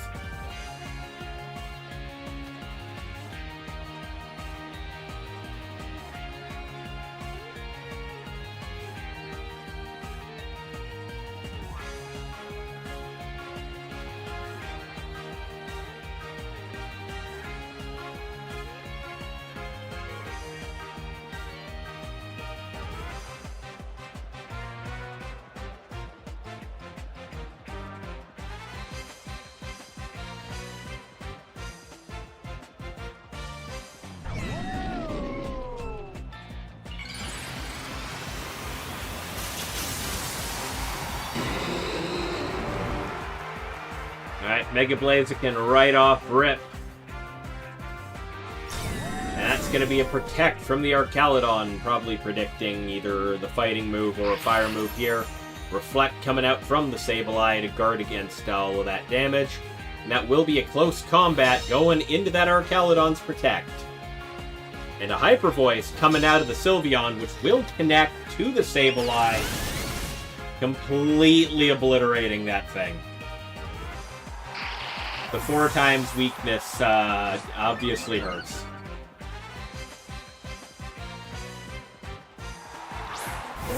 Nico seems to have adapted pretty well here. That will be the Pelipper coming back out, setting up the rain, gonna lower the power of that Blaze Kick, but the close combat don't care.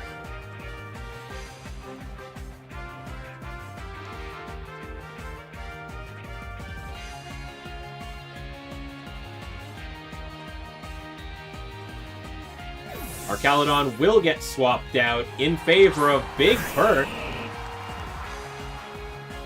Coming out a turn early to take a close combat, chunking it down to 37% of its HP. And the Sylveon goes for a Moonblast into the same slot, completely wiping out the Swampert before it gets a chance to do anything. But that will be a Hurricane out of the Pelipper. Gonna completely chunk out the Mega Blaziken.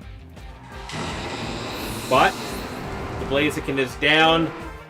But Amoni is down half of his Pokemon, down to his last 2. Can no longer swap out the Pelipper, and Torkoal coming out to make sure the sun is coming out instead of the rain.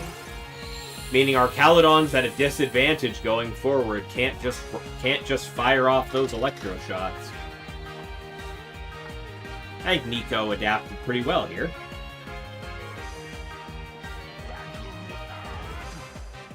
Hey, Master Mark, how you doing? Thank you for the raid. Wow, 201. Oh my god.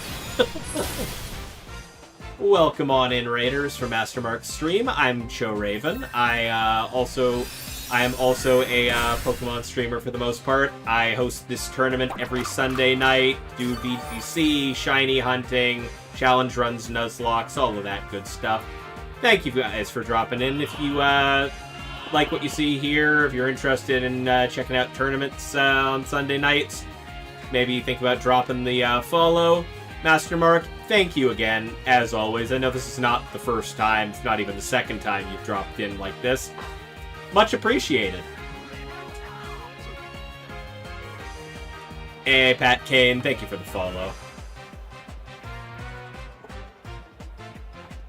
Thank you very much, Master Mark. Sylveon going for the Detect this turn. And that'll be a Dragon Pulse from the Archaludon into the Torkoal slot, doing about half of its HP.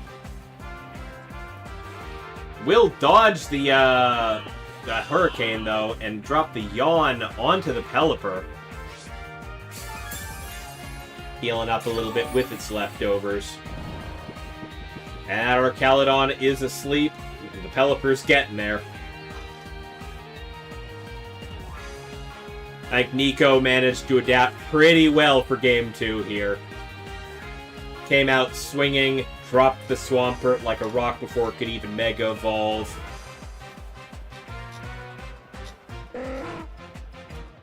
Yeah, Flaming Chicken's not great in the rain. You are correct. But Nico did admirably with it so far.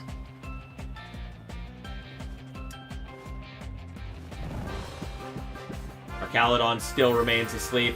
And that will be the Moonblast coming out of the Sylveon, taking that thing down to 43%.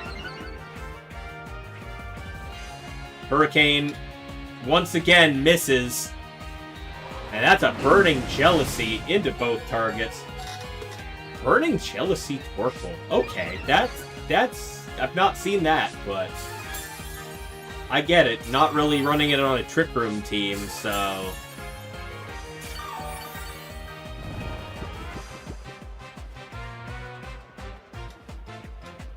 Now, both of A-Money's last two Pokemon are asleep. Nico's looking like he's in a pretty good spot here.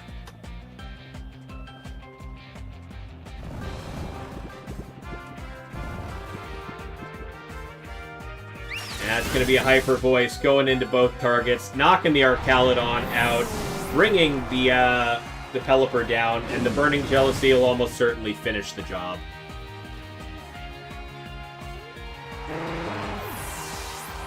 That's going to tie up this round.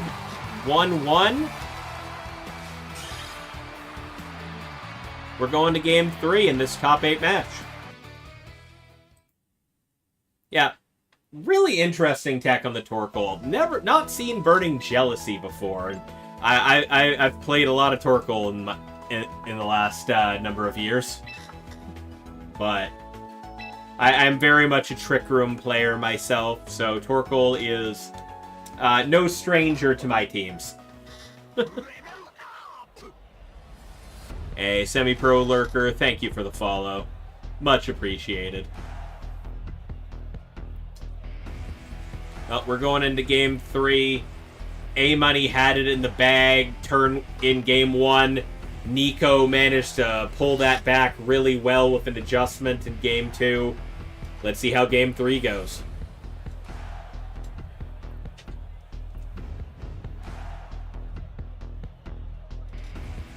Will Nico's adjustment make it through, or will A-Money figure out how to adjust to the adjustment? Just gotta play chess here.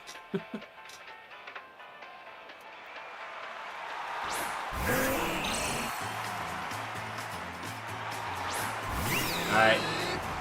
A-Money starting it off with the Rain combo. Pelipper and Swampert not messing around this time. Nico kicking it off with Blaziken and Sylveon, just like Game 2.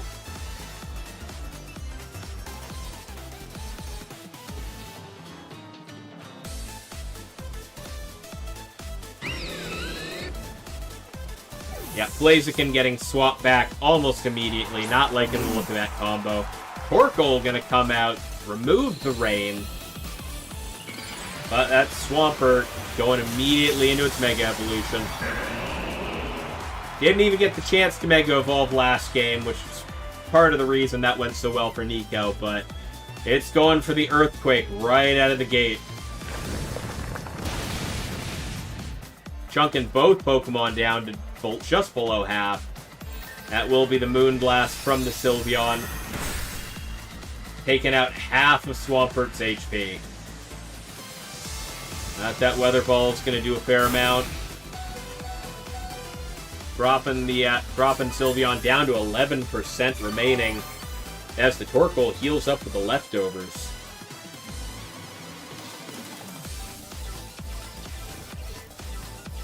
I don't think this is a very good position for Nico at the moment, but let's see if they can claw their way back from this one.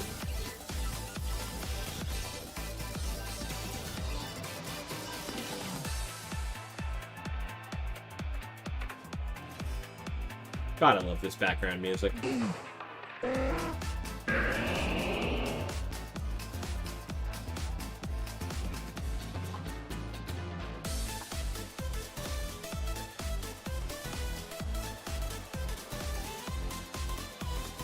Sylveon going for the detect this turn. Not wanting to get hit by that again. Swampert going for that Earthquake. I feel like that's still going to KO the Torkoal. Yep.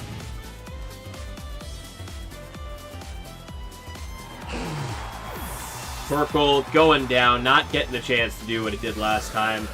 As the Pelipper sets the Tailwind, guaranteeing the speed advantage for A-Money's side.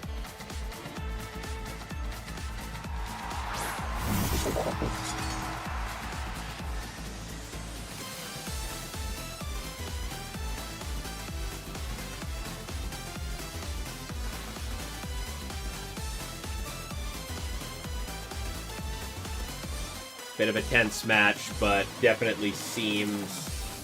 So the Gambit's new. Nico didn't bring the Gambit to previous games as far as I saw. So Pelipper will get swapped out for the Arcaludon. Swampert will go for the Protect, fully expecting to get hit with the Sucker Punch this game. Fails because of the Protect. That Moonblast going into the Arcaludon slot, though. Chunking that thing down to half.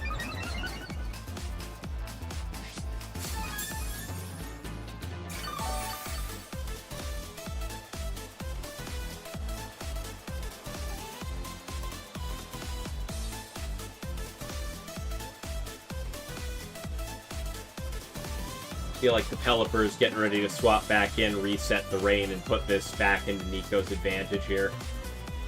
And not Nico, into A-Money's advantage.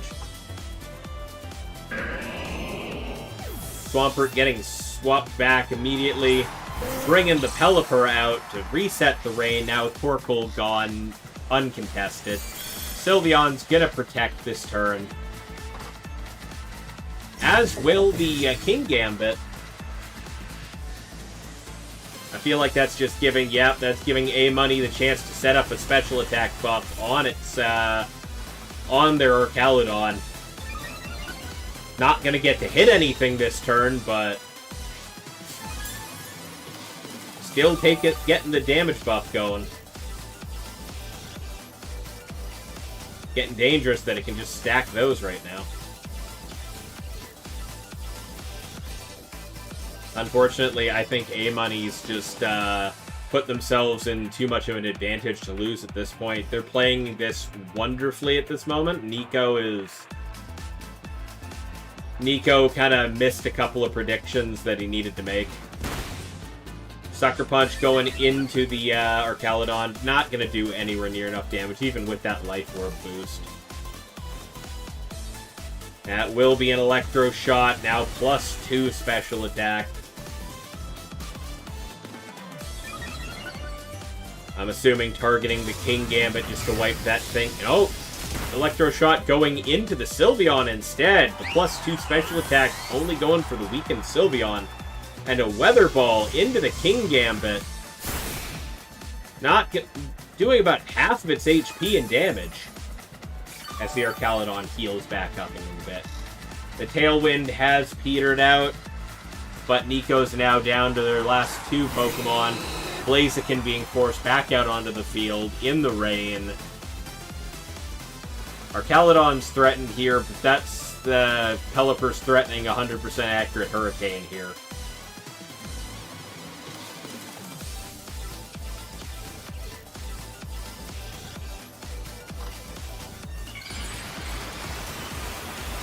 Blaziken will Mega Evolve just to see if it can do anything here. I'm assuming this is a Detect. Nope, we're going for the Rock Slide. Trying to chunk down the Pelipper, but only doing about half of its HP and damage. No Sucker Punch off the King Gambit, though. Oh. That is a flinch from the Archaludon, though.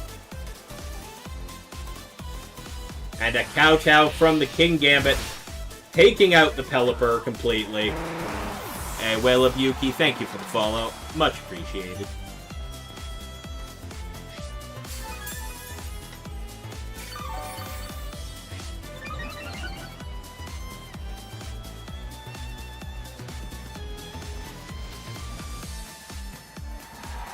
And Big Pert coming back out.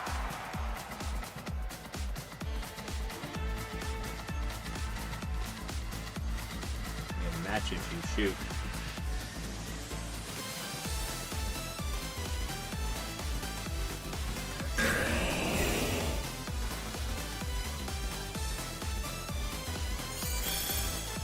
Yep, Blaziken going for the detect, protecting itself.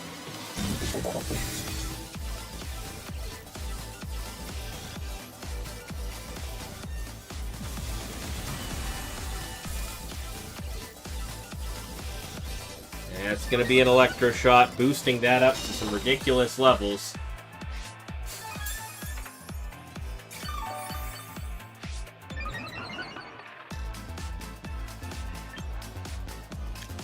What's that up to? Yeah, that's a +3 special attack, or Caludon. I think this is...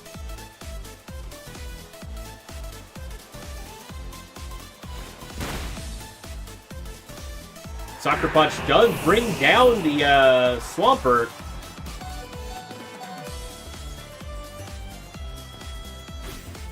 And a close combat into the Archaludon will take that out as well.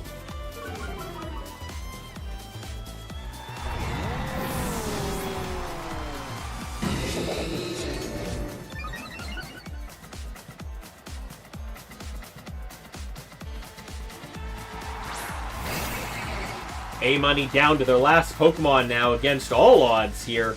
Nico managing to play this really well. Coming back from what was a really disadvantageous position.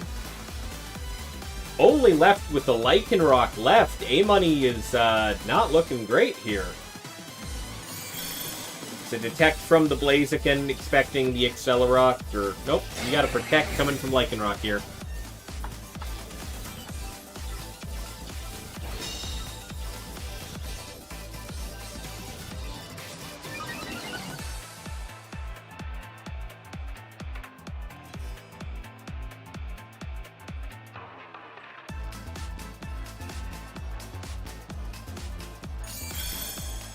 We got the double Detect on the Blaziken.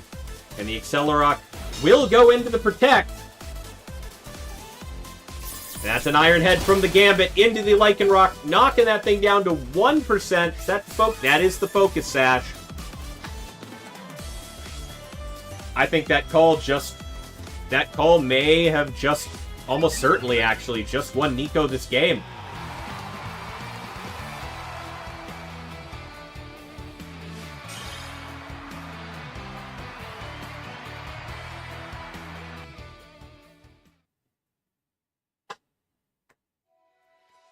That brings that top 8 match to a close with a win for Nico.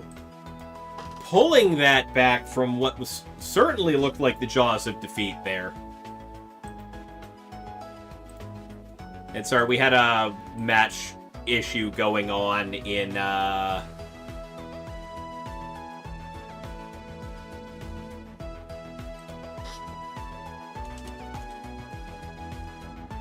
There's a match issue going on in one of the other... yeah, you needed that double. That double won you the game right there. It needed to happen or else.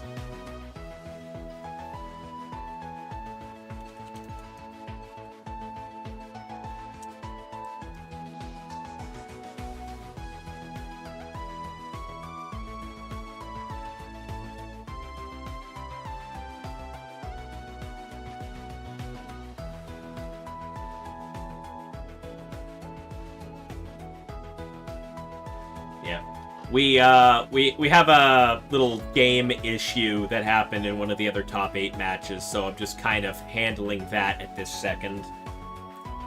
We're gonna exit the room.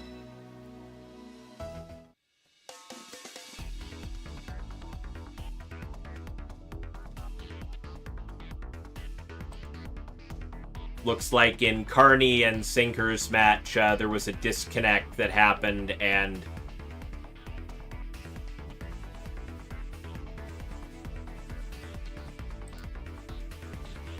they're just trying to figure out how to do it. Both players seem to want to just replay the match. So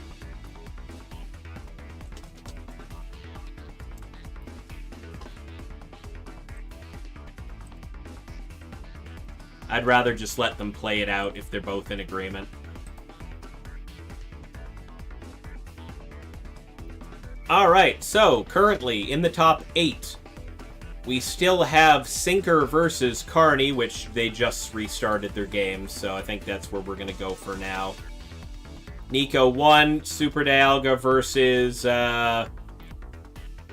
Art is currently still... Well, that's currently 1-1. They're going to finish that game anytime now. So yeah, let's go to Sinker and Carney and watch the other top 8 match ongoing.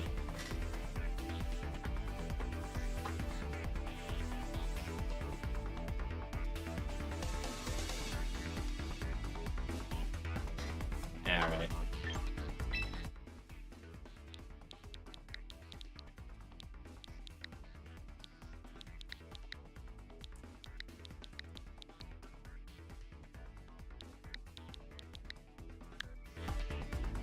Nope, that's not the room. Okay. They're still talking in the chat, so I keep losing the code.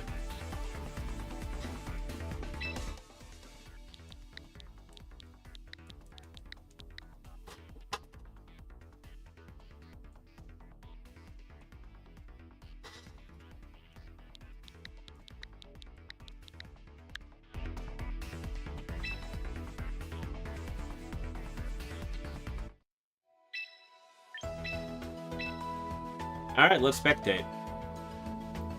This is currently 1-0 in Carney's favor.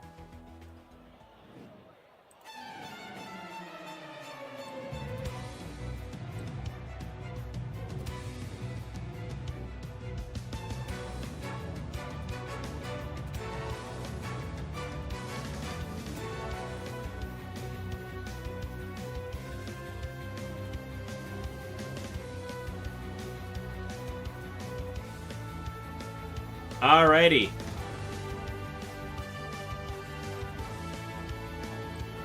The information's now up properly on the screen.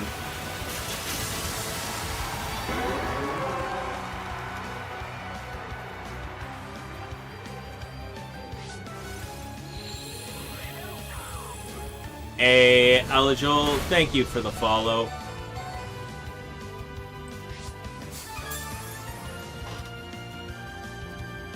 Whimsicott takes that heat wave on the chin, right down to its focus sash. Whimsicott going for the Moonblast. I feel like that just ends the Hydreigon. Yeah.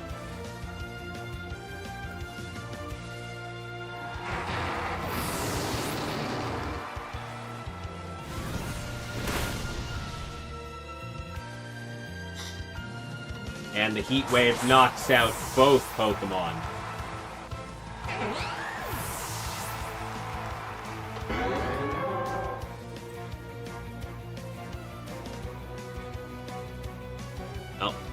Hydreigon is down. The Charizard has brought down Carney down to their last 2 Pokemon here, which is the Garchomp and the Wash Rotom. Yup, bringing out the Toxapex. Yop's team is pretty interesting too here, honestly.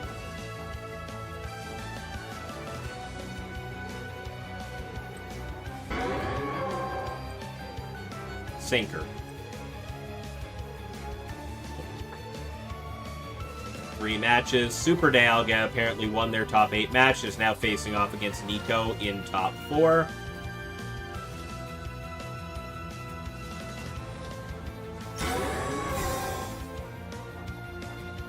Charizard going for the Protect this turn. Rotom going for the Trick, swapping out its Focus Sash. Not Focus Sash, it's Choice Scarf onto the Toxapex.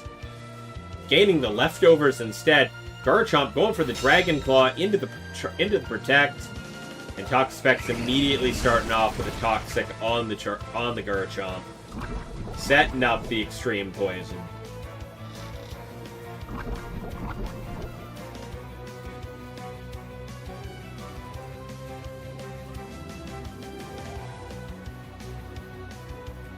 That means the Toxapex is now locked into Toxic, though. So that Toxapex is either going to get swapped out, or... Well, the Charizard's getting swapped for the Lucario.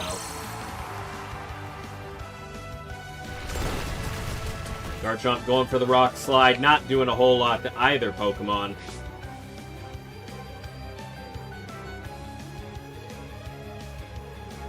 Rotom going for Electro Web to slow both Pokemon down.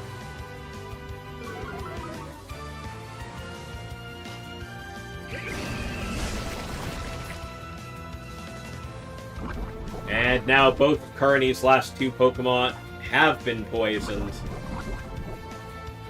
But Toxapex is just kind of locked into that, so are we going to see the swap out for the Charizard here, or...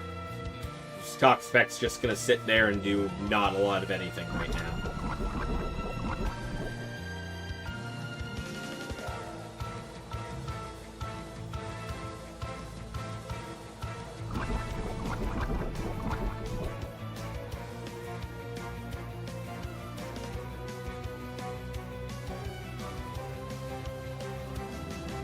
Alright, looks like Super Dialga and Nico are getting ready to start their top 4 match.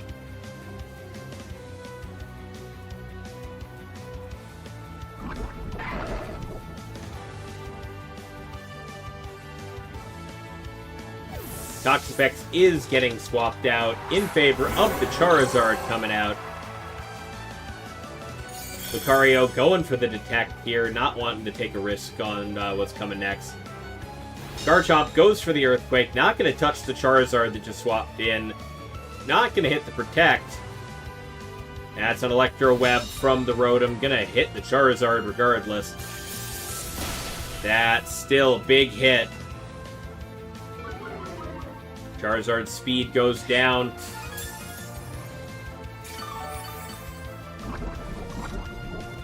Carney's Pokemon both getting a little extra damage going. The leftovers kind of keeping the Wash Rotom from getting too low here. But only a matter of time before the poison gets bad enough that that's not doing anything. Charizard going for the Protect this turn, not wanting to risk it. Garchomp goes for an Earthquake. Gonna land on the Lucario and nothing else.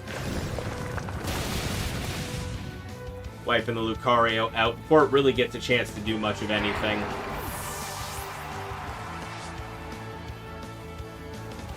Garchomp takes the Life Orb chip. Rotom doesn't get to land that hit on the Charizard. Sunlight has faded, and the Charizard's kind of no longer got its sun. But that Garchomp's taking a lot more damage from the poison. Rotom's getting chipped down slowly, too. Oh, game's 2-on-2 now.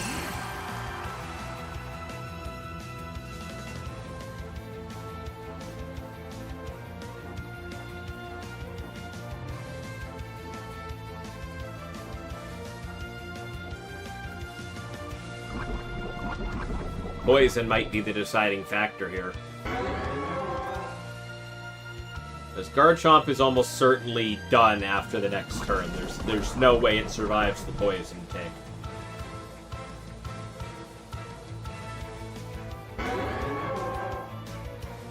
Rotom will last a little bit longer, but...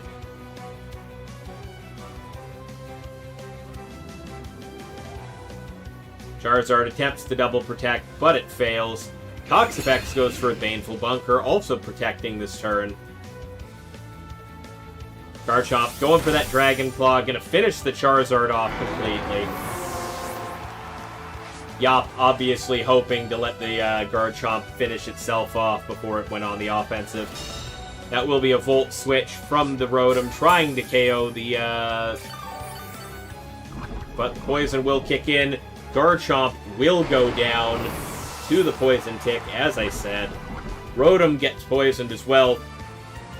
Oof, this is getting close. Right down to the wire here. Toxapex goes for a double Baneful Bunker. It's not successful. Rotom goes for that Volt Switch. Not enough damage. Leftovers will heal a little bit, but the Poison Tick gets stronger and stronger. I think Yop's win condition here is to Baneful Bunker and let the Rotom KO itself.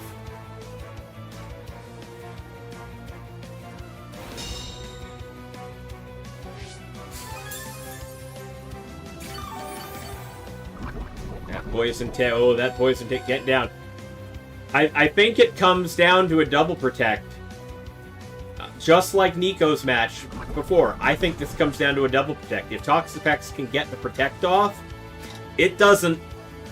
Which means that's another Volt Switch into the Toxapex, finishing it off. Taking the top 8 match 2-0 for Carney.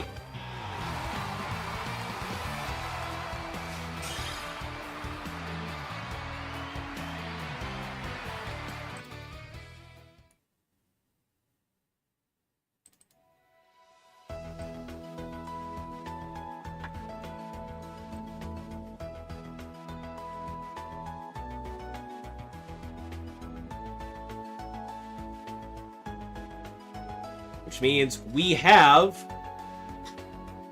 our complete top 4. We're gonna jump in, because you know what I haven't done all night? You know who I haven't shown on stream? Wait. Yeah, you know who I haven't shown on stream the entirety of tonight?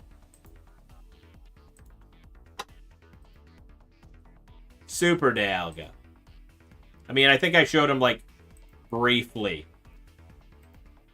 I showed one of his matches very briefly, like, at the tail end of it.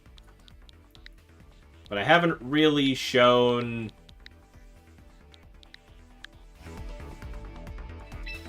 any of his full matches today. So, you know what? Top 4. Let's get in here.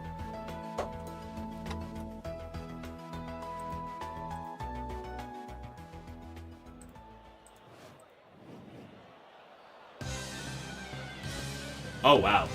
This match is already...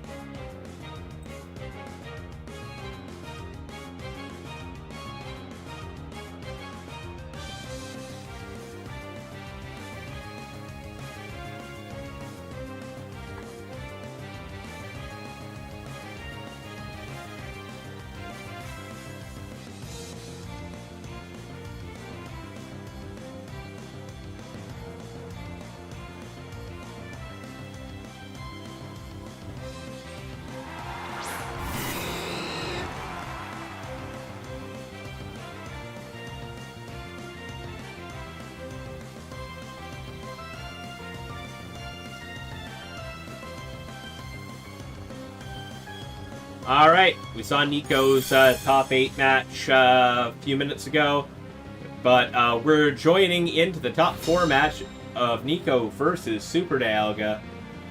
Nico is obviously not doing great right now. Round 1 has certainly gone very much in Super Dialga's favor, it looks like. But we got a full HP Blaziken right now, and Mega Charizard and Garchomp on the opposing side of the field.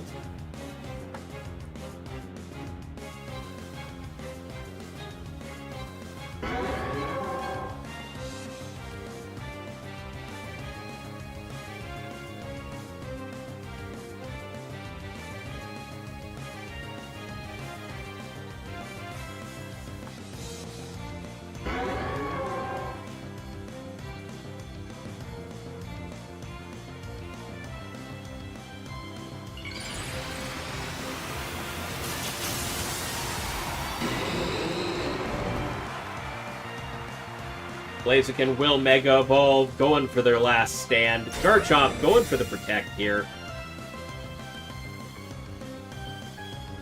That close combat right into the Garchomp's Protect, giving Charizard the chance to go for this Weather Ball. Fire-type move against a Fire-type, but that still does a lot of damage. 64% of its HP gone with that one ball. But Blaziken gets that speed boost going, too.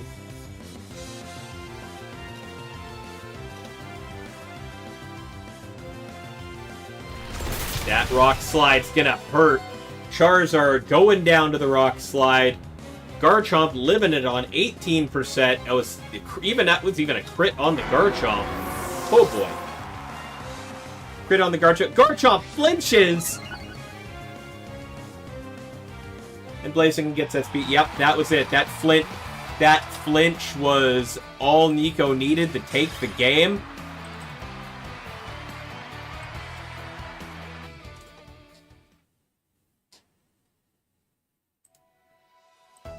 So game one of this round going to Nico. So we're going into game two.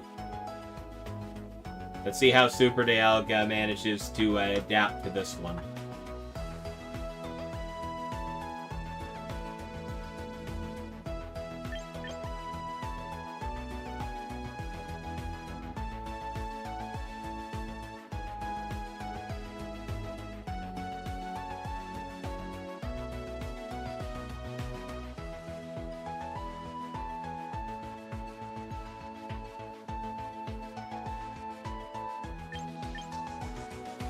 Oh, Super Dialga said he needed to get a package in the chat, so he's run off for like 2 seconds, so that's why this hasn't started yet. Okay.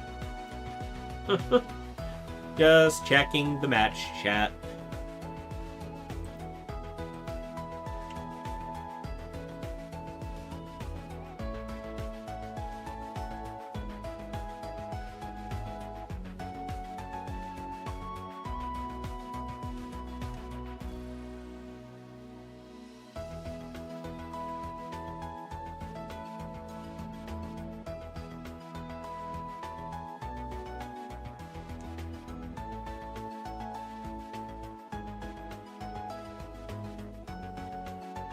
Apparently Carney's computer, like, completely crashed. That's unfortunate.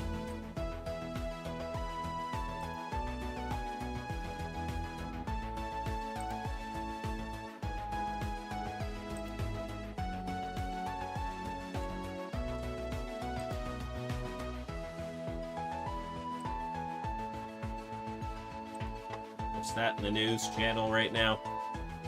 Oh, July 8th. Apparently Champions is going down for maintenance July 8th. Which makes sense. That's the end of the ladder, right?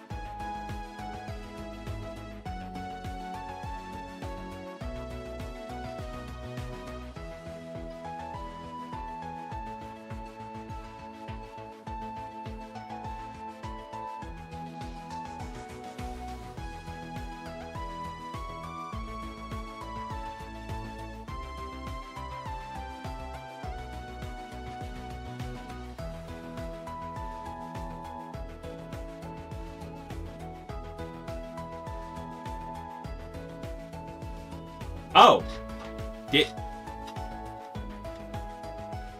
Hold up. What? Really? Okay.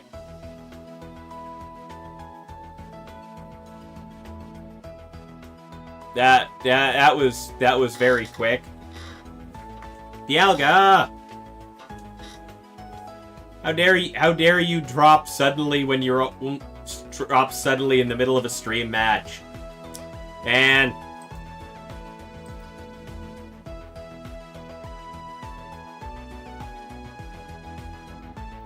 I saw him say he needed to go get a package and then just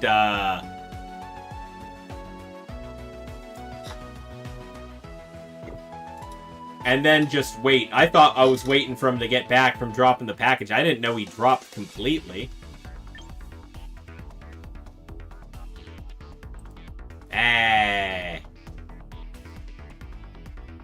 Anyways, I gotta jump into the other top 4 match then. Currently in progress. Congrats, Nico, on making it to finals.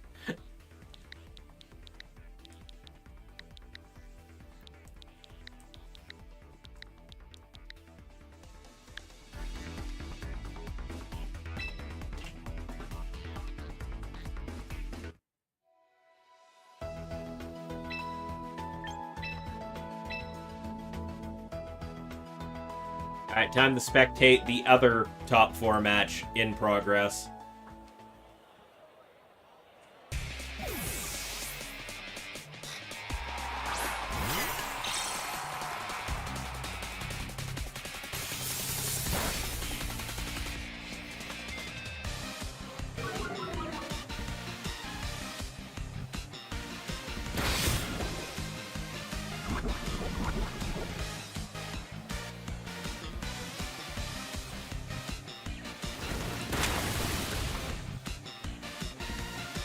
Second to correct all of the info. There we go.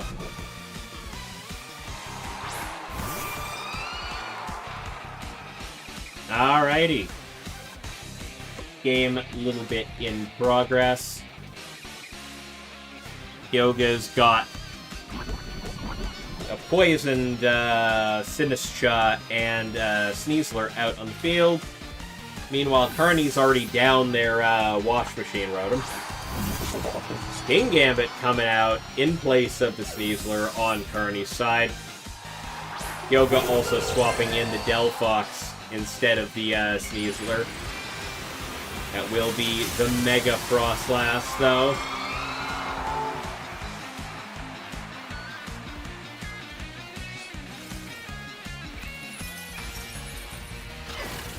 And a Rage Powder coming in.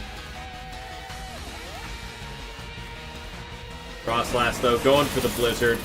Wiping the Sinistcha out. Doing a little bit of damage to the Delphox.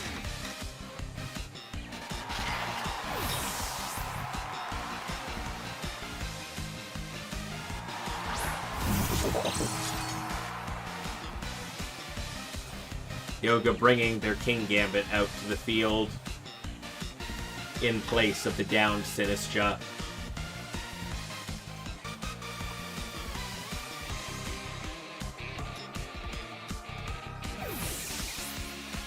Yeah, Mega Delphox doesn't like the look of that right now, not without the Sinistcha to protect it from the Shadow Ball. But Carney also swaps out the Mega Frostlass for their own Sneasler, making Sucker Punch fail. Kowtow Cleave, though, going into the Sneasler on Carney's side. Gambit taking a little bit of chip from the Life Orb.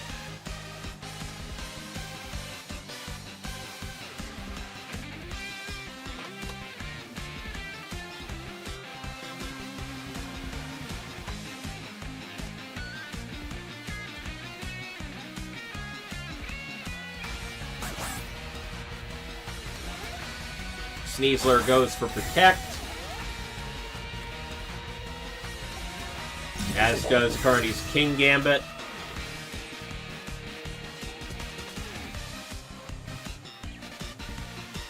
As a close combat coming out of the Sneasler, not gonna hit anything right now.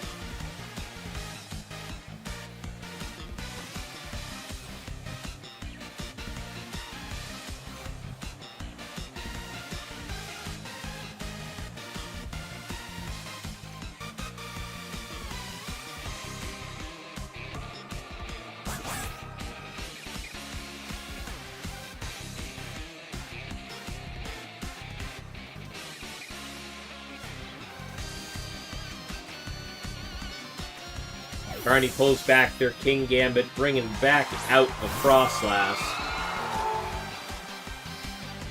And that'll be a Sucker Punch into his Sneasler from the Gambit, though. Bringing it down.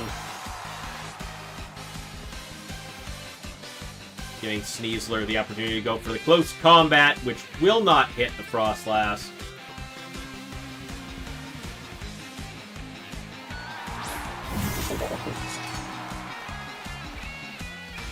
Bringing out their own King Gambit. Bringing this 3-on-2.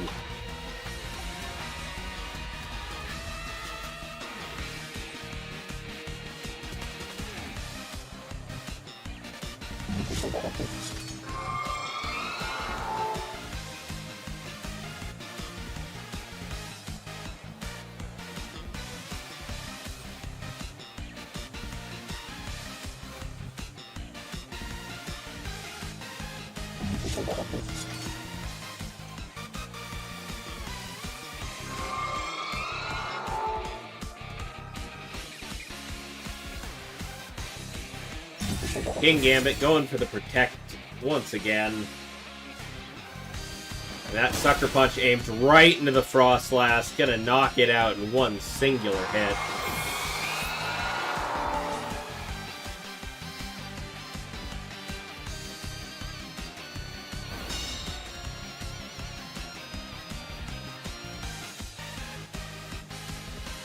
Yeah, I was about to say, I'm waiting for the forfeit because I don't think there's any good way for Carney to pull himself out of that at that point. So that's game 1 in favor of Hyuga.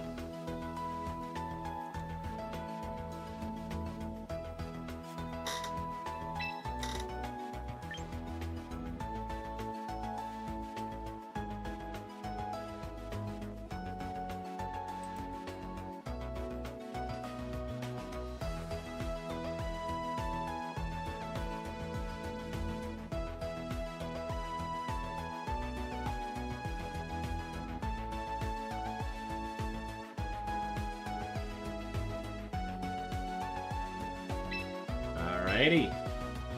Time for game 2.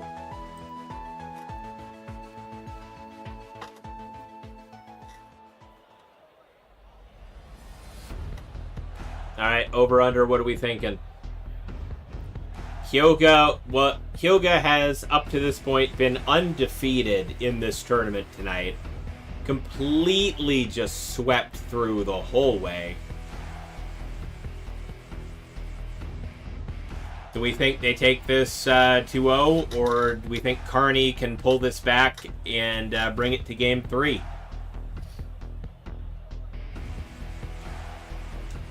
Only one way to find out.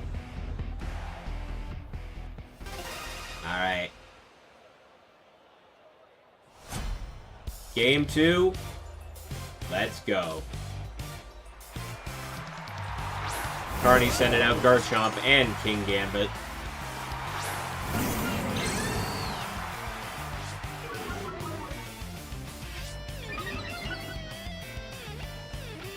Immediately getting the Defiant buff off of the Incineroar's presence. We got the Delphox out on Hyuga's side as well.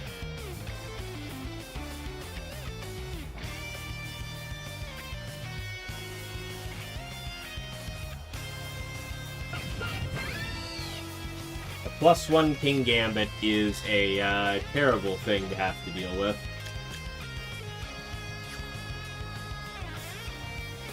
So the Garchomp is reduced in damage right now.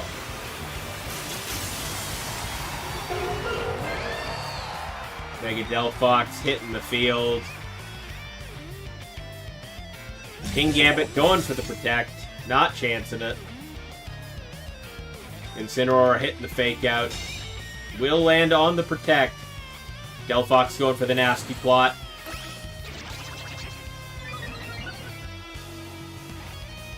And Garchomp going for Rock Slide, doing a fair amount of damage despite the attack drop from the Intimidate earlier.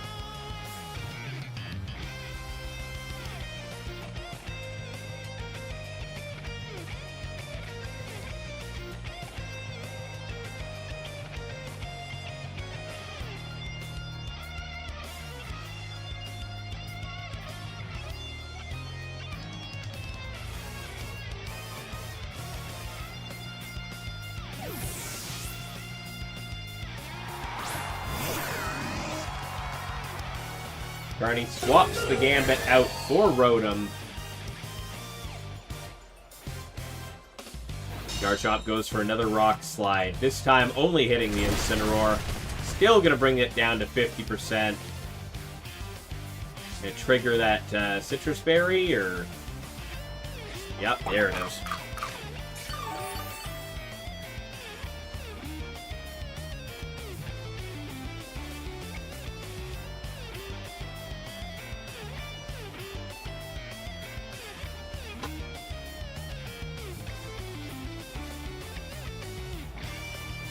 Rotom going for a Hydro Pump. Will miss entirely, however.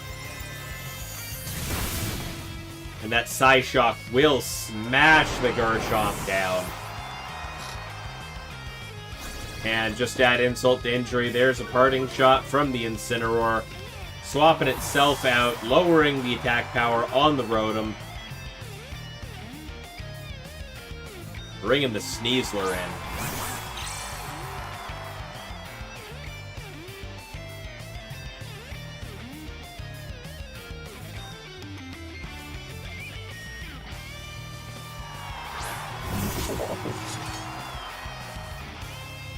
Well, Gambit has come back out. The Incineroar is still in the back, so there's all the chance in the world of it coming back in to drop another Intimidate and giving a boost. But Rotom's missed Hydro Pump definitely hurt.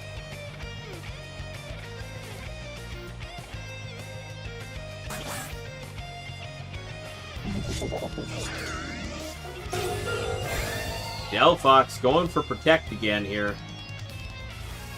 Gambit going for the Sucker Punch into the Sneasler. Going to land and do a fair amount of damage.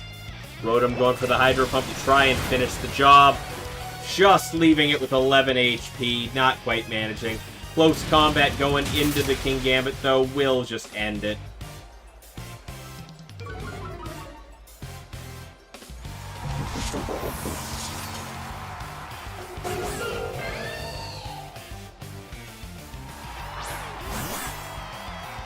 Means Carney is down to his last two Pokemon, the Sneasler and the Rotom. Meanwhile, Hyuga has all four Pokemon remaining.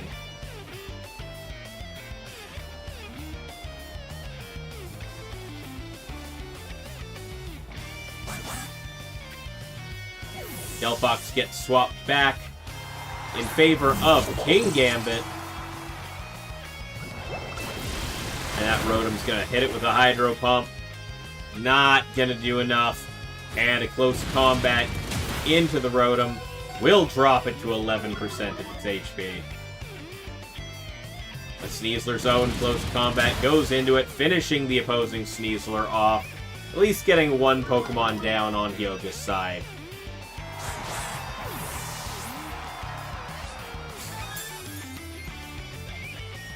Triggering the White Herb for that stat boost. Well, to reset the stats, get the Unburden. But Incineroar is going to hit the field and drop the attack power.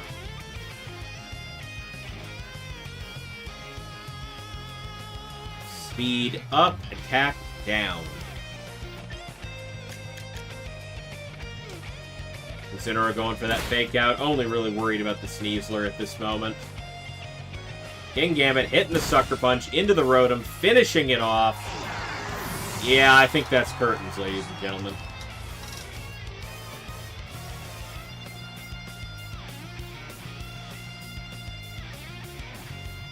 It's Sneasler against the world, and I don't think it stands much of a chance.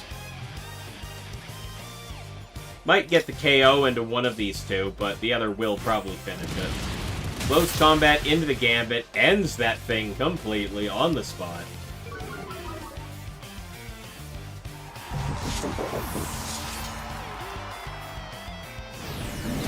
But that Flare Blitz will completely end the Sneasler with a critical hit, too. Oh my god. Which will end this match in favor of Hyuga. Which means our finals have been decided, and it is Hyuga versus Nico.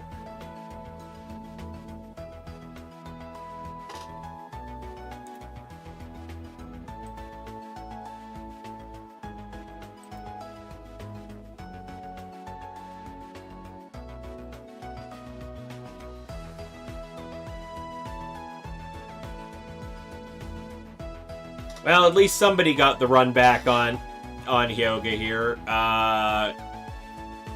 Okay, we're just going to be in this room again. Excellent.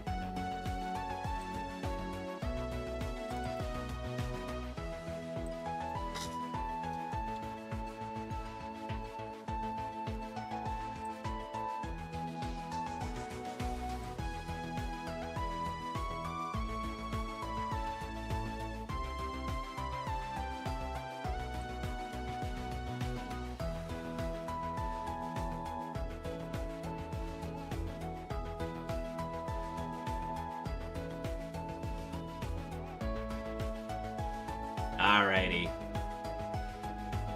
We're up to the finals of tonight's tournament. It is Nico versus Hyoga.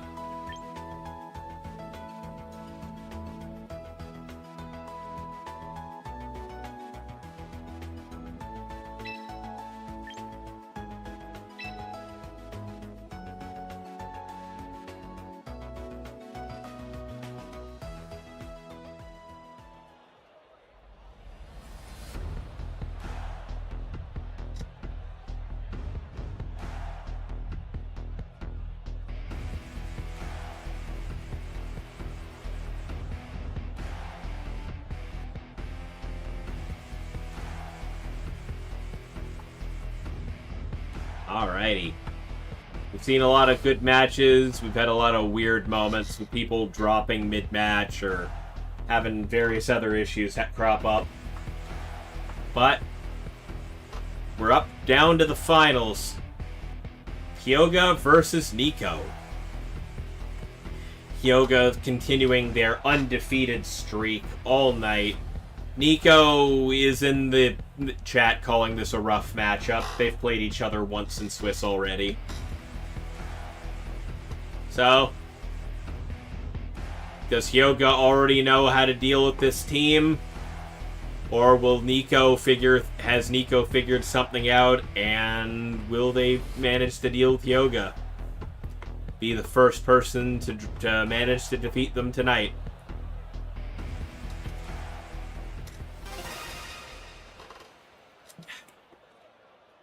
That's the last of my water.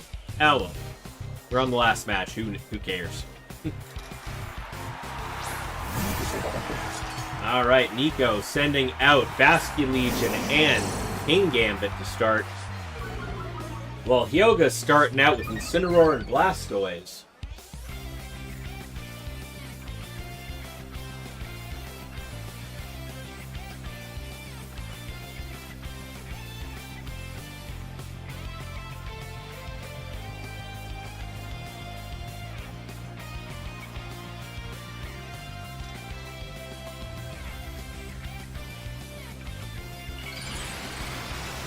Blastoise will Mega Evolve into Mega Blastoise, as we were watching Hyoga's match earlier.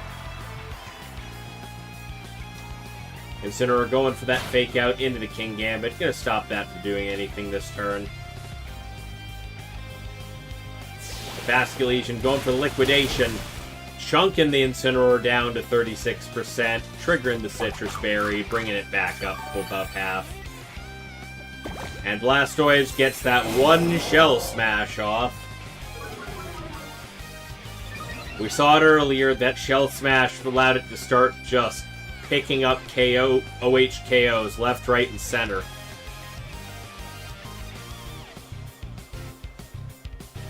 I don't think Bastion Legion wants to be in this position right now.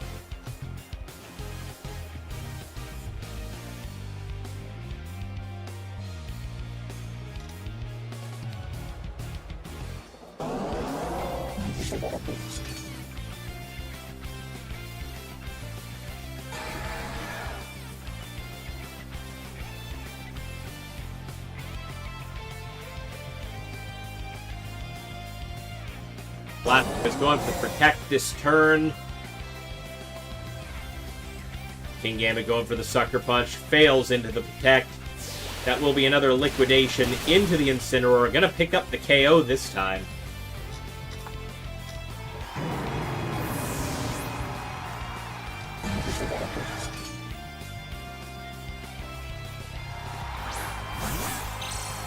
But that just means Hyoga's sending out their Sneasler. Yet another Mon with fake-out pressure into the Gambit.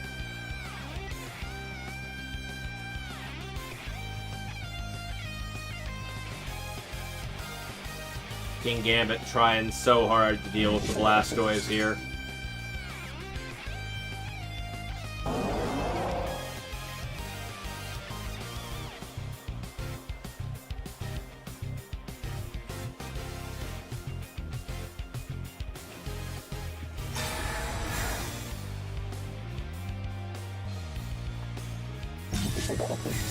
Gambit going for the Protect this time. Definitely not wanting to get hit by that fake out.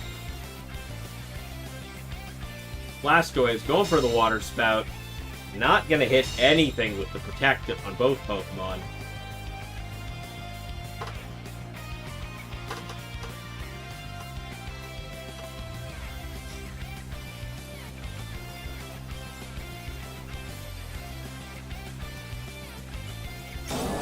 Blastoise going for the Protect this time.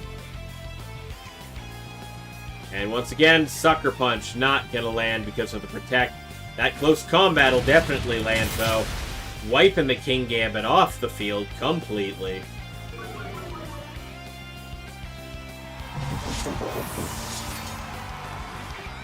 But gives Basculegion the chance to use Last Respects into the Protect once again.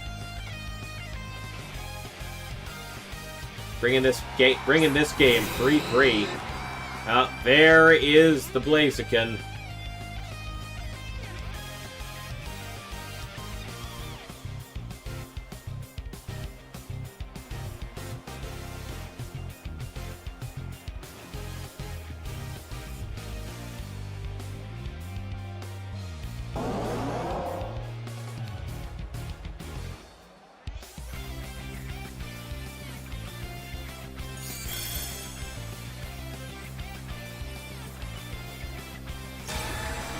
Alright, we got double Protect going up on Nico's side. Blastoise going for that Water Spout, not hitting much of anything here. Sneasler going for that Poison Jab into the Basculegion. Blaziken aiming for some extra speed buffs here, hoping to outspeed the Sneasler.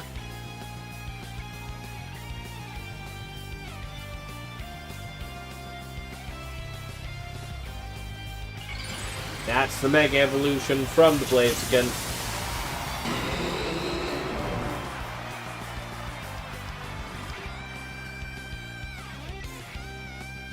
And an immediate Water Spout from the Blastoise, still outspeeding the Blaziken.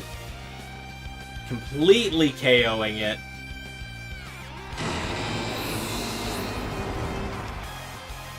And a Poison Jab from the Sneasler. Outpacing the Basculegion. Bringing Nico down to their last Pokemon. And that's going to be a forfeit from Nico for Game 1. Hyoga continuing their absolutely undaunted progress here.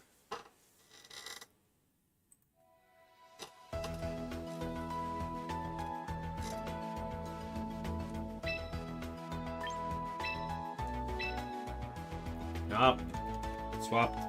Damn it. I swapped my perspective around. Hang on a second.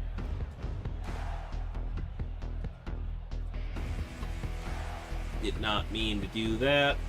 We're gonna swap the names around. Not that I really need to, but...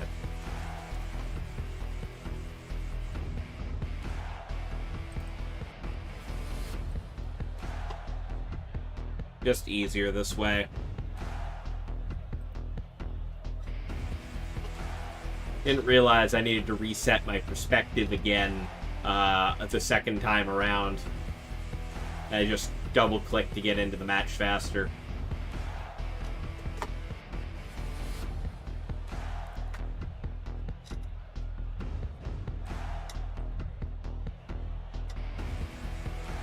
Alright. Game 2 of the finals. Hyoga still leading 1-0. Can Nico figure out a way to get past this?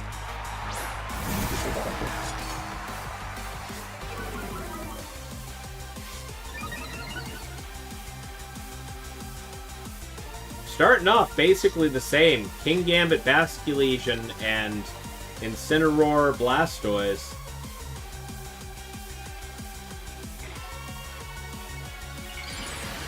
Blastoise immediately going for the Mega Evolution.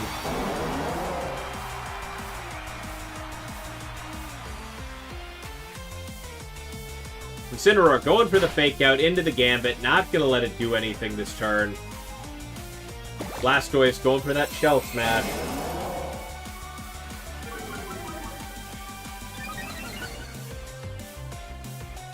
And a Liquidation out of the Basculegion.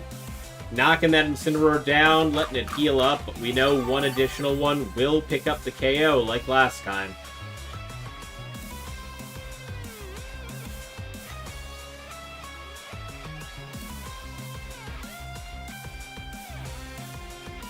But will Hyoga let it happen? I think from the look of it, Nico thinks he had the right plan for dealing with Hyoga. He just didn't play it properly from the look of it. Blastoise going for the Protect. Once again, Gambit, Sucker Punch going into that Protect, but that Liquidation into Incineroar. Won't pick up the KO this time. That Flare Blitz will find the King Gambit, though. But Flare Blitz chip will finish the Incineroar off entirely.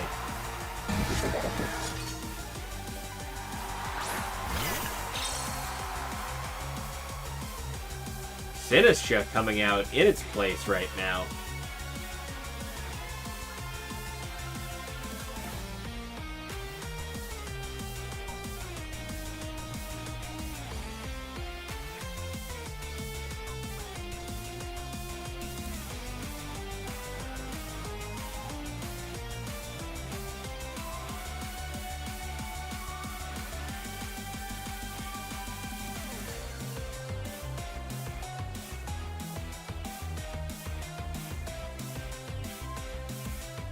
Sinistcha going for the Rage Powder this time. And Blastoise going for that Water Spout, outspeeding everything. Gonna take out the King Gambit before it can do anything. But Basculegion gets to go with the last respects. Sinistcha's Cossid Berry, letting it resist it. Only doing about 40%. Even with the one fainted ally.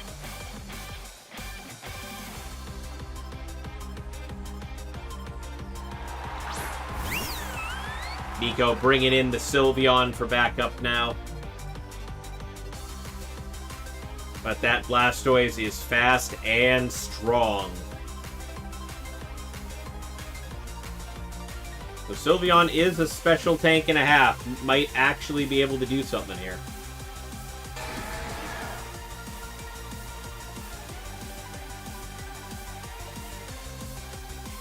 Though I would probably, yeah, Basculegion probably dies the second Blastoise even whoops at it right now. That will be a Water Spout. Block being protected by the Basculegion. He will hit the Sylveon. That OHKO'd the Sylveon. Oh. Sylveon is a ridiculous special tank, but Blastoise using Water Spout with one Shell Smash managed to OHKO it. That's unfortunate.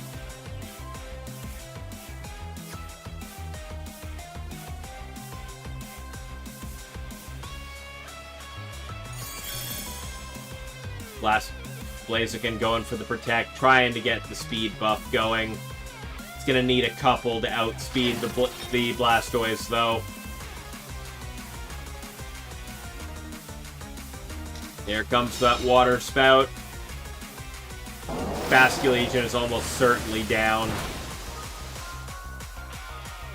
Which means I feel like there's not much that Nico can do, I don't think, but I think he needs a double protect to outspeed, and even then I don't think he KOs.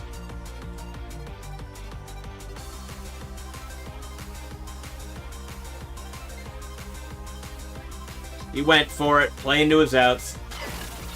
Yep, Nico played to his outs, didn't manage. Blastoise just going to end this with Water Spout. And that is game. Yeah. No problem, Nico. Thank you for coming out. Good run, making it all the way to finals.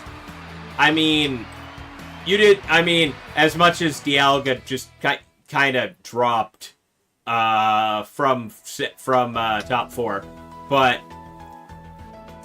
you still won the game 1 against Dialga before he dropped, so still valid, still valid.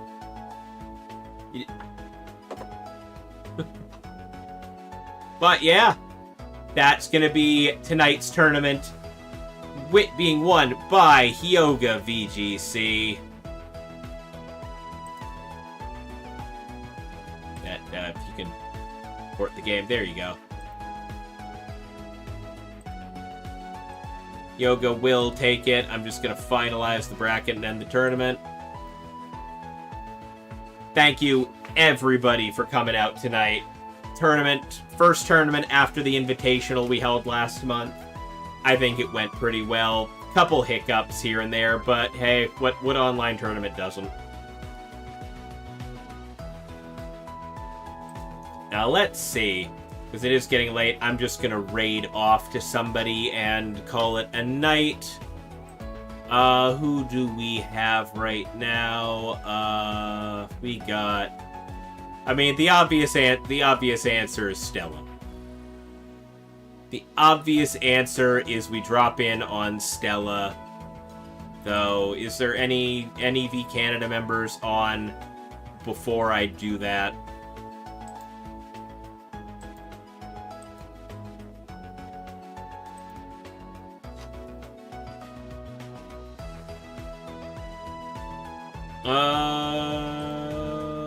There is a couple, it looks like.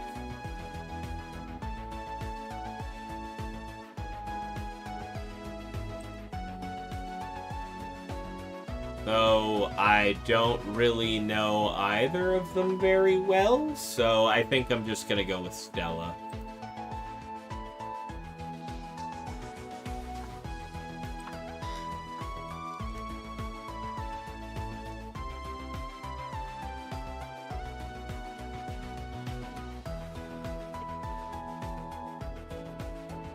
Alrighty, everybody. Thank you for coming out tonight. It has been an absolute blast and an honor to host, as usual.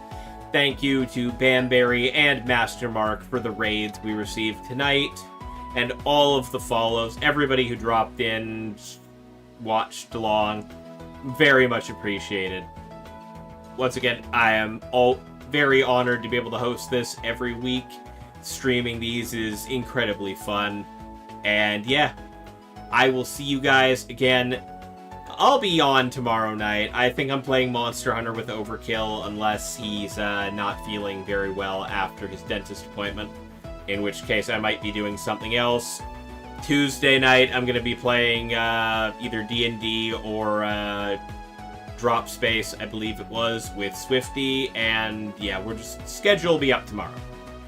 Thank you all very much for coming out. We're going to go raid over to Stella right now, who is currently playing the Elder Scrolls Skyrim multiplayer. Thank you all very much for coming out. I'll see you again tomorrow night. Peace.